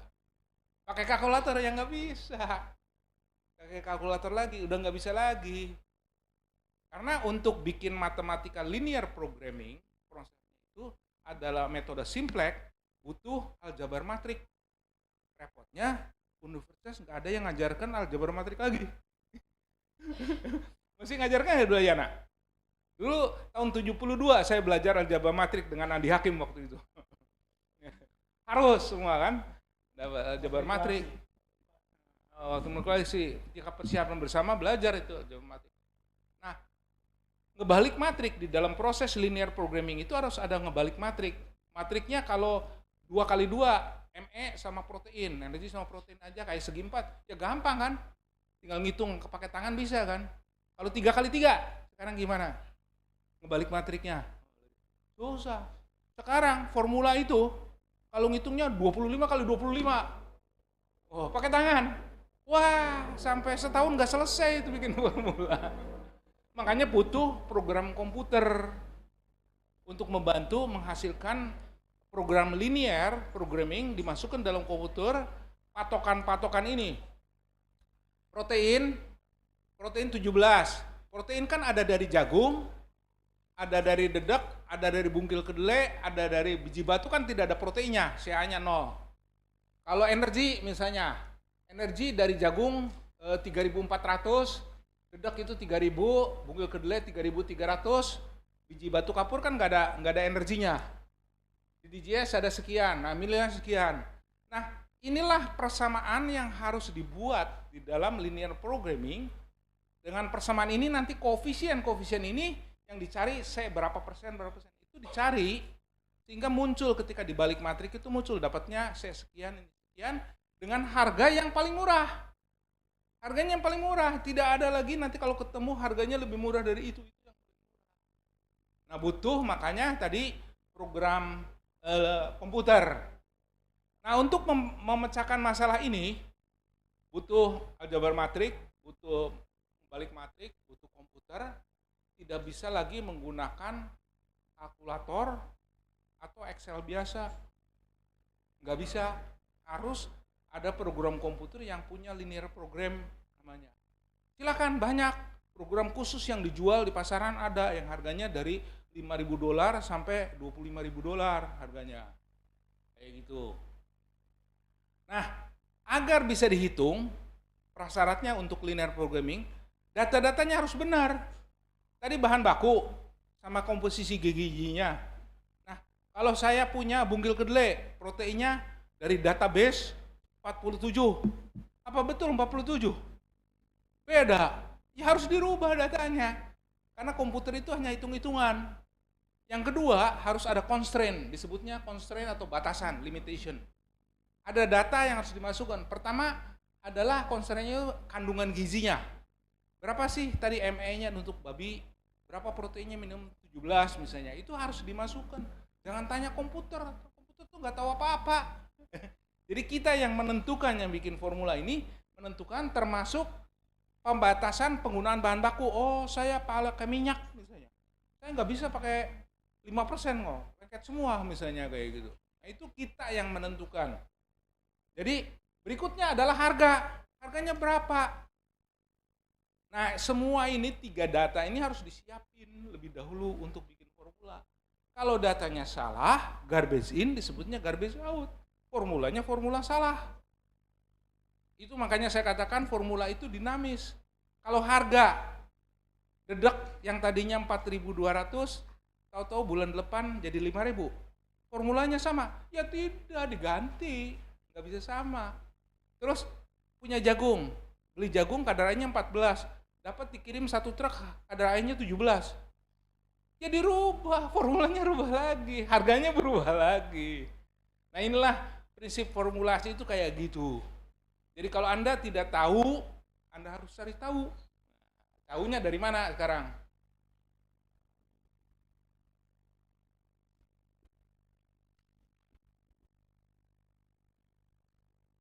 Oke, patokan untuk formulasi least cost itu adalah mathematical program, tergantung data yang kita masukkan. Dan program itu akan mencari yang paling murah, tidak ada lebih murah. Apapun ada hasilnya, Anda harus ngelihat sebagai orang ilmuwan yang belajar universitas, betul nggak gitu hasilnya? Jangan-jangan pakai formula apa? Biji batunya 60%, wah babinya nggak mau makan lah, kayak gitu kan. Bisa kejadian formula, itulah harus diperiksa. Karena kadang-kadang bikin formula nonsen, nggak bener nih. Apa yang disebutkan kadang-kadang tidak muncul formulanya, non-visible. Formula itu ketika dibikin, dihitung bisa visible, bisa non-visible. Jadi Anda harus mengecek meskipun sudah selesai. Ya. Nah sekarang,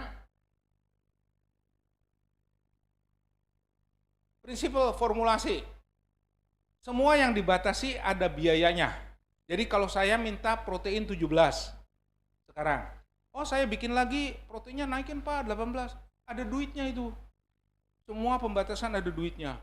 Ya, termasuk penggunaan bahan baku. Bahan baku saya batasin 5%. Oh saya ganti jadi 7% misalnya. Itu duitnya ada, semuanya ada duitnya, ada harganya. Jadi kalau kita sudah pengen ngurangin harga, udah yang paling murah, ya kita harus dapat beli bahan baku yang murah. Pengen murah lagi sih, nggak ada lagi, karena ini yang paling murah dari hitung-hitungan. Itu prinsipnya ya, yang dipakai.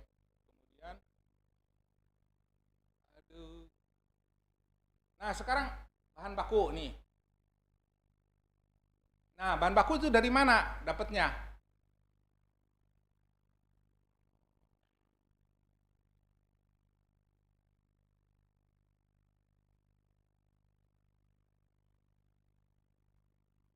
Oke, bahan baku kan dari tabel kebanyakan.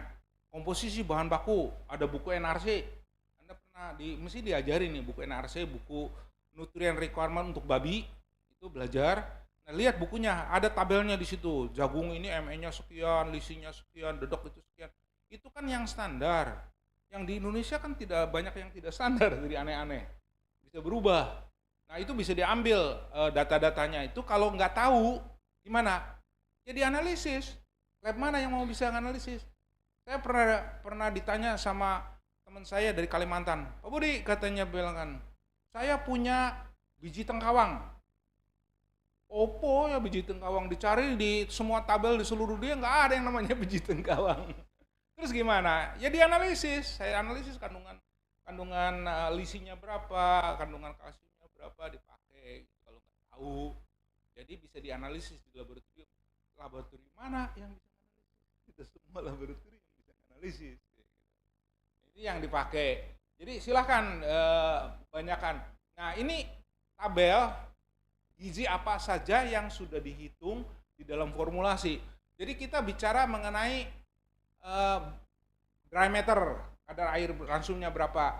Ada NE malah diajarkan tadi net energy.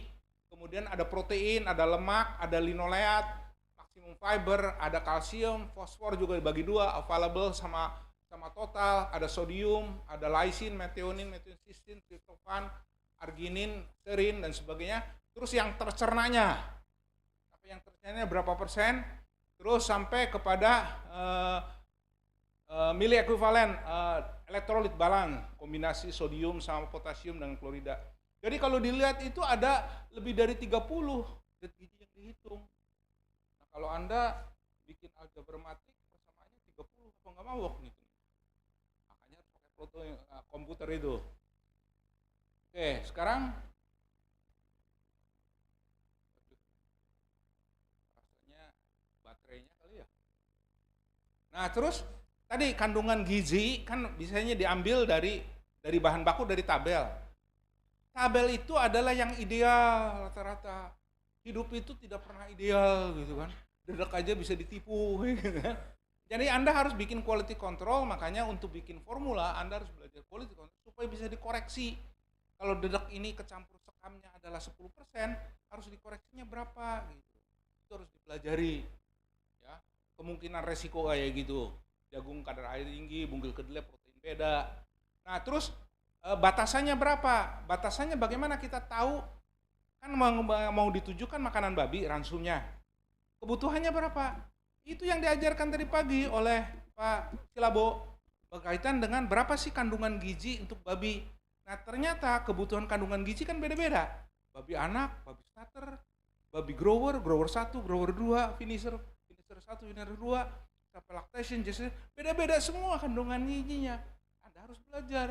Makanya bacalah NRC paling tidak gitu, dipelajari di universitas. Ada yang minimum, ada yang maksimum kayak gitu. Itu harus dipelajari. Makanya kita ajarkan bagaimana nutrient requirement untuk babi ini beda-beda. Kemudian pemakaian bahan baku saya batasi mana? Oh, ini resikonya beracun nih. Kalau saya pakai bungkil kelenteng, tahu kelenteng, kapuk. Oh, ada racunnya gitu. Saya nggak mau pakai di atas 3% misalnya untuk babi. Oh, saya ada racunnya Repsid. Repsid itu tadi yang kol-kolan, jadi mau makan pahit. Babinya nggak mau makan. Oh, saya batasin maksimum 3% misalnya gitu. Nah, itu harus ada pengetahuan bahan baku dan Anda harus belajar resikonya gimana. Itu harus dimasukkan datanya.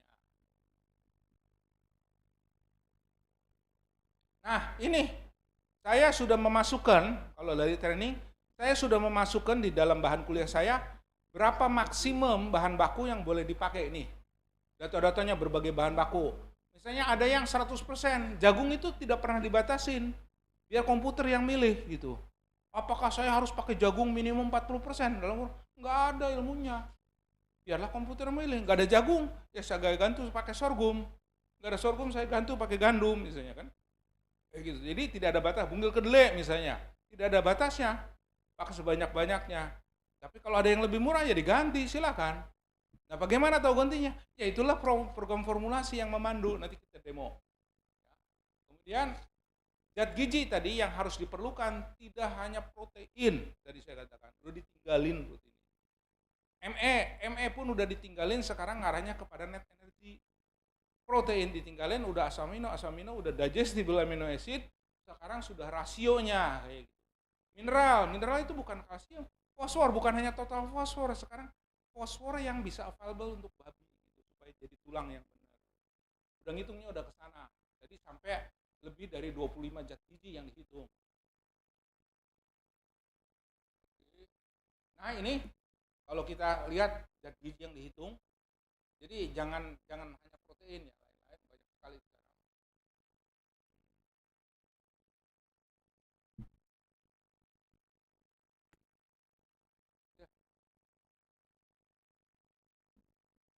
Oke. Nah, tadi taunya kebutuhan gizi gimana? Ada buku, NRC, Anda bisa. Tapi ada program yang dibuat oleh NRC, softwarenya, saya bisa masukkan babi ini dipelihara di suhu berapa, beratnya berapa, jantan betina berapa, kemudian luas kandangnya berapa per ekor, kayak gitu, nanti kebutuhannya dikasih tahu. Romel, I was mentioning that trying to demonstrate NRC recommendation, the software to estimate the nutrient requirement. It's possible to be used too. Ya, jadi ada software yang itu bisa dipakai sampai detail, bisa kaget. Nah itu tinggal dipakai nantinya berapa kebutuhan babi. Jadi kebutuhan babi itu tidak sama, babi dewasa, babi muda, babi anak, beda-beda itu. Itu yang dipakai. Banyak informasinya Anda harus pelajari. Rasanya kita udah demonstrasi. Nah ini buku-bukunya banyak. Contoh-contoh buku mana yang diperoleh, ada NRC, ada Brazilian table. Jadi bukan hanya Amerika, tetapi Brazil pun mengeluarkan rekomendasi yang baru sekarang. Ada NSNG, kayak gitu, ada Eropa tadi, karena banyak penelitian dilakukan di Eropa dan sebagainya.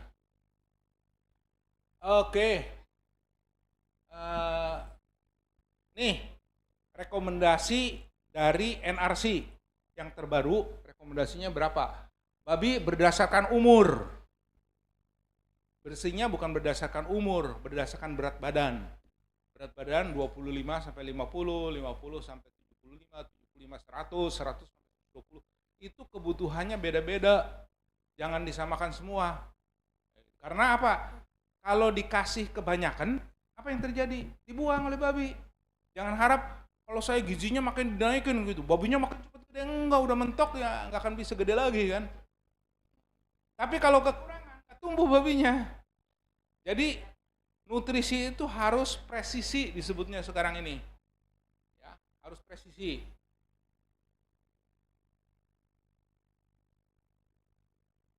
Termasuk rasio asam aminonya. Jadi tadi saya katakan bikin dari daging babi itu rasionya terhadap lisinya berapa itu harus dihitung ilmunya yang tercerna.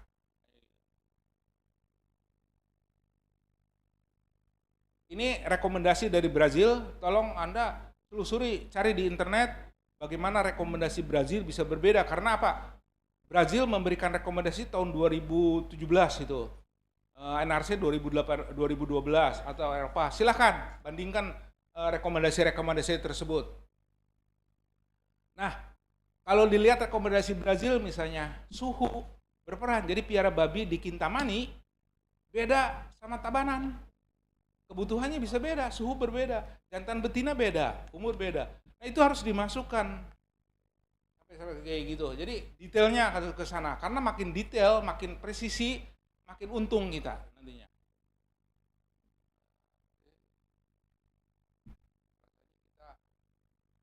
Nah dalam formulasi perlu diingat, selalu rekomendasi itu adalah katanya yang minimum. Tapi kenyataannya kadang-kadang kita lebihin, takut.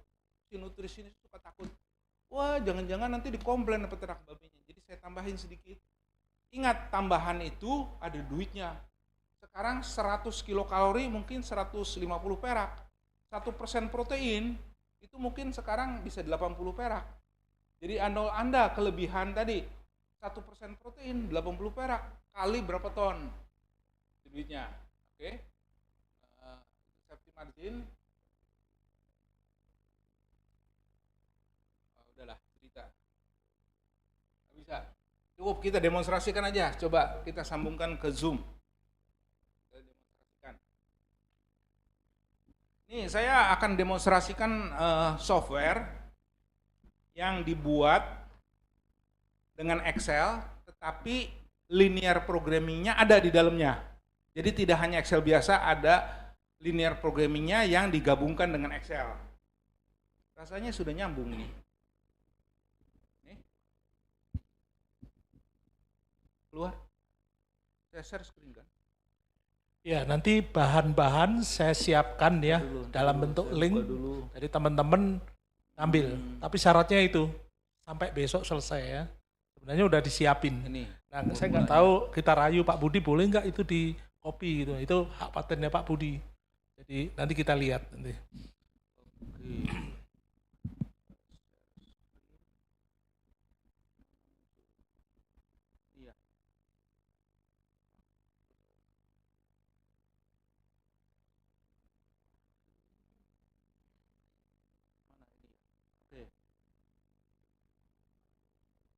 Oke. Oh nggak muncul.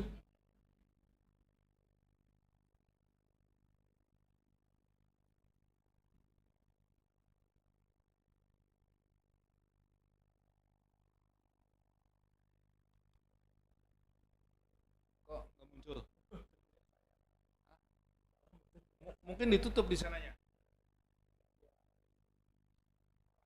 Stop dulu. Oh, udah. Oke, saya demonstrasikan aja bagaimana ada passwordnya. Nah, jadi tadi kan saya bilang kan untuk bikin formula pakan ransum ini ada data-data yang harus disiapin. Saya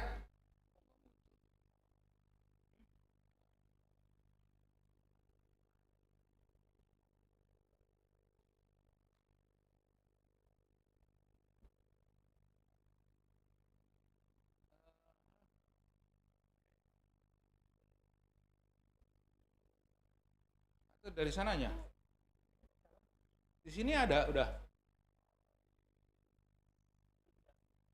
Stop share dulu. Stop share aja terus buka lagi.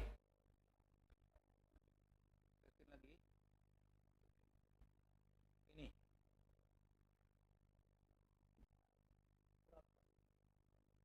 Oke. Jadi saya membuatkan ada software dengan Excel tapi linear programming-nya udah masuk. Tadi kan syaratnya bikin formula adalah data-data. Saya udah nyiapin data bahan baku yang ada di Indonesia. Ini ada jagung impor, ada jagung lokal, ada bungkil kedelai Argentina, Amerika, full fat soya, DDGS, cassava, fish meal, copra meal, semualah yang ada di Indonesia. Ini database-nya saya sudah siapin nih.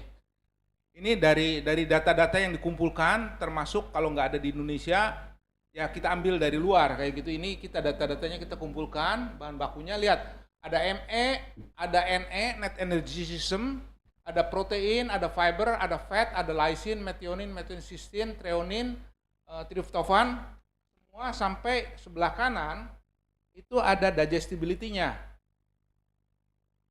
Semua itu berapa yang dicerna, berapa kalsium, fosfor, kloride, semua termasuk kolin, linoleik.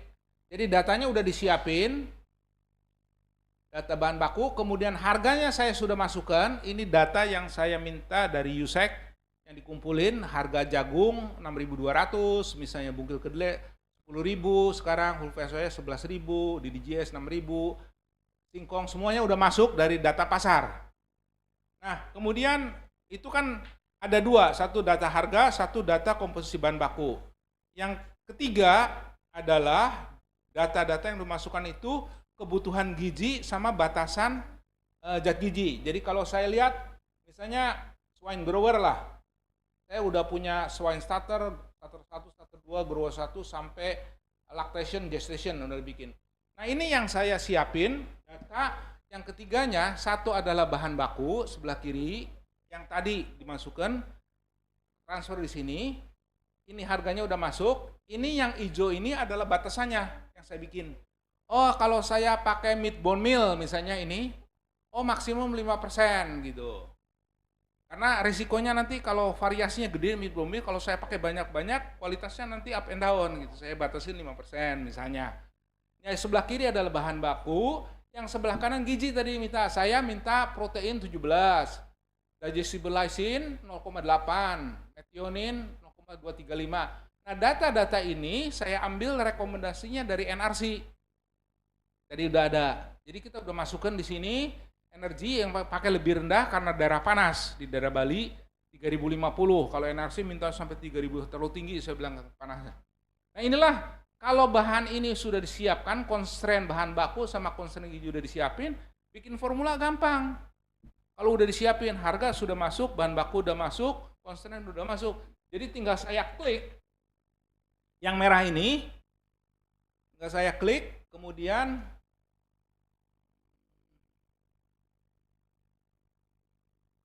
saya klik data dan solver. Ini linear programnya itu di solver.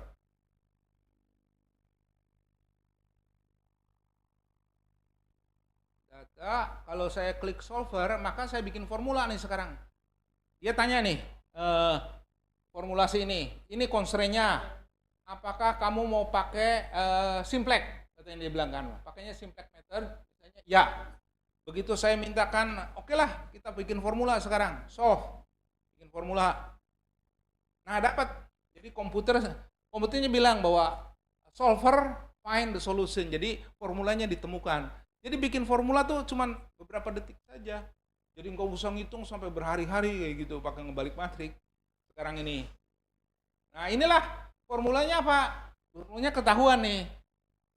Formula ini harganya adalah 6.497. Enggak tahu Pak Ardana 6.500 murah nggak gitu kan? Nanti bandingkan dengan harga yang jual pabrik. Nah, ini kan 6.500. Isinya apa? Jagungnya 52%, 52,4. Bugil kedelainya dia pilih Argentina 20%. Wheat brandnya, wheat polarnya 10%, dedeknya 15%. Ditambah garam, ditambah MCP, ditambah biji batu, ditambah vitamin, mineral, D-L-methionin, lysin, sama treonin. Itulah formulanya. Coba kita lihat kandungan gizinya. Dia minta energinya 3050, dapat 3065, lebih tinggi sedikit. Minta protein 17, dapat 17. Lysin 0,8, dapat 0,8. Jadi semuanya dipenuhi. Kalau formulanya ketemu, maka semua minimum sama batasan ini akan dipenuhin. Jadi inilah formulanya 6.500 sesuai dengan kalau jagungnya benar, bugil kedelainya benar, kalau nggak salah jadi ganti. Nah sekarang bagaimana kita memandu mengurangin biaya? Ini kan 6.500. Tadi prinsip formulasi makin banyak penawaran bahan baku makin bisa murah. Sekarang kan jagung bugil kedelai, bagaimana alternatif bahan baku dicari? Nah caranya gimana? Saya kan udah nawarkan. Saya lihat yang 00 nih. Yang 00 dipakai kan? Ini kan saya batasin maksimum 0 karena nggak ada barangnya. Kalau diadain barangnya kita terima. Saya misalnya pakai sekarang kopra. Kopra saya masukin 5% lah, bisa lah. Kopra bagus dari Lombok misalnya. Bisa beli. Apakah bisa ngurangin harga? Untuk ngecek bahwa bahan itu cocok atau enggak. Kopra mana kopra? Nah, kasih 5%. Maksimum ditawarkan. Bikin formula ulang. Bisa murah enggak? Dipakai enggak gitu. Data solver. Oke, dapat. Nah, sekarang sudah 6.400. Gara-gara pakai kopra 5% nih. Oh, komputer bilang oke, 5% bisa pakai nih. Harganya turun. Nah, sekarang harganya saya turunin lagi sekarang. Oh, bugil inti sawit murah nih. Saya pakai, oh, bugil inti sawitnya batoknya kebanyakan misalnya. Nggak mau lah saya pakai 3% aja misalnya. Oke, 3% udah ngurangin biaya belum? Saya formulasi ulang, pakai bugil inti sawit. Data, formula lagi. Oke.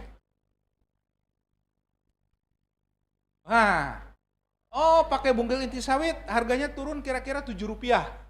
6388, bugil inti sawit dipakai sekian. Kayak gitu. Oh, apalagi yang saya turunkan? Oh, gaplek nih. Gaplek saya turunin, nah, saya pakai. Bisa nggak? Oh, berdasarkan hasil studi penelitian bisa sampai 15% misalnya gaplek untuk swine grower. Murah nggak nih singkong ini? Kita data berikan lagi. Turun. Nah, udah 6.000 kan sekarang. Pakai gaplek. Oh, gaplek dipakainya berapa nih? Gaplek 15%. Nah, sekarang saya pakai lagi di DGS. Misalnya tadi baru nggak ekonomik nggak ya? Saya masukin di DGS rekomendasinya 20% ke makanan babi gitu dari penelitian misalnya nih. Kita tawarkan lebih murah lagi nggak gitu? Data solver. Wah, 5.600 sekarang. Dari tadinya udah hampir 1.000. Nah, kemudian gimana? Oh, saya pakai jagung lokalnya sekarang ini udah ditawarkan. Bagaimana kalau saya pakai jagung impor? Jagung impor sekarang ini harganya 4.500. Tapi kita nggak boleh ngimpor. Kenapa? Karena peraturan pemerintah. Nah, sekarang kalau jagung impor ditawarkan tanpa batas 99%. Beli jagung impor atau jagung lokal misalnya. Data turunin lagi. Nah, 5.600. pakai jagung impor daripada jagung lokal sekarang. Karena jagung impor lagi murah. Tapi pemerintah nggak boleh. Nah sekarang gimana kalau sorghum? Sorghum itu biasanya 2% lebih murah harganya daripada jagung. Pakai sorghum. Ya, data.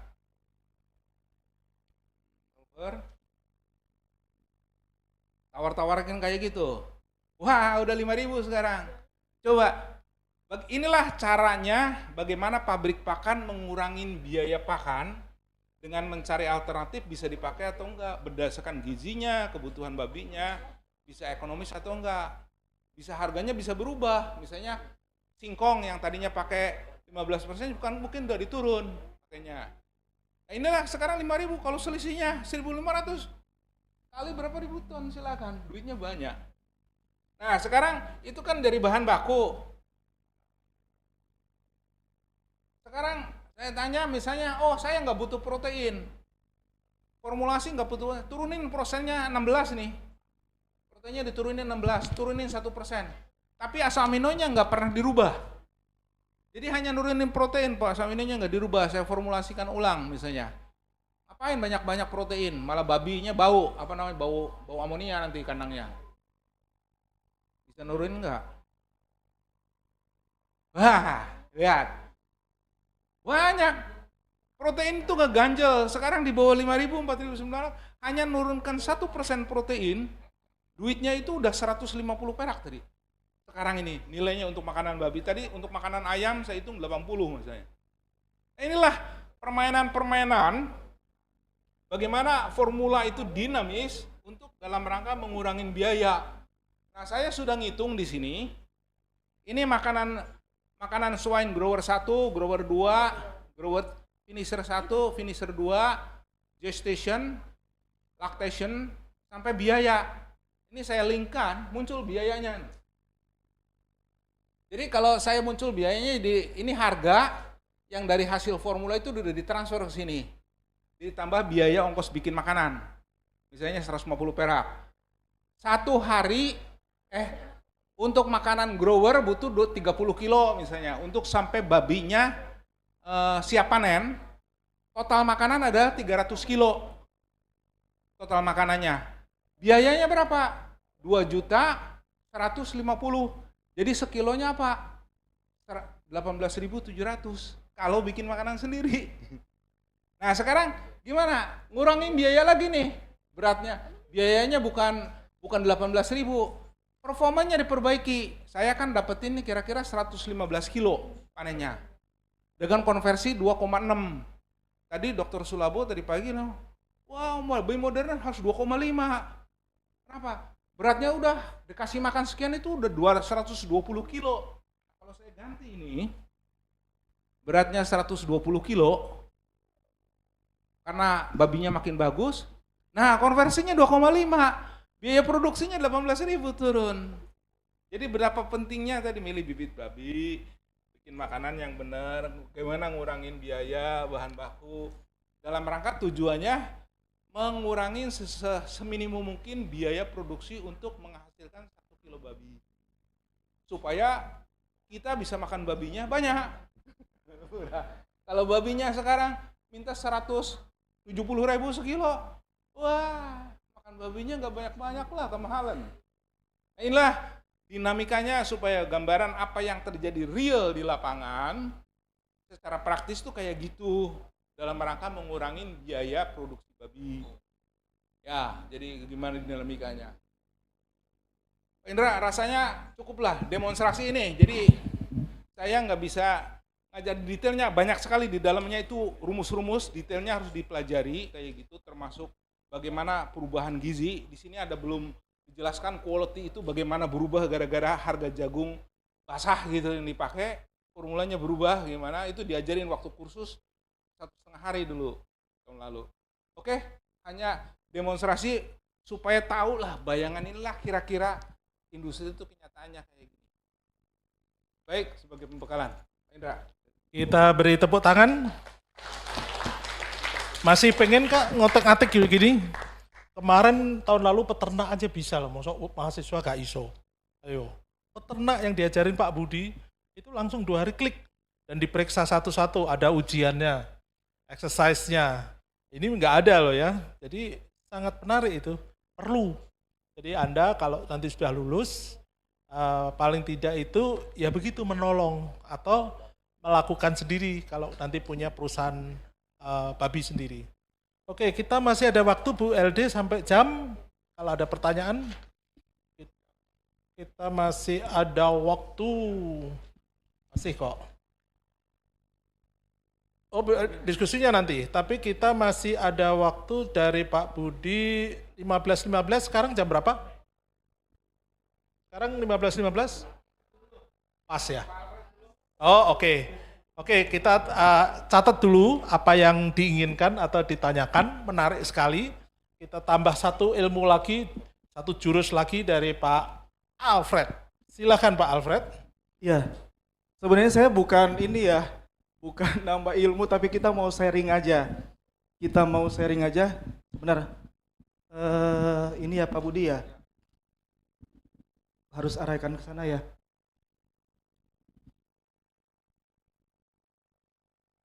Baterainya harus ganti Pak. Tolong dibantu Mas Adit. Iya. Oke. Biar nggak ngantuk.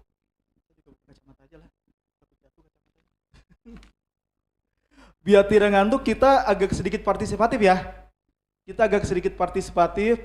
Nanti saya akan banyak bertanya kepada teman-teman semuanya dan nanti kasih jawaban ya. Ada hadiahnya enggak? Oh ada Pak, tenang aja ada hadiahnya. Permen. Saya sudah siapin coklat.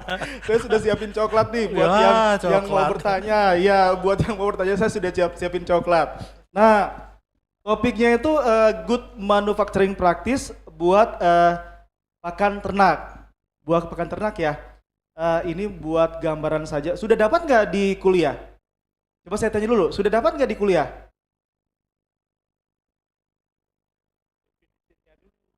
Praktis.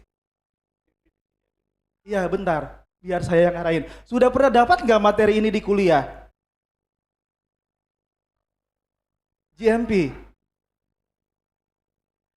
Iya. Oh hazard HCP-nya ya.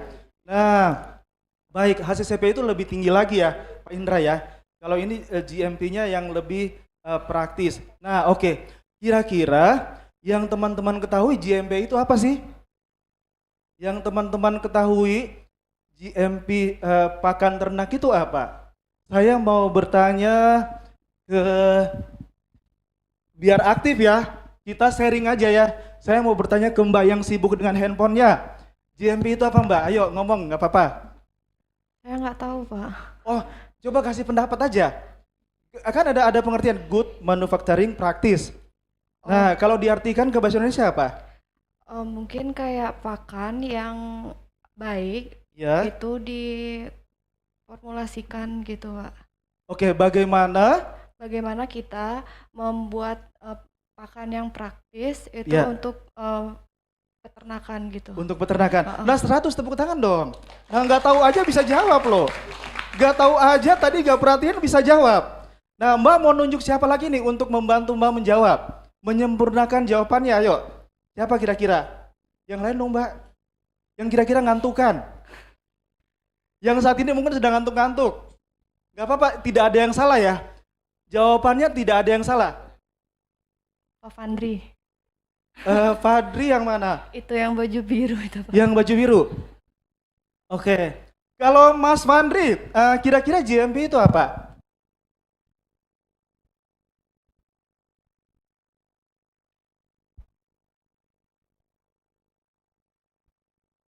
Gak apa-apa, belajar ngomong aja gak apa-apa.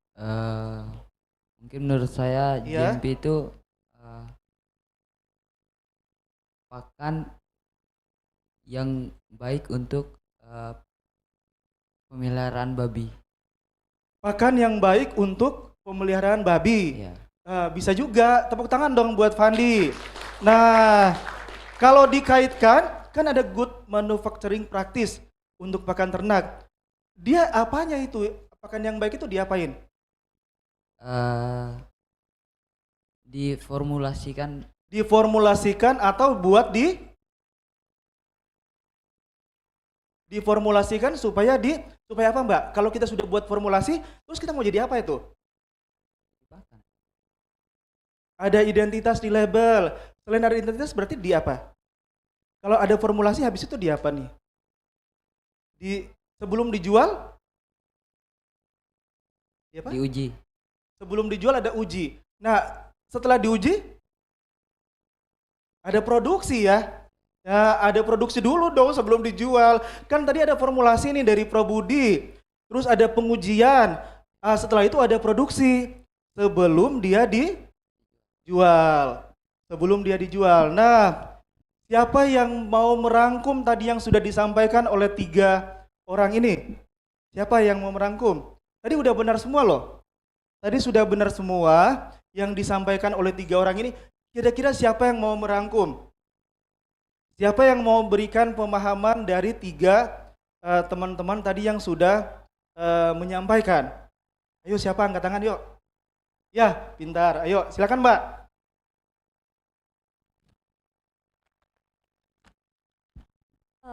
GMP itu kan Good Manufacturing Practice. Jadi kalau saya simpulkan, menurut saya itu adalah bagaimana cara memproduksi pakan yang baik sehingga akan dihasilkan produk yang baik juga.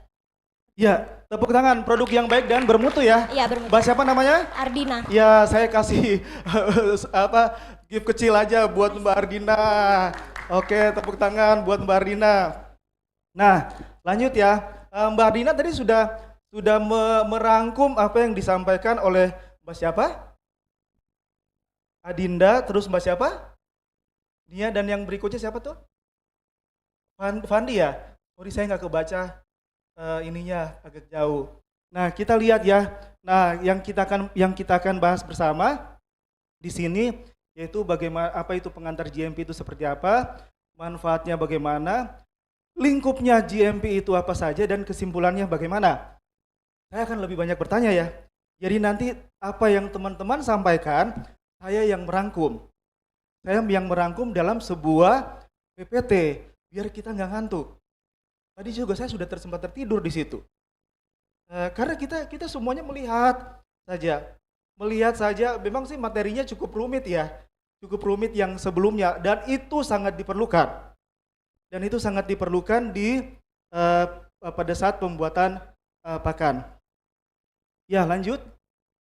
Saya minta tolong karena ini susah ya. Nah ini gambarannya.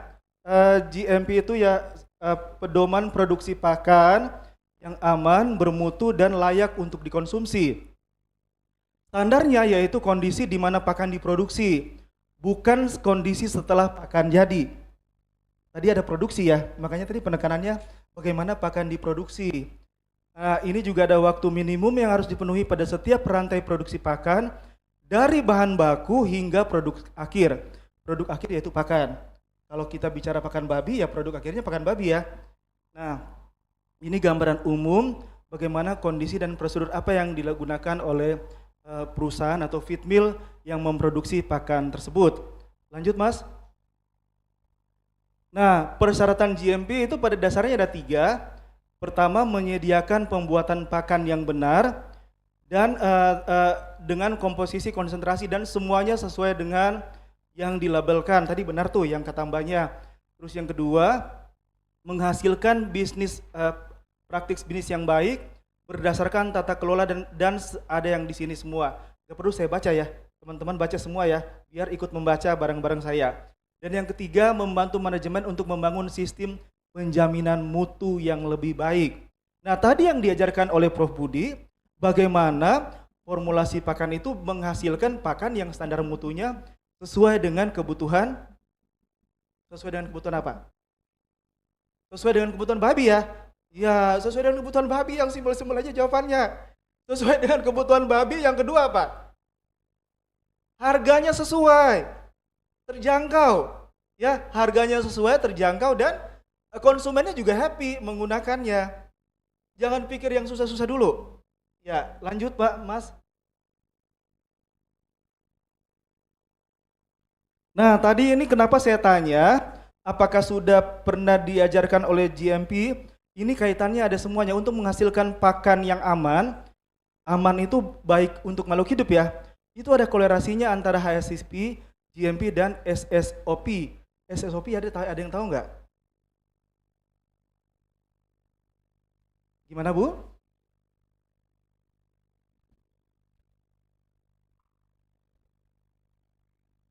Ada yang tahu nggak SSOP? Lanjut Mas. Jangan tegang-tegang ya. Biar kita santai aja. Gimana Bu? Kayaknya Ibu mau jawab deh Bu. Yang Ibu yang kacamata yang senyumnya cantik banget nih. Gimana Bu? Ya. Ya, ada di situ ya. Ya, sudah ada di situ. Jadi ini kaitannya bahwa GMP dan SSOP adalah program prasyarat dari HACCP. Sedangkan SSOP digambarkan sebagai komponen dari GMP juga, Good Manufacturing Practice, untuk pembuatan pakan ternak babi. Clear ya? Jadi kita sudah tahu tentang apa itu GMP, gambarannya itu mulai sampai bukan pada saat pakan. Jadi dari menyediakan bahan baku sampai menghasilkan pakan ya, sampai menghasilkan pakan. Oke, lanjut. Jangan dulu, balik dulu Mas. Oke, sekarang saya mau nanya lagi nih. Kenapa sih harus ada GMP?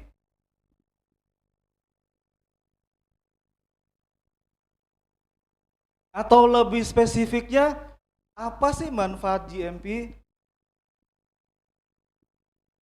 Ayo yang angkat tangan, gak apa-apa jawab. Semua jawaban tidak ada yang salah, semuanya akan saya benarkan. Ya, silakan Pak.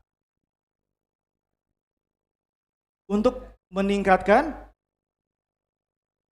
oke, 100, Pak siapa Pak? Pak? Ya, Wira Parta, panggilannya Pak Wira ya? Nah, untuk meningkatkan nilai mutu produk dan kualitas, ya, dari bahan baku menjadi bahan jadi. 100, benar semua nih, tepuk tangan dulu dong. Tepuk tangan dulu. Nah, itu udah benar semua. Nah, kalau kita bagi, GMP itu ada 2 manfaat yang didapatkan. Tadi kan kalau yang Bapak sampaikan tadi, manfaat buat ke siapa Pak?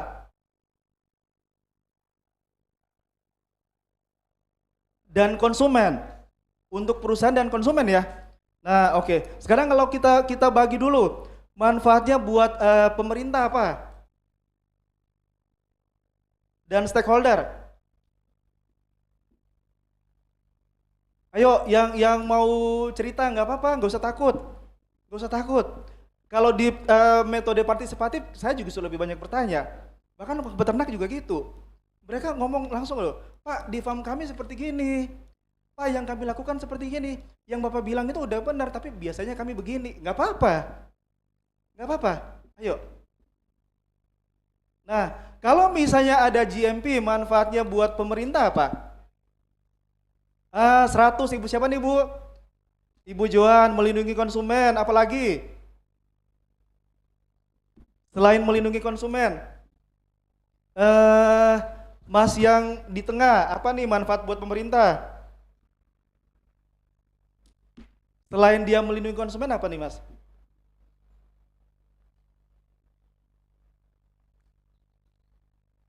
Kalau ada pakan yang kualitasnya bagus, dia juga bisa, tadi kata ibunya, itu melindungi konsumen. Nah, selain itu apa nih? Nah, meningkatkan daya saing produk. Apalagi? Ya, silakan Pak. Meningkatkan kepercayaan makanan yang dijual. 100, tepuk tangan dong, semuanya benar. Semuanya benar. Nah, jawaban-jawaban ini saya satukan ke dalam suatu PPT. Lanjut Mas. Jawaban-jawaban ini pertama untuk ini untuk industri ya. Coba balik dulu yang pemerintah. Nah, ini pemerintah melindungi konsumen dari kerugian atau penyakit yang disebabkan oleh pakan yang tidak standar. Itu benar ya. Tadi sudah disampaikan ya. Terus yang kedua, memberikan jaminan kepada konsumen bahwa pakan yang digunakan layak untuk dikonsumsi. Yang berikutnya menjaga dan meningkatkan kepercayaan pada pakan yang diperdagangkan secara luas. Dan yang terakhir, ini juga pemerintah bisa memberikan bimbingan dan pendidikan terkait dengan program kesehatan pakan dan untuk industri dan konsumen. Jadi yang teman-teman semua, Bapak Ibu semua jawab itu ada, ya, benar semua ya. Tapi saya bingung nih mau kasih hadiahnya ke siapa nih. Kayaknya saya mau kasih hadiahnya ke ibu ini deh karena udah 2 kali menjawab. Ya, ke ibu yang satu nih. Ibu siapa Bu? Iya, Ibu Joana. Iya, baik. Iya, oke. Nah, tadi sudah ada buat pemerintah. Kalau buat konsumen, ayo nggak usah malu-malu. Jawabannya nggak bakal salah. Jawabannya akan benar semua. Kalau misalnya buat konsumen apa? Saya tadi banyak, oh ya, ini jago banget nih dari tadi jawab terus. Hebat, bagus. Gimana Mbak? Kalau untuk konsumen itu bisa menyediakan atau memproduksi produk yang memang aman untuk konsumennya. Ya, memproduksi produk yang aman. Iya. Apalagi? Terus juga bisa menyediakan informasi yang jelas untuk masyarakat atau untuk konsumen. Sip, keren banget jawabannya, tepuk tangan dulu dong. Nah, Mbak ini, Mbak siapa namanya? Mbak Ardina mau minta temannya bantu melengkapi jawabannya siapa? Begini, aku benci si A deh, kasih dia aja. Enggak, itu contoh ya. Contoh biar kalian gak tegang-tegang amat. Wah, ini kayaknya teman saya dia selalu dapat nilai A di sana. Oh, itu aja deh. Ini contoh ya, tapi ini tidak benar. Ini contoh di tempat lain. Gak apa-apa. Ayo contoh aja, ayo Mbak. Siapa? Manik. Ya. Manik yang mana ya? Oh iya, gimana Mbak Manik? Manfaatnya buat konsumen?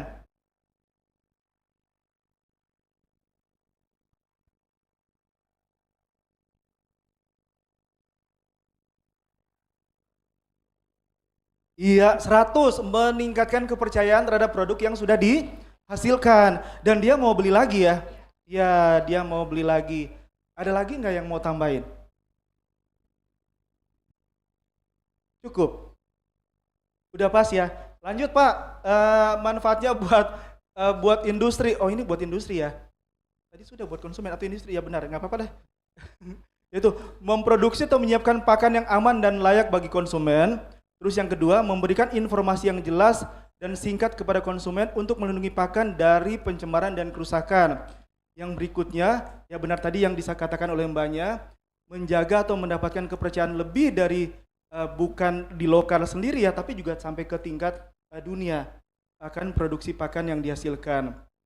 Nah, yang berikutnya sebagai titik awal penggunaan dari HCP dan yang terakhir untuk mengurangi kehilangan atau pemborosan supaya lebih ekonomis ya.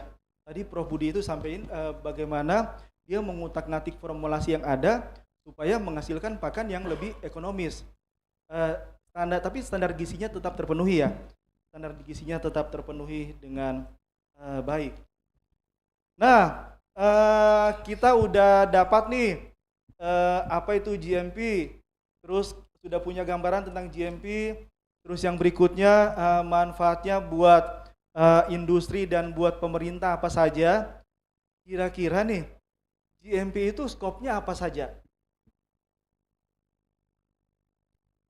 Atau ruang lingkupnya apa saja, atau apa saja sih yang dibahas di GMP, atau apa saja yang dilakukan ketika suatu produsen pakan memproduksi pakan, apa yang dia perhatikan? Ya, silakan Pak.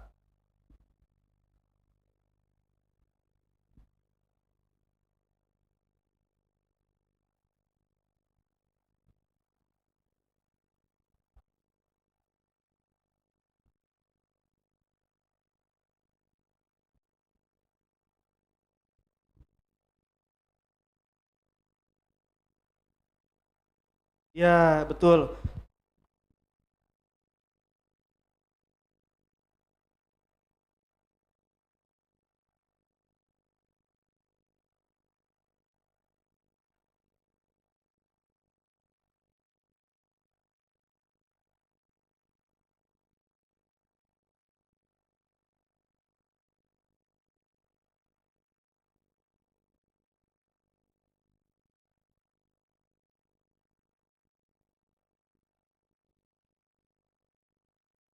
Baik, oke. Tepuk tangan dong buat Bapaknya. Ya, pertama bagaimana bahan bakunya, terus yang kedua bagaimana prosesnya ya. Yang ketiga bagaimana produk akhir mungkin ya. Produk akhir yang dihasilkan untuk mendapatkan pakan yang berkualitas ya. Nah, selain itu apa lagi? Selain itu apa lagi sih di dalam GMP itu melingkupi apa saja?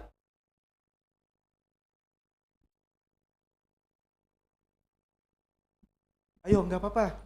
Ngomong nggak apa-apa. Nggak salah kok kalau ngomong, nggak apa-apa. Ayo, di dalam GMP itu melingkupi apa saja atau apa yang diperhatikan di dalam good manufacturing practice? Keamanan kesehatan. Kalau keamanan kesehatan itu buat ke siapa, Pak?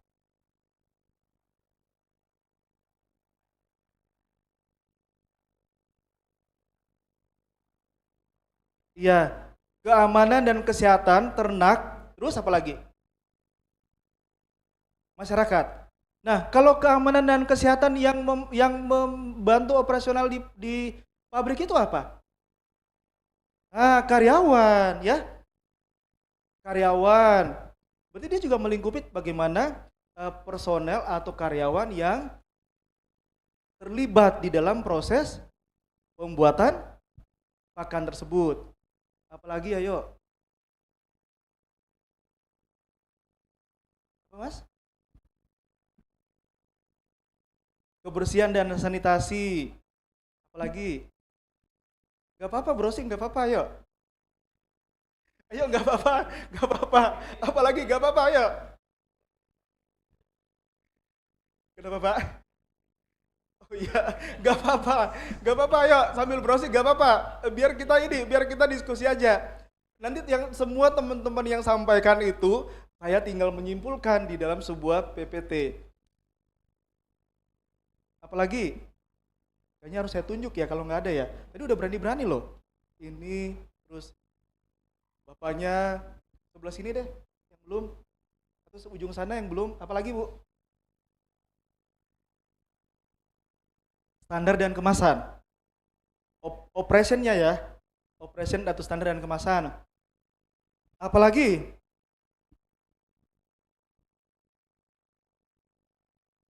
Gimana? Storage atau pabriknya. Ya. Ya. Apa Bu? Standar ada SNI-nya. Harus ada SNI-nya ya. Nah, itu yang diatur di dalam GMP tadi. Oke. Gimana Pak? Ada expirednya, lebih detail lagi ada expirednya. Lebih detail lagi ada expirednya ya. Oke. Kita lihat satu-satu. Kita lihat satu-satu ya. Mas, lanjut Mas. Nah, ini ruang lingkup yang dibahas di GMP. Yang pertama yaitu bagaimana personelnya atau orang-orang yang menangani di dalam pabrik tersebut. Terus yang kedua, bagaimana tentang fasilitas operasinya atau operation yang di dalam pabrikan tersebut. Yang ketiga juga dia juga melihat bagaimana lahan dan fasilitasnya. Fasilitas dari pabrikan tersebut. Terus yang berikutnya tadi sudah benar kata Bapak, peralatan dan perkakasnya yang dipakai seperti apa. Housekeeping juga, housekeepingnya seperti apa, misalnya pembersihan dan sanitasi. Dan yang paling penting tadi itu air. Yang paling penting air ya, dari pagi kita bicara tentang air. Di sini juga GMP juga ada air. Yang ketujuh, bagaimana penyimpanan dan distribusi pakan ternak. Dan yang kedelapan, perlunya pencatatan dan dokumentasi. Ya, kenapa perlu pencatatan dan dokumentasi? Sekarang mau tanya nih, kenapa di GMP itu perlu adanya pencatatan dan dokumentasi? Mas yang ini nih, kayaknya kamu agak-agak ngantukan. Kenapa kita di GMP? Kenapa Pak? Benar banget ya. Dia bilang benar banget loh. Gak apa-apa, biar kita gak ngantuk ya. Kenapa perlu adanya pencatatan dan dokumentasi?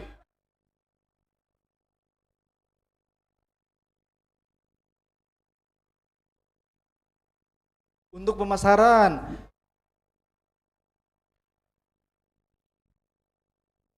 Oke, di dalam pencatatan penting untuk pemasaran, untuk mengetahui mana produk yang baik ya, dan yang kurang. Selain itu buat apa? Untuk evaluasi. Ya, untuk evaluasi benar ya. Apa yang mau dievaluasi? Produknya. Yang kita lihat apa tuh kalau mau evaluasi produk? Bisa ditelusur ya. Bisa ditelusur produknya itu dari awal sampai akhir, bahkan sampai ke konsumen ya. Bahkan sampai ke konsumen, yang mana produk yang hasilnya kurang bagus yang memberikan efek kepada si peternak yang mengkonsumsi tadi tidak baik ya. Itu pentingnya pencatatan. Ini sebenarnya simpel semua. Mungkin teman-teman juga sudah melakukannya. Makanya saya cuma mau mancing aja supaya kita saling memberikan masukan. Saling memberikan masukan karena PPT-nya sudah ada. PPT-nya sudah ada ya. Nah, sekarang kita lihat satu-satu. Kita lihat satu-satu, pertama yang personel dulu. Lanjut Mas. Nah ini personelnya, baiknya semua karyawan yang terlihat, saya kalau begini nggak, di situ harus nunjuk ke sini ya. Agak-agak bingung. Baiknya semua karyawan yang terlibat dalam proses pembuatan pakan itu diberikan pelatihan tentang general animal food safety dan personal hygiene. Terus yang kedua juga ada pemeriksaan kesehatan wajib dan rutin. Yang berikutnya persyaratan kebersihan karyawan juga khusus personelnya harus diperhatikan, misalnya kebersihannya, ada pakaian kerjanya, ini misalnya ada luka harus bagaimana, dan selalu mencuci tangan menggunakan sabun. Ini cuma contoh saja apa yang dilakukan di personel dalam memproduksi pakan ya. Mungkin masih kalau pabrik pakan yang sudah punya ISO ya Pak ya. Kalau pabrik pakan punya ISO ya Pak ya, Pak Budi. Kalau yang sudah punya ISO tadi itu mungkin lebih detail dia menerapkan karyawannya itu harus seperti apa, termasuk bagaimana mengamankan si karyawan tersebut. Ya, lanjut lagi. Ini buat pengetahuan teman-teman semuanya. Nah, ini kalau ini yang kedua tentang bagaimana fasilitas operasi atau operasional di dalam suatu pabrik pakan. Ini terutama di pusat penerimaan barang. Kita harus ketahui siapa pemasok atau asal barang. Tidak semua bahan pakan sama. Biji-bijian, bungkil, sumber protein, ini contoh ya, vitamin, mineral, dan asam amino itu pada dasarnya tidak sama. Pilihlah yang mempunyai kualitas yang bagus. Seperti soybean meal yang diproduksi oleh US itu juga kualitasnya terjamin. Ya, kualitasnya terjamin, kualitasnya dan selalu teruji. Terus yang berikutnya, kita tidak dapat meningkatkan kualitas asli bahan baku yang sudah diterima. Tidak dapat membuat harga bahan baku grade 3 menjadi grade 1. Jadi kalau sudah diterima, kualitas ya kita nggak bisa rubah ya. Kita nggak bisa rubah, ini contohnya Satya. Terus lakukan kontrak untuk jaminan kualitas dan kuantitas produk yang ingin dibeli. Lakukan evaluasi bahan baku pakan secara berkala. Dan yang berikutnya yang terakhir, pastikan semua bahan-bahan pakan tidak membahayakan manusia atau hewan dengan melakukan pengujian. Ya, lanjut. Nah, ini juga masih di operationnya seperti apa, bahan baku dan bahan lainnya pastikan cocok untuk, ini lebih detail ya, tapi nanti itu lebih banyak mungkin di formulasi nanti. Bahan baku dan bahan lainnya pastikan cocok untuk pembuatan dan pengolahan pakan, ditangani dan dengan dalam kondisi terlindungi dan meminimalkan kontaminasi atau kerusakan. Ini juga ada penjelasannya bagaimana kontainer pengiriman, drum, bak dan sebagainya tidak terjadi kontaminasi dengan melakukan sanitasi. Ini yang terpenting nih, bahan baku dibersihkan seperlunya untuk meminimalkan kontaminasi. Ini contoh-contoh bahan baku yang sudah terkontaminasi ya. Ini ada beberapa bahan baku yang kualitasnya tidak bagus, itu yang tidak layak untuk dipakai untuk pembuatan suatu pakan, baik pakan ternak apapun dia. Ya, lanjut. Nah ini masih di fasilitas operasi, karena operasi ini yang menentukan hasil yang didapatkan. Ini contoh, semua peralatan dalam penerimaan bahan baku pakan sesuai dengan spesifikasi kebutuhan pabrik dan berfungsi dengan baik. Ini Pak Prof Budi ini lama menangani pabrik ya, pabrikan selama ini mungkin ya Pak, udah keliling semua pabrik, mungkin sudah keliling ya Pak ya? Sudah keliling semua pabrik yang ada di Indonesia, bahkan di luar negeri. Sudah keliling semua pabrik yang ada di Indonesia, bahkan di luar negeri. Saya baru belajar nih sama Prof. Budi, keliling beberapa pabrik pakan, itu kualitas fasilitas operasinya harus memenuhi standar, dan sedini mungkin kita atasi jika ada masalah atau tidak berfungsi dengan baik. Lanjut. Nah, ini termasuk alat-alat seperti conveying dan efflatingnya dirancang dan dipelihara sedemikian rupa untuk melindungi dari kontaminasi. Sampai alat-alat seperti gini ini juga harus diperhatikan. Jangan sampai ada yang karatan, berjamur dan macam-macam ya. Karena kesalahan atau kelalaian dari alat-alat seperti ini yang tidak steril juga akan mengakibatkan pakan yang diproduksi tidak baik ya, tidak baik atau kualitasnya menurun.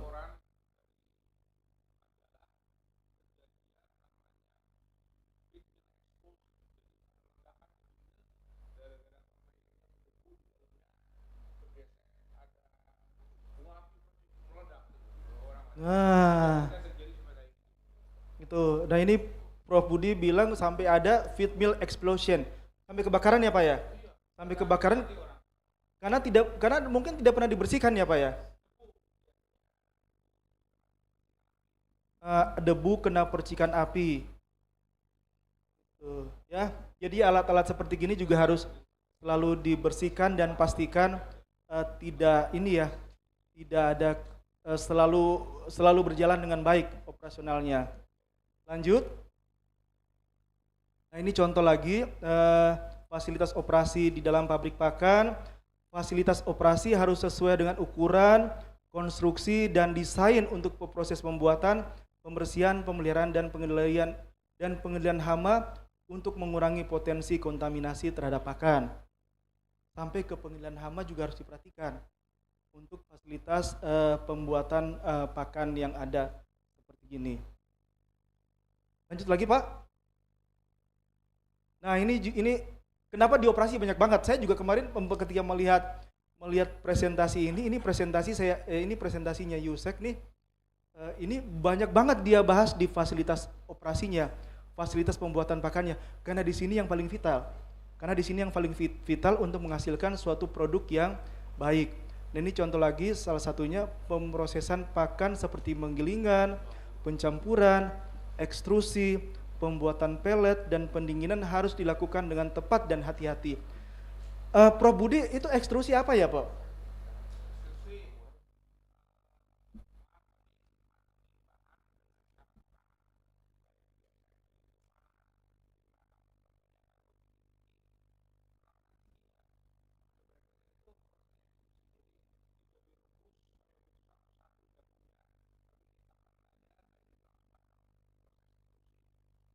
Proses pematangan pakan berarti apa ya?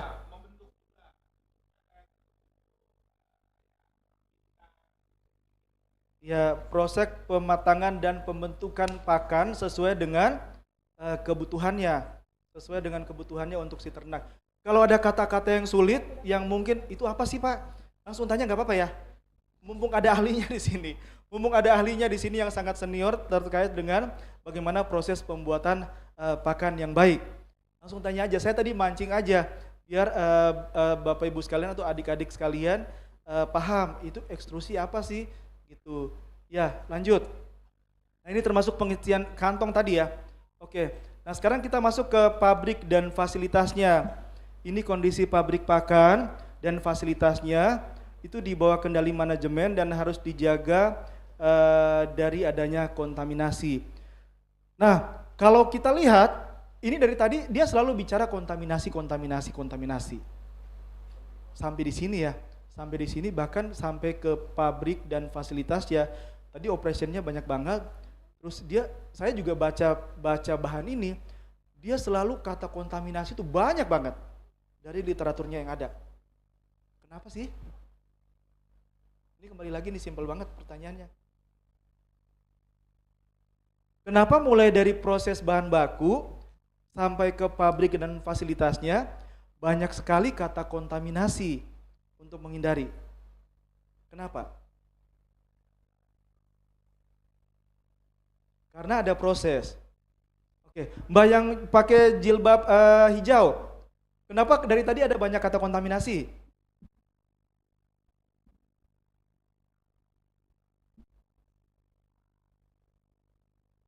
Iya, 100, tepuk tangan dong. Iya, saya mau ngasih, masih ada nggak ya? Saya mau ngasih, simpel aja. Ini Mbak, maaf satu lagi, sorry, tolong di order. Untuk menghasilkan produk yang baik ya, yang layak dan mutunya terjamin. Makanya dari awal kita bicara jangan ada kontaminasi, jangan ada kontaminasi.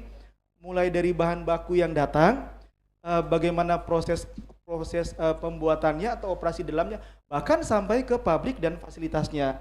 Supaya satu saja, bagaimana menghasilkan pakan yang mutunya terjamin dan kualitasnya tetap baik. Tetap baik sampai nanti dicerna oleh hewan. Ya, kalau kita bicara sekarang babi ya sampai dicerna oleh babi ya. Sampai nanti dicerna atau dikonsumsi oleh babi. Ya, lanjut Pak. Nah ini tentang housekeepingnya. Housekeepingnya bukan cuma ke orangnya saja, ini kebersihan dan sanitasi, baik struktur bangunan, perlengkapan dan fasilitas fisik lainnya dari pabrik harus dijaga kebersihannya dalam kondisi baik dan untuk mencegah pakan tercemar. Nah, ini tadi yang dicontohkan, ini juga harus sering dibersihkan ya setelah dipakai, bahkan sampai dia dikemas seperti ini harus dalam kondisi bersih dan tidak tercemar atau tidak ada kontaminasi. Ya, lanjut. Nah ini juga masih housekeeping dan sanitasi. Nah ini menarik nih, nanti saya coba tanya ya. Bahan pembersih dan sanitasi harus aman tersimpan rapi. Terus bahan kimia atau beracun yang boleh digunakan disimpan di area produksi atau processing dan area terbuka. Ini ada beberapa poin nih. Ada beberapa poin. Yang pertama yaitu digunakan untuk pembersihan dan sanitasi, digunakan untuk prosedur pengujian laboratorium. Yang ketiga digunakan untuk pemeliharaan dan operasional mesin dan peralatan. Yang terakhir digunakan dalam operasional pabrik. Nah pertanyaannya, kenapa sih masih ada bahan kimia atau bahan yang kemungkinan besar bisa mengkontaminasi dalam pabrik pakan? Jawabannya sudah ada loh. Kenapa?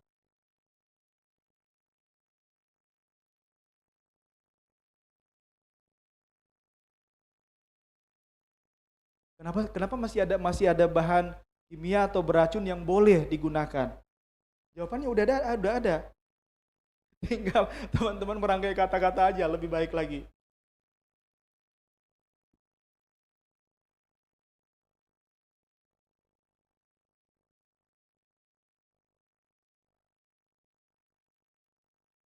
Supaya pakannya diaman. Apalagi? Benar sih, semuanya benar. Supaya pakan lebih aman, apalagi? Untuk mengawetkan pakan. Oke, apalagi? Itu tinggal dibalik aja tuh kalimatnya.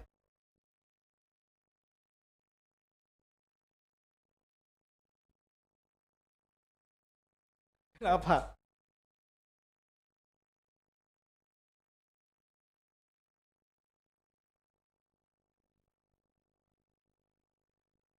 Ada yang bisa jawab nggak?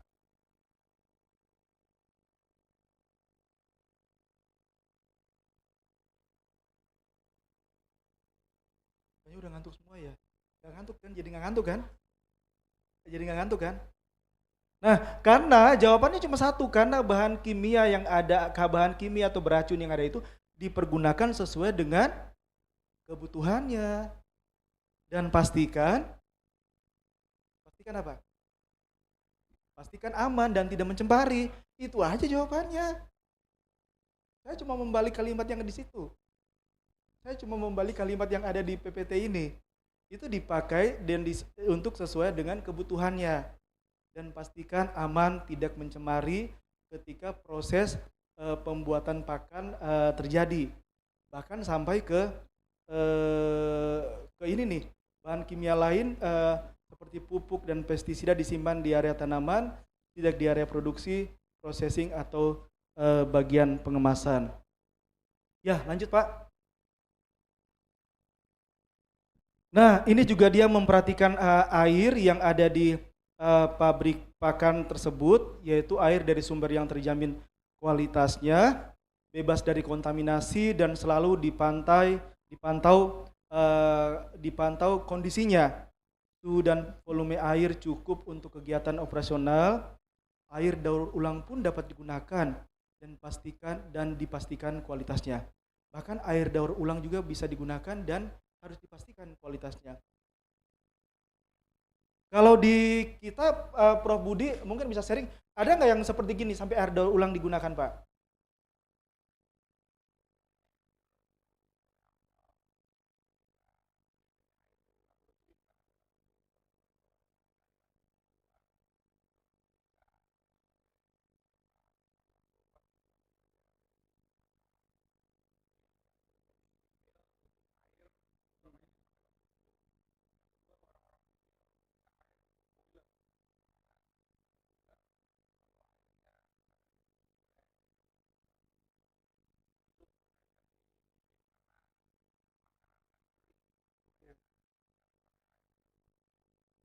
Iya, sudah terjawab ya. Sudah terjawab ya. Saya juga waktu menulis ini dari sumber yang ada, saya juga berpikir kok dipakai, nanti nggak takut tercemar, yaitu sampai memastikan kualitasnya supaya tidak sampai mencemari pakan yang akan diproduksi atau mungkin ketika proses pembuangan ya, ketika proses pembuangan yang terjadi. Nah ini juga dia melihat bahwa jika suhu air harus mencapai parameter tertentu atau suhu tertentu untuk kebutuhan sanitasi harus selalu dipantau dan dicatat rutin. Ini sampai toilet yang tersedia cukup dan bersih, air limbah kotoran harus dialirkan dan diolah dengan benar agar tidak mencemari pakan. Yang terakhir, fasilitas cuci tangan memadai dan mendukung kegiatan operasional dalam pembuatan pakan tersebut. Ya, lanjut. Nah ini tadi yang disampaikan oleh Bapaknya tentang peralatan dan perkakas, ini juga turut diperhatikan. Bagaimana peralatan seperti sapu, sekop, gayung harus dalam kondisi fisik yang baik, bukan sebagai sumber kontaminasi dan disimpan dengan benar. Ini dia menyarankan untuk memberi kode warna yang membedakan penggunaannya dan lokasi kegiatannya, sampai memberikan kode warna. Nah gini, kita juga di pemerintah dan salah satu badan dunia yang saya bekerja sekarang di FAO, kita juga ke FAM itu malah memberikan kode warna. Biosecurity-nya biosecurity 3 zona. Pernah dengar nggak? Nggak pernah? Pernah? Pernah ya? Apa Mbak itu?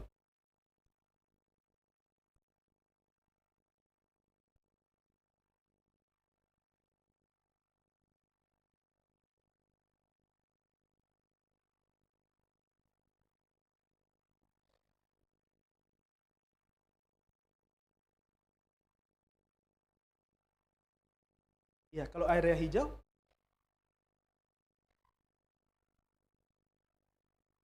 sudah bersih ya? Oke. Mbak siapa namanya Mbak? Mary. Wah tepuk tangan banget nih buat Mbak Mary.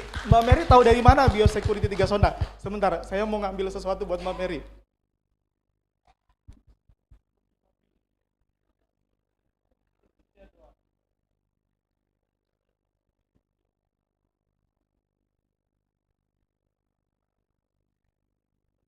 Bentar ya Mbak Mary ya. Mbak Mary tadi bisa menjelaskan tentang biosecurity 3 zona yang di situ ada warna merah, kuning dan hijau karena ini terkait dengan pakan ya. Ini juga pakan tadi dia bilang kasih warna. Nah, itu dapat dari mana Mbak informasinya? Diajarin di kampus? Di?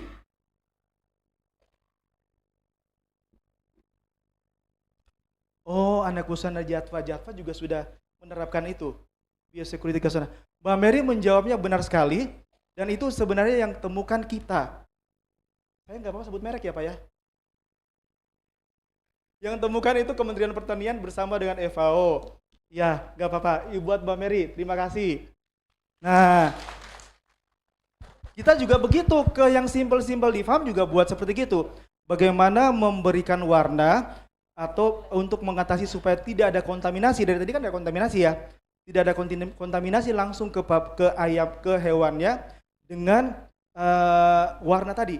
Yang merah itu bahaya, yang kuning itu area untuk persiapan atau buffer area, yang hijau itu area buat bersih. Nah, jadi bagaimana menyaring kontaminasi sampai 3 perlakuan supaya memastikan kalau ke ternak, memastikan supaya ternak tersebut tidak terkontaminasi oleh sumber penyakit ya, atau mikroorganisme atau patogen. Nah, kalau kita di pakan, ini tadi ya, beri kode warna untuk membedakan penggunaan dan lokasi kegiatan, itu memastikan barang-barang atau peralatan yang digunakan bekerja di bagiannya dan tidak mengkontaminasi atau dalam proses pembuatan pakan ya. Nah, itu satu. Bahkan sampai ke peternakan pun sudah memberikan kode warna. Browsing deh. Browsing, nanti akan ketemu di situ Alfred Kompudu. Promosi. Tepuk tangan dulu dong buat Mbak Mary. Ya, oke. Baik, oke, lanjut. Nah, ini contoh peralatan dan perkakas, bagaimana temperatur freezer, cool storage, dan instrumen lain untuk menjaga kondisi lingkungan tersebut tidak berbahaya. Ini simpel ya, pada dasarnya dari tadi kita ngomong kontaminasi, jangan sampai adanya kontaminasi. Lanjut, waktu saya udah habis ya Pak ya? Ya, ini bagaimana penyimpanan dan distribusi pakan juga sama. Ini draft yang terakhir, bagaimana pencatatan dan dokumentasi. Tadi bagus banget jelasannya supaya kita bisa menelusuri ya, di mana sumber terjadinya infeksi, sumber terjadinya kontaminasi. Terakhir, GMP sebagai dasar yang diperlukan untuk produksi pakan ternak yang aman dan berkualitas, diperlukan oleh produsen pakan sebagian besar dikelola di luar rencana keamanan pangan. Tadi dikaitkan dengan pangan. Yang terakhir, penting untuk memahami persyaratan khusus dan melatih semua individu yang terlibat memahami dan menerapkan peraturan GMP dengan efektif. Nah, materi GMP ini pada dasar materi umum yang disosialisasikan kepada teman-teman mahasiswa yang ada di sini supaya punya gambaran apa sih bagian-bagian yang dilakukan pada pembuatan pakan yang baik di pabrik pakan. Untuk pengetahuan, kalau kita menghadapi peternak minimal kita punya dasar ya, punya dasar walaupun dia nanti pakan yang digunakan sangat simpel, kita punya dasar supaya pakan itu tidak terkontaminasi. Oke, jalan-jalan ke Pulau Bali, jangan lupa beli apa? Kalau di Bali apa nih? Jangan betutu lagi. Apa? Jalan-jalan ke Pulau Bali, jangan lupa beli pai susu.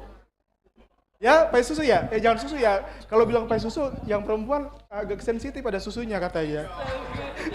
Langsung ketawa dia, Pak. Nah, oke, kita ganti apa? Oke, tapi nanti yang babi guling yang muslim nggak makan, Pak. Gimana? Yang umum. Jalan-jalan ke kota Bali, jangan lupa beli dulu dong, Pak. Biar di sini naik itunya. Beli apa? Beli kacang aja ya? Apa? Oke. Jalan-jalan ke kota Bali, jangan lupa beli pai legong. Cakep dong. Jalan-jalan ke kota Bali, jangan lupa beli pai legong. Terima kasih atas perhatiannya. Sampai jumpa ke Bali. Demikian dari saya. Terima kasih dan kami kita serahkan kepada Pak Indra. Oke, rupanya stand up comedy ini ya. Kayak cak lontong aja kamu. Oke, terima kasih Bang Alfred. Oke, teman-teman, dari Pak Budi tadi menarik ya. Terlihat itu rangkaiannya, mulai dari pengetahuan bahan baku, raw material, nutriennya, nutrisi, kemudian formulasi, kemudian cara pembuatan, terus bagaimana membuat produk yang baik, dan besok masih ada lanjutan lagi. Nah, seperti tadi yang saya bilang, kira-kira dari formulasi ataupun raw material pengetahuan tadi dari Pak Budi ada yang perlu ditanyakan nggak? Saya memang mau ngasih orang yang serius dan ini ada USB, nanti ada berapa Bu Dina? Ada 3 lagi ya. Nah, tapi besok karena ini masih dikirim dari Jakarta, sebentar lagi naik pesawat terbang nih. Bu Dina langsung kirim cut gitu ya. Jadi teman-teman silahkan kalau ada pertanyaan terutama sementara dari Pak Budi dulu, nanti bisa dilanjut pertanyaan dari untuk Pak Alfred. Ada? Berarti kalau ada bisa ditanya Pak Budi ini, berarti menguasai nih yang tadi itu. Gimana? Sebelum ditanya. Ayo tanya aja nggak apa-apa. Mahasiswa ada tanya? Tadi mau gini? Ayo silakan Mbak. Tuh, tolong. Terima kasih atas kesempatan yang diberikan pada saya. Nama saya Joanna da Costa Freitas. Mohon izin Pak Prof, saya ingin tanya tentang tadi ada formulasi pakan itu. Di situ ada sorghum juga 99%, jagung juga 99%.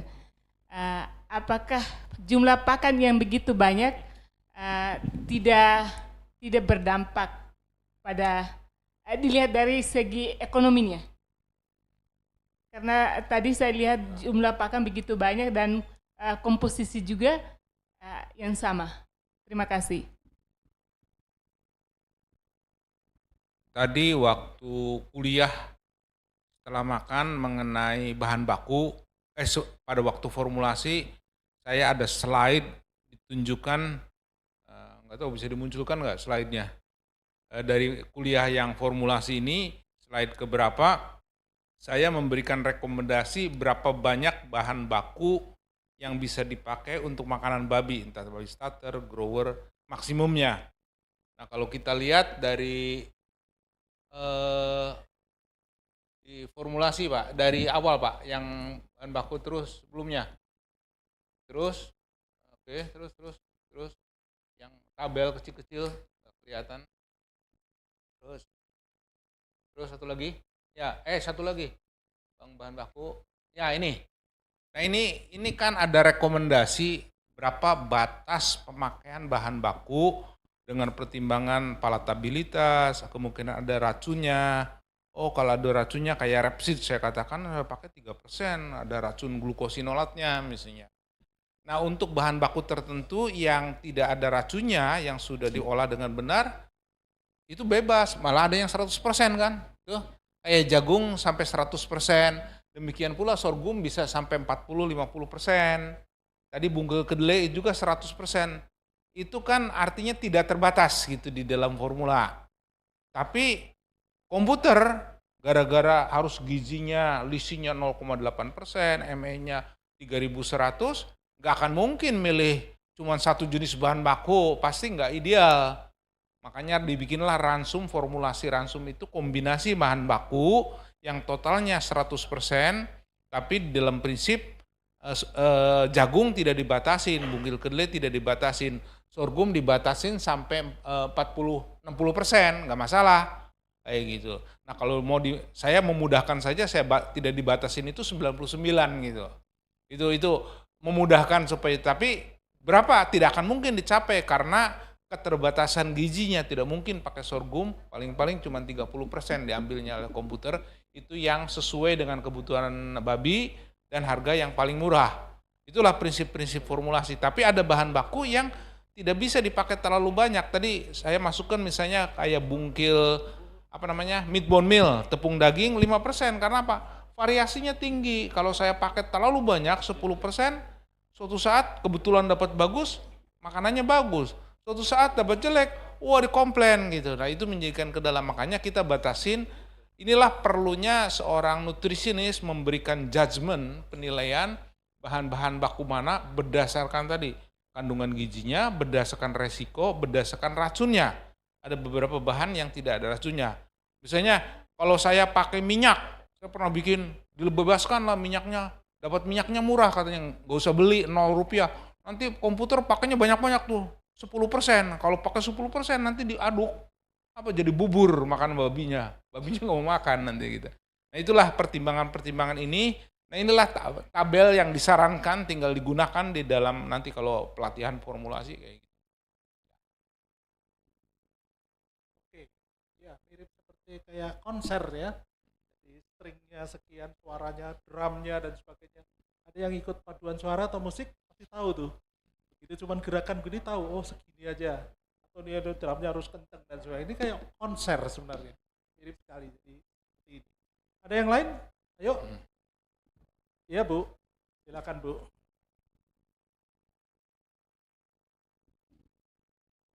Terima kasih Pak, jadi atas waktunya. Sekali lagi saya ingin bertanya kepada Pak Prof. Permasalahan di awal tadi kan kita kekurangan soyben Pak ya, kedelai. Padahal kalau tidak salah beberapa tahun ini kan ada program pemerintah Upsus Pajale, padi jagung lele, itu bisa diartikan program itu gagal Pak Prof. Ya, tahu. Ya, sekarang apakah soyben meal ini atau bungkil kedelai ini bisa disubstitusi dengan green concentrate misalnya Pak Prof? Misalnya tepung indigo pera. Sekarang kan lagi ngetren yang dikembangkan oleh Prof Luki gitu dengan green concentrate istilahnya. Apakah bisa? Apakah justru secara ekonomi lebih mahal atau secara nutrien gimana itu Pak Prof? Ya, terima kasih. Ya, beberapa itu penelitian lama. Saya juga melakukan penelitian mencari alternatif. Itu udah lebih 30 tahun mencari alternatif bagaimana untuk menggantikan bungkil kedelai karena kita impor terlalu banyak, bahan baku lokal apa yang bisa dipakai. Saya memang sampai penelitian dari daun-daunan. Saya pernah menyelusuri daun glirisidia, daun kaliandra, lamtoro, dan sebagainya, sampai saya mengekstrak, dipisahkan lagi gitu, protein di dalam lamtoro itu dengan ekstraksi, di adjust pH-nya, proteinnya ditinggikan dan sebagainya, sampai kayak gitu. Tapi kemudian setelah diselusuri, permasalahan dari hijauan itu pertama protein paling-paling dapat 25 lah, kalau daun murni 27 kayak gitu, entah Indigofera, legium lah, kelompok legium itu, kalau kelompok bukan legium malah lebih rendah lagi, rumput-rumputan. Nah kedua, ketika diselusuri proteinnya cuma 25 dibandingkan kedelai 47, terlalu jauh. Yang kedua tadi disebutkan oleh Dr. Sulabo berkaitan dengan serat kasarnya misalnya. Jadi daun-daunan dari tanaman yang daun-daunan ini serat kasarnya tinggi. Nah ketika gara-gara serat kasar tinggi, harga energi itu mahal. Jadi saya hitung energinya berapa. Nah energi di daun-daunan itu bervariasi. Kalau kebetulan taninya banyak, misalnya di daun kaliandra, saya selusuri taninya banyak sampai 6% misalnya. Itu ketika dibikin tepung daun saja itu langsung berikatan, proteinnya kecernanya turun sampai di bawah 50. Energinya cuman di bawah 1000. Lah gimana menggantikan bungkil kedelai yang energinya 2300 gitu kan. Jadi kalau mau ditambahkan minyak banyak-banyak kayak gitu supaya energi naik. Lah harga minyak 17.000 sekarang. Jadi pertimbangan-pertimbangan itu sehingga diputuskan bahwa wah tidak mungkin Indonesia menggantikan dengan daun-daunan.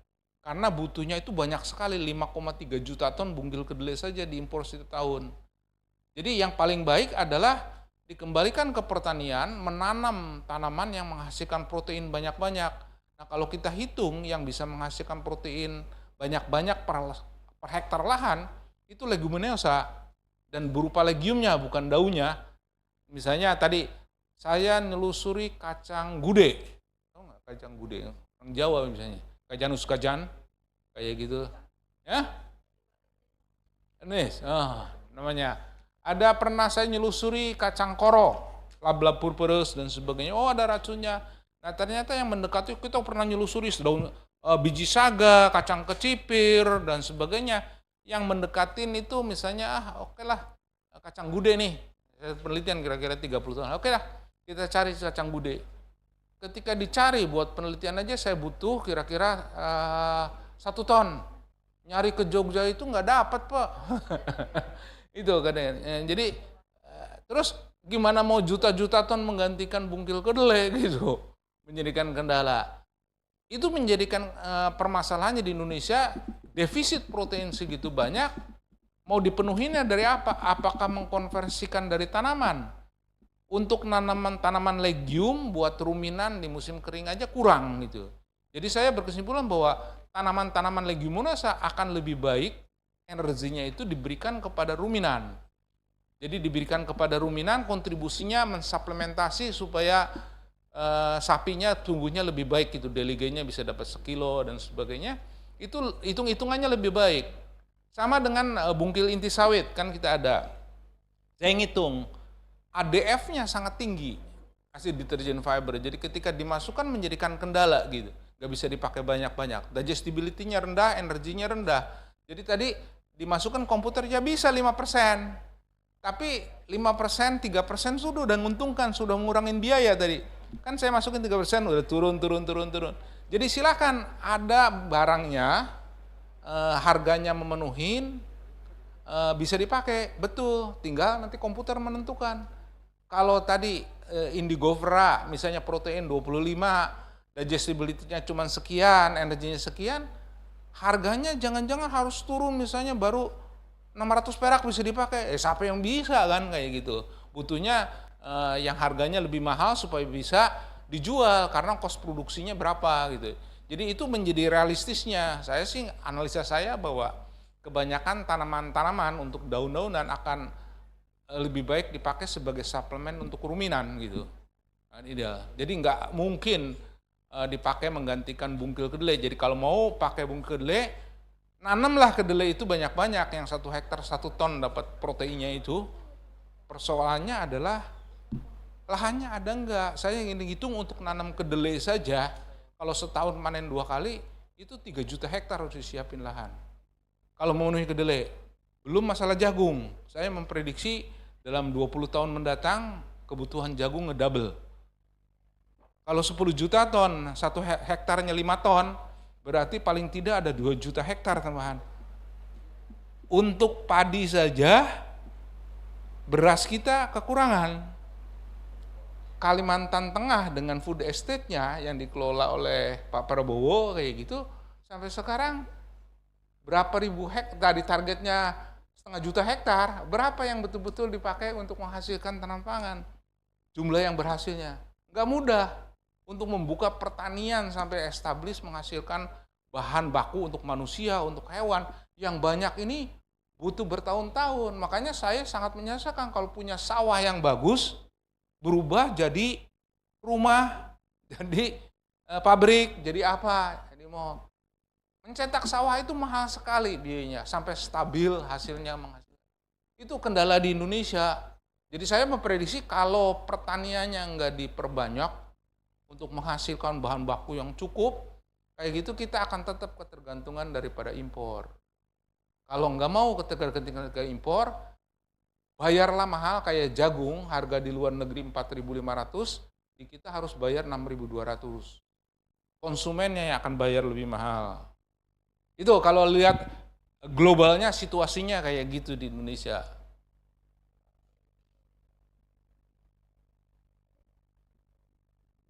Oh ikan banyak, ya, oh iya ikan banyak, kita lautnya banyak. Tadi saya bilang kan, saya pergi ke negara 30 tahun lalu, pabrik tepung ikan itu tutup di negara. Sama di Muncar. Ikannya makin berkurang, orangnya makin banyak. Dulu Indonesia penduduk masih 50 juta, sekarang 280 juta. Itu yang prediksinya. Jadi kita harus kembalikan ke pertanian lah. Oke. Ya, ini tugas teman-teman ini, generasi muda, siapa tahu di antara ini cemerlang ya. Jadi nanti jangan produksi baterai aja yang terbesar di dunia kan. Berubah nanti, tapi tetap pertanian kita yang harus galakan gitu. Memang negara kita negara pertanian. Kalau saya ide liarnya apa? Kalau kita nggak punya lahan, kayak sapi kan pengen swasembada. Kita bukan pajale, sapi aja dulu swasembada. Kalau kita, analisis saya untuk menghasilkan 1 kilo sapi yang paling murah, itu adalah Australia, Argentina, Brazil, sama Amerika waktu itu. Nah kalau kita lihat, itu rasionya 1 ekor sapi itu 1 hektar. Malah Australia yang paling murah itu 4 hektar lahan untuk 1 ekor sapi. Jadi kita lepas sapi bibitnya, tahun depan bisa beranak, diambil. 4 hektar. Nah kalau kita butuh 1 juta ekor per tahun. Nah, berapa juta hektar yang harus disiapin? Kos yang paling murah untuk menghasilkan sapi itu dengan pengembalaan. Gitu. Nah, kalau itu tidak dilakukan, gimana? Gitu. Ya itu yang terjadi. Jadi kalau nggak mau, kita nggak punya lahan kita makin susah untuk pertanian ini. Saya bilang kan, mari kita beli lahan di Australia gitu, atau kita pergi ke Brazil beli lahan, saya nanam kedelai di sana. Tapi punyanya orang Indonesia gitu. Ini yang muda-muda silakan. Ayo, teman saya dari Bolivia, namanya Pak Budi, katanya datang ke Bolivia nanam kedelai di sana. Gitu. Nah itulah kalau mau drastis caranya demikian. Mudah-mudahan, ayo kita beli lahan di Australia, piara sapi. Pergi ke Brazil, tanam kedelai. Oke. Ayo, masih ada lagi, kita masih punya waktu, berapa ini? Kita masih punya waktu 15 menit. Silakan. Oh, Pak Prof, silakan Pak Prof.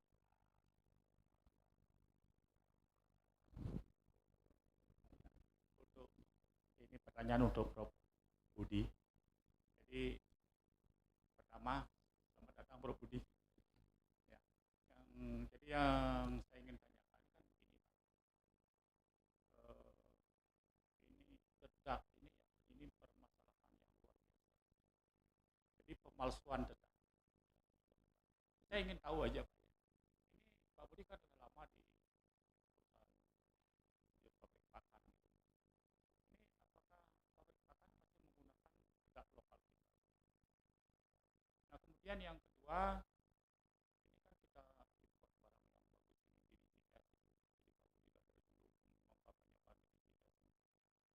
Nah ini untuk pakan babi ini saya katakan 11,sekian%. Nah ini maksimum penggunaannya seberapa sih Pak untuk pakan babi untuk DDGS? Terima kasih Pak. Mana ada pakan babi di sini? Ada sih daftarnya.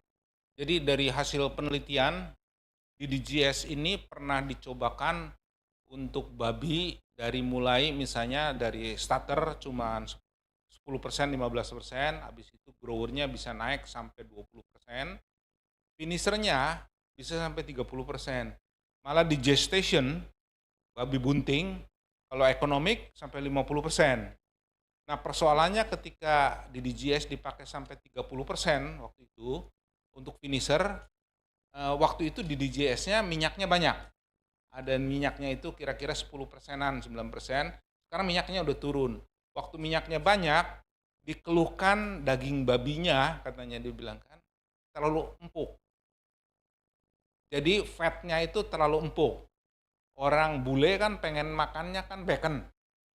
Kalau bikin bacon apa? Daging kan di-slice. Kalau minyaknya empuk, nggak bisa di-slice.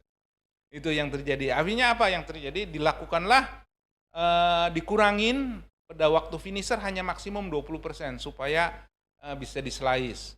Itu dilakukan. Tapi sekarang di DGS berkembang lagi di Amerika, minyaknya itu diambil lagi untuk biodiesel.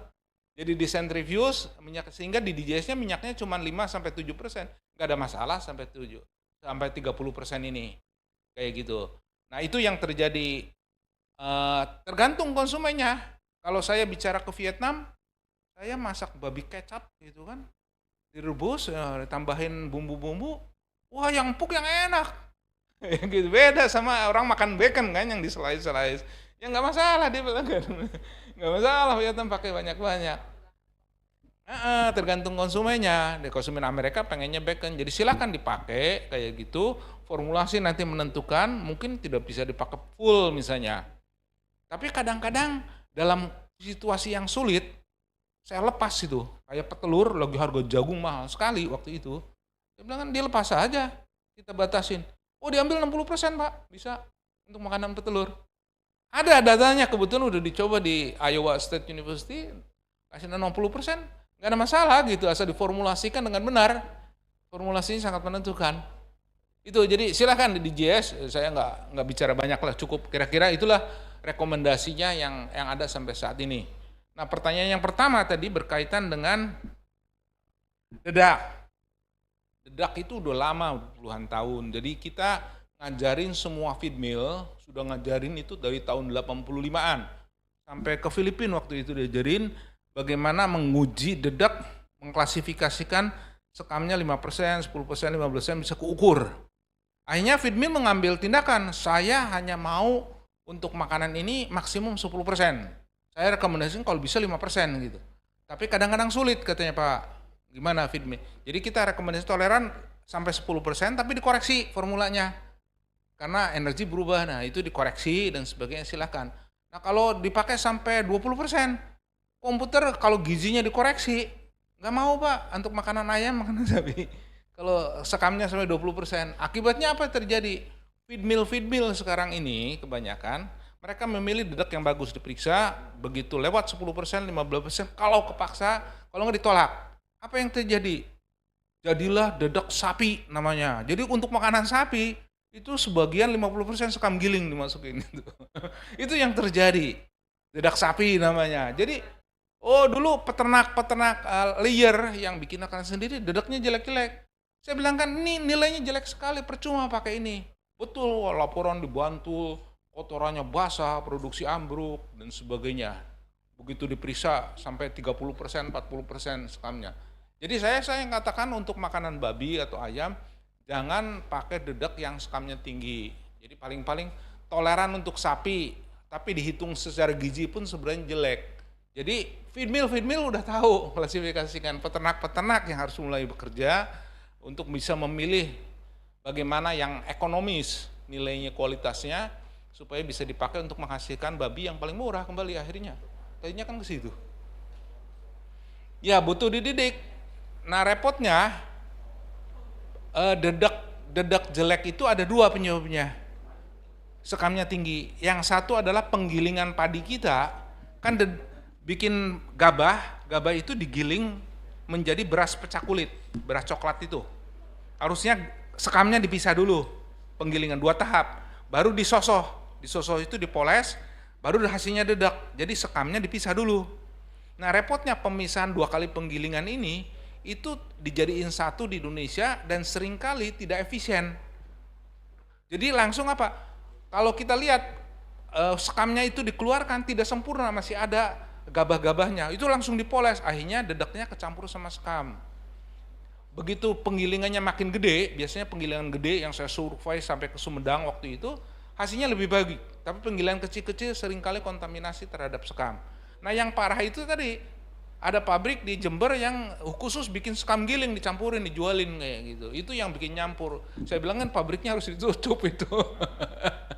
Karena itu akan ngerusak dengan sistem yang ada. Nah ini yang harus dikerjakan. Nah pressure yang terjadi itu sekarang dari feedmill. Jadi feedmill itu menolak itu kebanyakan. Jadi dedak jelek itu pada ke peternak-peternak, hati-hati itu. Di feedmill udah pilih. Sama juga dengan jagung. Tahun 85-an itu jagung Lampung ini jelek, gara-gara jagung Jawa Timur bagus, kayak gitu, gara-gara aflatoksinya tinggi. Dengan tekanan feedmill, begitu aflatoksinya tinggi, jelek, tolak oleh feedmill. Hanya di Lampung berdiri pengeringan jagung di sana. Dryer pada berdiri itu. Akhirnya bagus, kualitasnya malah lebih bagus dari Jawa Timur. Karena pengeringannya tadi, karena jagung itu kalau tidak dikeringkan secara cepat, itu akan masalah. Berlomba dengan jamur kan 3 hari tadi, jadi harus dikeringkan cepat panen, langsung dikeringkan. Itu menjadi tantangan. Silahkan Anda mahasiswa lihat kenyataan-kenyataan di lapangan, itu menarik untuk dipelajari, tapi gunakanlah ilmu yang ada untuk mencoba memperbaiki.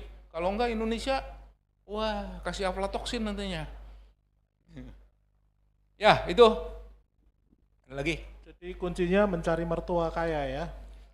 Untuk modal deh, Pak Budi ditarik untuk sebagai kreator. Banyak idenya beliau ini, jadi duit nanti, jadi miliarder kalian.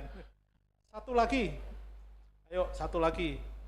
Saya masih punya satu lagi. Jadi tadi Mbak Deborah, Mbak Joan, Bu dosen sama Pak dosen, satu lagi. Pak IPK. Mahasiswa apa Pak Prof? Enggak apa-apa dananya, silakan. Pak Prof duluan silakan. Ini teman saya. Terima kasih kepada Dokter Indra. Khusus untuk Prof Budi, saya ada pengalaman sedikit tentang dedak. Ketika saya baru lulus dokter hewan, saya saya bekerja di sebuah perusahaan kecil begitu, kemudian keliling di Bali. Nah, kemudian para peternak itu banyak menggunakan dedak yang berasal dari Jawa dan ada juga yang dari Lombok. Apa yang terjadi? Bukan saya merendahkan yang dari Jawa, ternyata ayam telur yang diberikan dedak yang dari Jawa ketika 1 bulan itu akhirnya tidak bertelur. Nah, idealis saya muncul waktu itu, saya bedah ayamnya. Ayamnya itu kemudian ususnya adalah terjadi luka. Hampir dari 2.000 ekor yang dia pelihara, saya bedah 10, semuanya itu luka-luka. Mungkin itu karena pengaruh dedak sekam itu. Nah, saya tidak punya ilmu tentang bagaimana mengetes kualitas dedak itu. Saya telepon teman kiri kanan, kemudian disuruh dedak itu dimasukkan di air. Ketika banyak yang naik, berarti sekamnya banyak. Nah, itu aja sedikit pengalaman saya. Terima kasih. Betul Pak, itu tahu nggak sekam itu isinya apa? Coba kalau dilihat kimianya, sekam itu isinya lignin dan silika. Lignin itu kayak kulit kayu, gitu kan? Lignin itu strukturnya kan fenolik gede kayak gitu yang tidak bisa dimanfaatkan. Dan kedua silika, tahu nggak silika? Silika itu gelas, silikat. Jadi kalau dikasih sekam kayak dimasukin amplas gitu. Jadi persoalannya tadi di ayam dan tidak ditemukan kalau ususnya adalah luka-luka kayak gitu. Apa yang terjadi? Di Bantul itu cerita 30 tahun lalu aja dilihat sore-sore waktu ditunjuk. Kenapa? Pak, kotorannya basah semua katanya, dia bilang kan. Begitu pegang dedaknya, wah ini luar biasa dedaknya. Bukan dedak ini mah. Ya itu akan menjadikan, tidak hanya di situ. Teman saya peternak petelur gede di Jakarta, beli dedak dari Karawang katanya. Pak Budi, gimana nih beli dedak? Kenapa? Waduh, saya misu-misu pemasoknya katanya dari Karawang ini. Oh, kamu nipu ya? Setelah diperiksa memang sokamnya banyak sekali. Si pedagang dedaknya dia tanya, harga dedak ini misalnya waktu itu 2.000 perak. Anda minta yang 1.600. Ya saya bikinin katanya yang 1.600 dicampur sekam. Nah itu, wah misu-misu dia berhenti katanya. Saya nggak mau lagi beli sama dia. Nah itulah yang terjadi, ada harga, ada itu. Tetapi kita sebagai peternak nanti harus memperlengkapi diri, jangan lebih bodoh sama penipu tersebut gitu, supaya kita bisa menolak. Ini nggak bisa, nutrien sendiri aja nanti dikoreksi sudah tidak ekonomis gitu, apalagi sampai dikasih ke ternaknya, ya masalah. Nah, inilah yang harus dikerjakan. Indonesia harus bangkit dengan mahasiswa supaya berkembang, karena feed mill sekarang mengetahui, kita ajarkan dari tahun 85 gitu kan. Tapi di feed mill kan generasi orang-orangnya udah pada tua, meninggal, terus yang muda-muda gimana? Ya kalian inilah yang muda-muda menggantikan. Kalau tidak diperlengkapi gimana gitu. Makanya itulah yang harus dipelajari, bahwa ilmu nutrisinya harus dipelajari dan realitas dengan kenyataan di lapangan. Jadi tidak hanya teori, tetapi juga bisa diterapkan di lapangan yang praktikal untuk memecahkan masalah-masalah, sehingga akhirnya tetap kita harus menghasilkan produk ternak yang murah supaya Indonesia makan konsumsinya makin baik. Kalau makan dagingnya makin banyak, sepak bolanya katanya bisa menang gitu. Oke. Satu lagi mahasiswa dong. Saya merindukan satu lagi mahasiswa. MC juga boleh tanya, karena peserta juga. Oh, oke.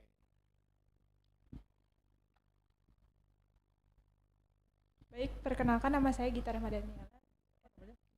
Kita. Jadi kan saat ini pemberian pakan itu terkenal dengan konsep protein ideal ya Pak. di mana konsep ini didefinisikan untuk memberikan keseimbangan asam amino yang dibutuhkan untuk kinerja optimal dan juga pertumbuhan yang optimum. Nah, pertumbuhan optimum itu kan biasanya disertai dengan deposit protein dan juga lemak. Tapi saya baca lagi di jurnal-jurnal kalau pemberian asam amino itu salah satu fungsinya itu untuk menghasilkan daging yang dengan kandungan lemak yang rendah. Pertanyaan saya, jadi penambahan asam amino itu lebih berfungsi untuk pertumbuhan maksimal yang diikuti deposit protein dan juga lemak, atau lebih berfungsi untuk menghasilkan daging yang rendah lemak? Gitu. Terima kasih, Pak. Konsep pemberian makanan tidak hanya ke babi, itu adalah balance diet prinsipnya. Jadi keseimbangan nutrisi tadi yang 30 itu harus seimbang satu dengan yang lain. Kalau Anda memberikan makan ketinggian energi misalnya, asam aminonya bagus gitu. Apa yang terjadi? Kelebihan energi itu tidak akan hilang. Hukum kekekalan energi itu ada, energi tidak pernah hilang atau massa juga tidak pernah hilang. Jadi apa yang terjadi? Deposit ke dalam tubuh ternak, ya jadinya lemak gitu. Kayak orang sudah tua kayak saya, makanya babi guling terus ya deposit. Nah itu menjadi deposit lemak karena energi kelebihan akan depositnya biasanya berupa lemak. Kalau protein yang kelebihan apa yang terjadi? Protein itu kalau lihat metabolismenya di hidrolisis jadi asam amino, diserap, di metabolisme dengan diaminasi akan dikeluarkan aminnya itu menjadi amonia sehingga kita kencingnya jadi bau. Pertama dikonversikan menjadi asam urat. Sehingga orang pada ngeluh pada sakit asam urat gitu. Nah kalau itu diekskresikan, dikonversikan oleh mikroba di dalam toilet misalnya jadi bau pesing, amonianya tinggi. Jadi kelebihan protein itu diamoniasi, beda sama kelebihan energi.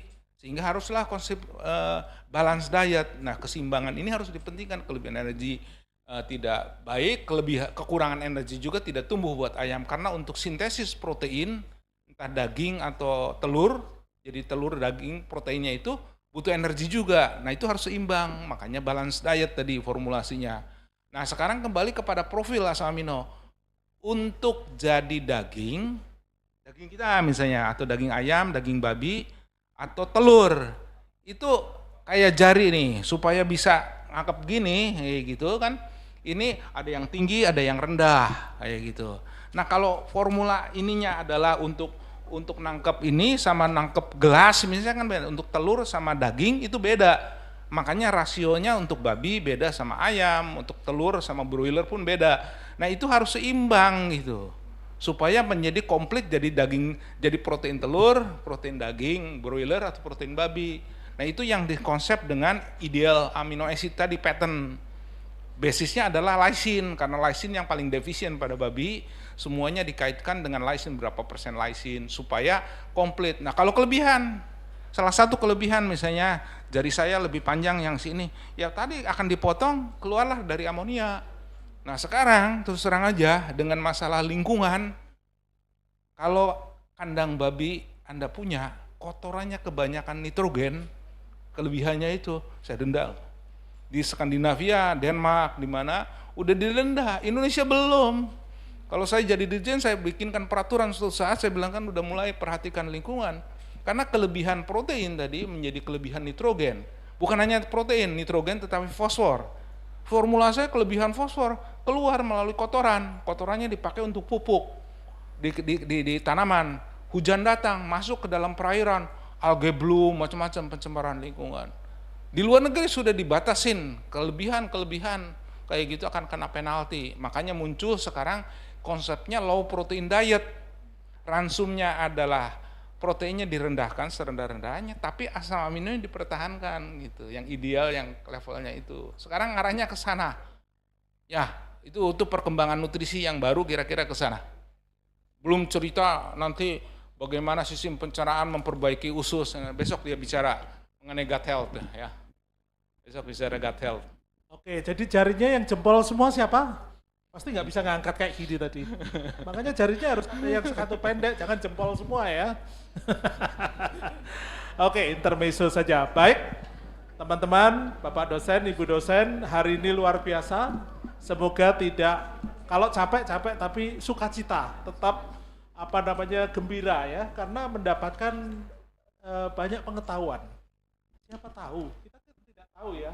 Itu tiba-tiba dalam perjalanan adik-adik semua ini menemukan cara, menemukan modal dan sebagainya, kita tidak tahu. Tiba-tiba Anda punya satu enterprise atau perusahaan yang memang membantu di sini. Banyak sekali celah tadi. Oke, dari kami, saya sebagai moderator, kemudian dari Pak Budi, kemudian dari Pak Alfred mengucapkan terima kasih. Sampai dengan sore ini, besok masih ada lagi. Jangan kemana-mana, stay tune, baby ya, bukan babi ya. Stay tune baby. Ya, stay tune babi. Karena memang topiknya baik. Baik, saya kembalikan lagi ke MC. Kita beri tepuk tangan kepada dua narasumber tadi. Terima kasih.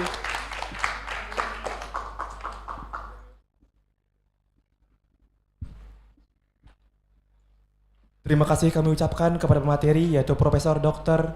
Budi Tangenjaya dan Bapak Insinyur Alfred Kompudu, SPT MM ASN, serta moderator Bapak Dr. Hewan Michael Indra Wahyudi MBA yang sudah menjadi moderator penyampaian materi tadi. Hadirin yang saya hormati, demikianlah rangkaian kegiatan Fundamental of Animal Nutrition and Feed Formulation Training untuk hari pertama. Kegiatan workshop ini akan kita lanjutkan pada esok hari, Selasa 9 Mei tahun 2023 yang dimulai pukul 9 WITA. Kami sangat mengharapkan partisipasi penuh dari Bapak, Ibu, dan juga peserta untuk dapat mengikuti kegiatan rangkaian acara dari awal sampai dengan selesai. Demikianlah yang dapat kami sampaikan. Akhir kata kami tutup dengan Parmesanti. Om Santi Santi Santi Om. Wassalamualaikum warahmatullahi wabarakatuh. Shalom, nama budaya, dan salam sejahtera untuk kita semua. Selamat sore.